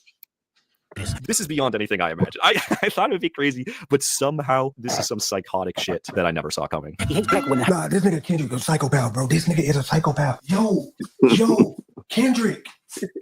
Bro, you scaring me, bro. And quickly talking about this third verse. Much like how there has been no substantiated proof to come out about Drake's allegations of Kendrick, this allegation of Drake having yet another child a year later has not been proven true. Personally, and this is just me, I think she exists. And I could be wrong. I just don't think Kendrick would write this whole verse and publish it if he wasn't certain that this child existed. Because this song is a nuke even without that verse. If you take away the daughter verse, the song is still insane. And so I don't think he has a reason to fake that. I really just don't think it's like him to put something in there that he's not sure about. So I could be wrong. He could be wrong. As incredible of an artist as he is a human that makes mistakes. Look at the Joel Osteen bar. He meant to say Haley Joel Osment. He got confused with Joel Osteen, which is pretty fucking funny, but it is proof that he is a human being. He got the names confused. It's fine. No, he said two different Austins. One from the people on the stairs and the Joe Austin. Come on. He said the actor and let's go, y'all. Fair use. Anyways, that's my 2 cents. I feel like double entendre. Let's go, y'all. Fair use. Like the daughter is real. And why haven't we seen her yet? Because they're not going to dox a child. You know, if she's real, it'll come out when the time is right. But we're not going to dox a child for this rap beef. All right, moving on. So Meet the Grams is one of the craziest songs I've ever heard. Wake up Saturday, May 4th, just stunned of what had just happened the night before. And I think people forget that what Kendrick did with Meet the Grams would be the setup for the next track, Not Like Us. The next day, he would drop Not Like Us, which in parallel, if Meet the Grams was a nuke on Drake's reputation, not only was Not Like Us dancing on the grave, but it was solidifying Kendrick's reputation as a guy standing for his virtues, standing for his beliefs. That's what he told SZA in that interview, what he believes the song is about. This is where many would say that Kendrick beat Drake at his own game by taking the diss track crown for the most replayed. Kendrick would back-to-back the back-to-backer twice, but to a much higher level, because Charged Up into Back-to-Back was a pretty good combo. Euphoria and 616, pretty good combo. But Meet the Grams into Not Like Us is the most insane combo I've ever seen. At this point, we're getting a whole Kendrick hates Drake. Meet the Grams into Not Like Us is the most insane combo we ever seen. Shit is whoever this man is dope. Let's go. EP, but they're progressing the way an EP does. Not only are they changing in style, but the way one track follows the next is so well put together that you could only drop Not Like Us right after a Meet the Grams, after Kendrick had just boogeymaned him, how Drake thought he had the leg up on him, and 30 minutes later, Kendrick appears behind him with the real nuke. There's something you don't want to do. I see dead people. And then this would go on to be the song, the most replayed, the victory anthem, the anti-PDF file anthem. Certified level boy, certified pedophiles, wop, wop, wop, wop, wop, y'all fuck him up, wop, wop, wop, wop, wop, I'ma do my stuff. A minor has been so catchy that people forgot that is a flow rebuttal to what Drake did with the Day Free line. Who's that, Beyonce? No, what the fuck that was? Let's go, y'all. Fair use. A minor.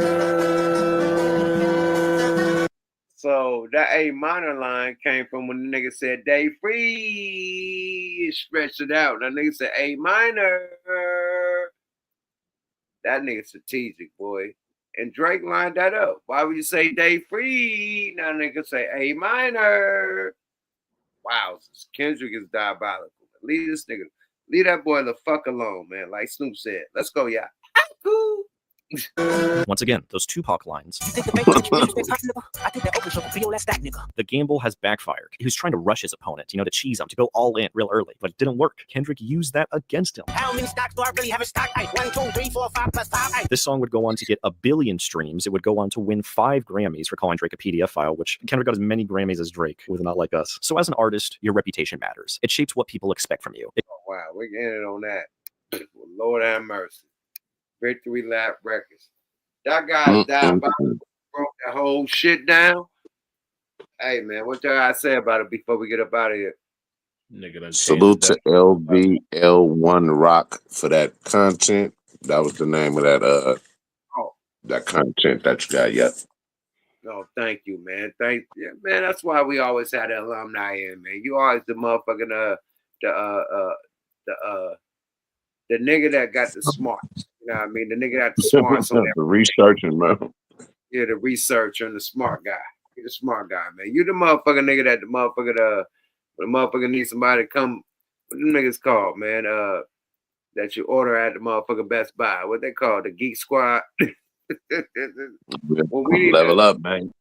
When we need the Geek Squad on Yuck Mouth TV, we definitely got motherfucking the Mob Squad. Let's not be tear you up, nigga. the mob squad. Yeah, the mob squad. When slash Geek Squad, you know what I mean? Mob squad to go do the due diligence. I'm kind of drunk right now. Due diligence, man. Due diligence, you know what I mean? Go research, you know what I mean? Because a lot of niggas don't research that do this podcast shit. So Thank you, network, for the research. Yeah, dude. Oh, yeah. A lot of niggas don't Kendrick. I'm leaving y'all what to say before we get up out this motherfucker. I know what I'm gonna say. I'm gonna get a flow to both y'all before we get up out of here, man. Ended on a good note. We had a great battle, man. I think it's over. When that nigga Kendrick ended the Super Bowl, said game over, it's over. Bruh, do some movies. What y'all got to say about it? That was definitely the cherry on top, man. That was the bow to the motherfucking present. I mean, what more can be said? This is a master class on how to disassemble who you think is the greatest. If you think that's the greatest, watch me come dog the greatest. It's no different to me. Watching what Kendrick did was like Frazier whooping Ali's ass, and then Kendrick being motherfucking Big George Foreman and getting in the ring with Frazier and dogging the shit out of him. Like, if this is your guy, okay, watch this. Or we can even take it further and say, nigga, that's like Ali doing George Foreman. But point being, Drake should probably just go ahead and leave that part of the game alone. Don't file no more lawsuits. You know what I'm saying? That's what fucked him up the most, because that's something in the court of public opinion that regardless of whatever lawsuit you may win or lose, nigga, you're gonna lose way more than you're gonna ever gain. You get what I'm saying? So I think that played a part in his demise by choosing to go the legal route with it in a battle. Like, come on, my nigga, don't nobody do that. That ain't hip hop. That ain't hip hop, nigga. Hip hop was based on the battle. That's a part of it. Part of being, nigga, the foundation of hip hop is to be braggadocious. And if you're not involved in that, and competitive. Right. And if you ain't involved in that, nigga, then you ain't hip hop. That's just what it is, my nigga. And you know, with that being said, and if you were the crown, if you at the top of hip hop, niggas coming for you. They coming. They coming. Prime example. 50 was at the top of the game. It took Kanye to take 50 out. Right? Jay-Z and them took a nap. They didn't even want to drop when 50 was out. Am I lying, Ring? No. They sent Kanye, a nigga, a backpack nigga, a different type of music to take out the gangster shit that 50 was doing. Am I lying, Ring?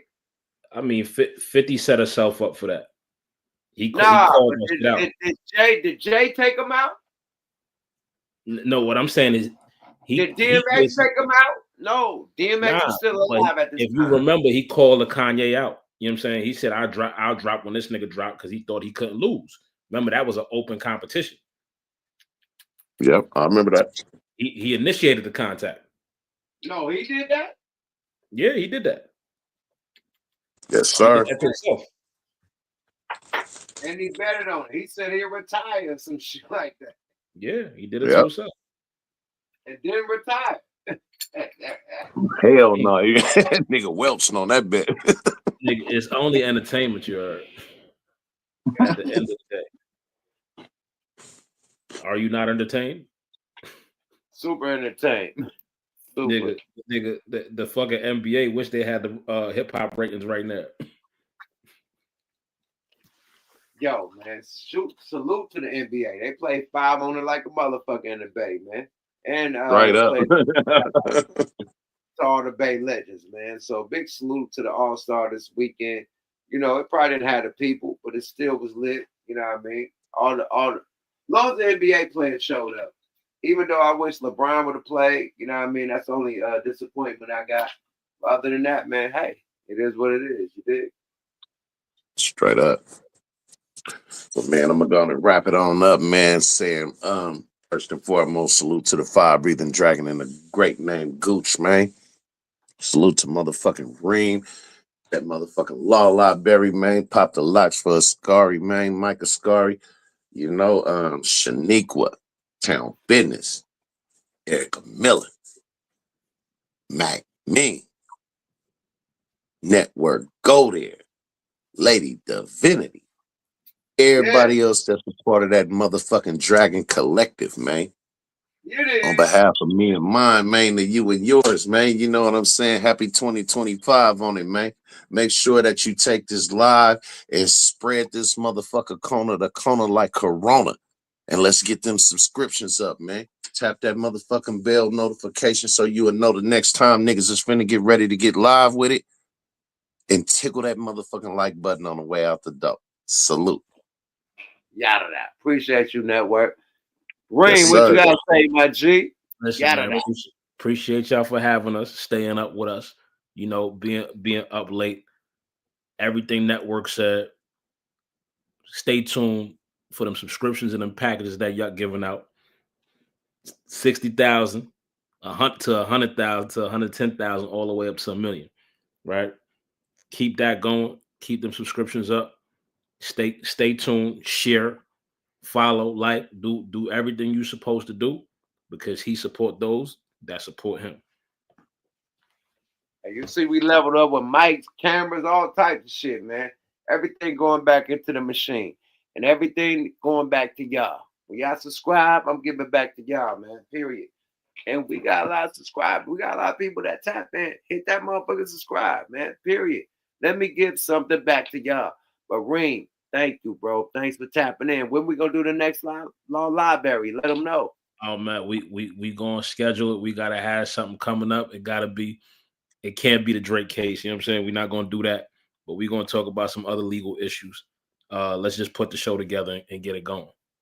And we got the Law Library channel. Let them know to follow that. Yeah, we got the Law Library channel. We're gonna put the links. We're gonna do the promo. We're gonna do everything right and make sure the packages and everything is right, so the delivery is correct and we get legal understanding of what's going on in the game.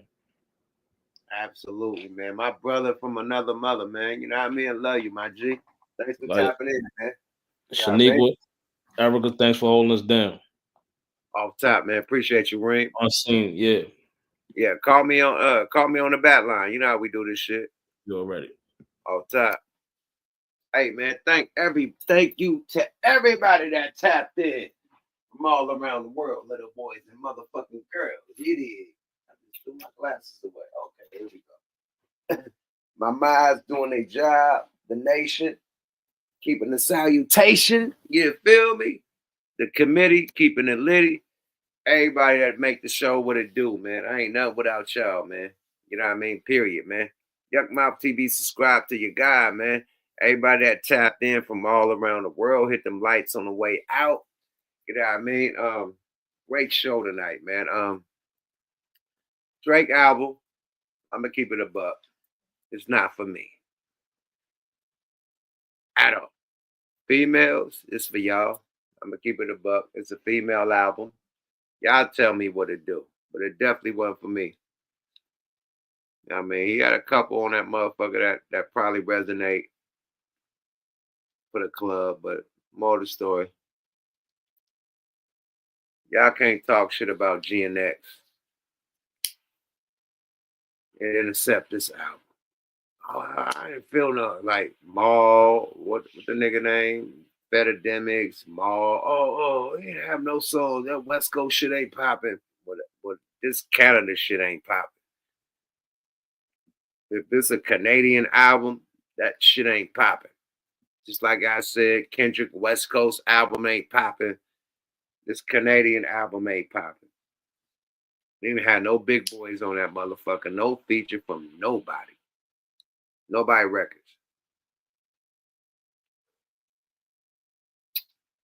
I show you bridges is burning. The bridge is over. The bridge is over.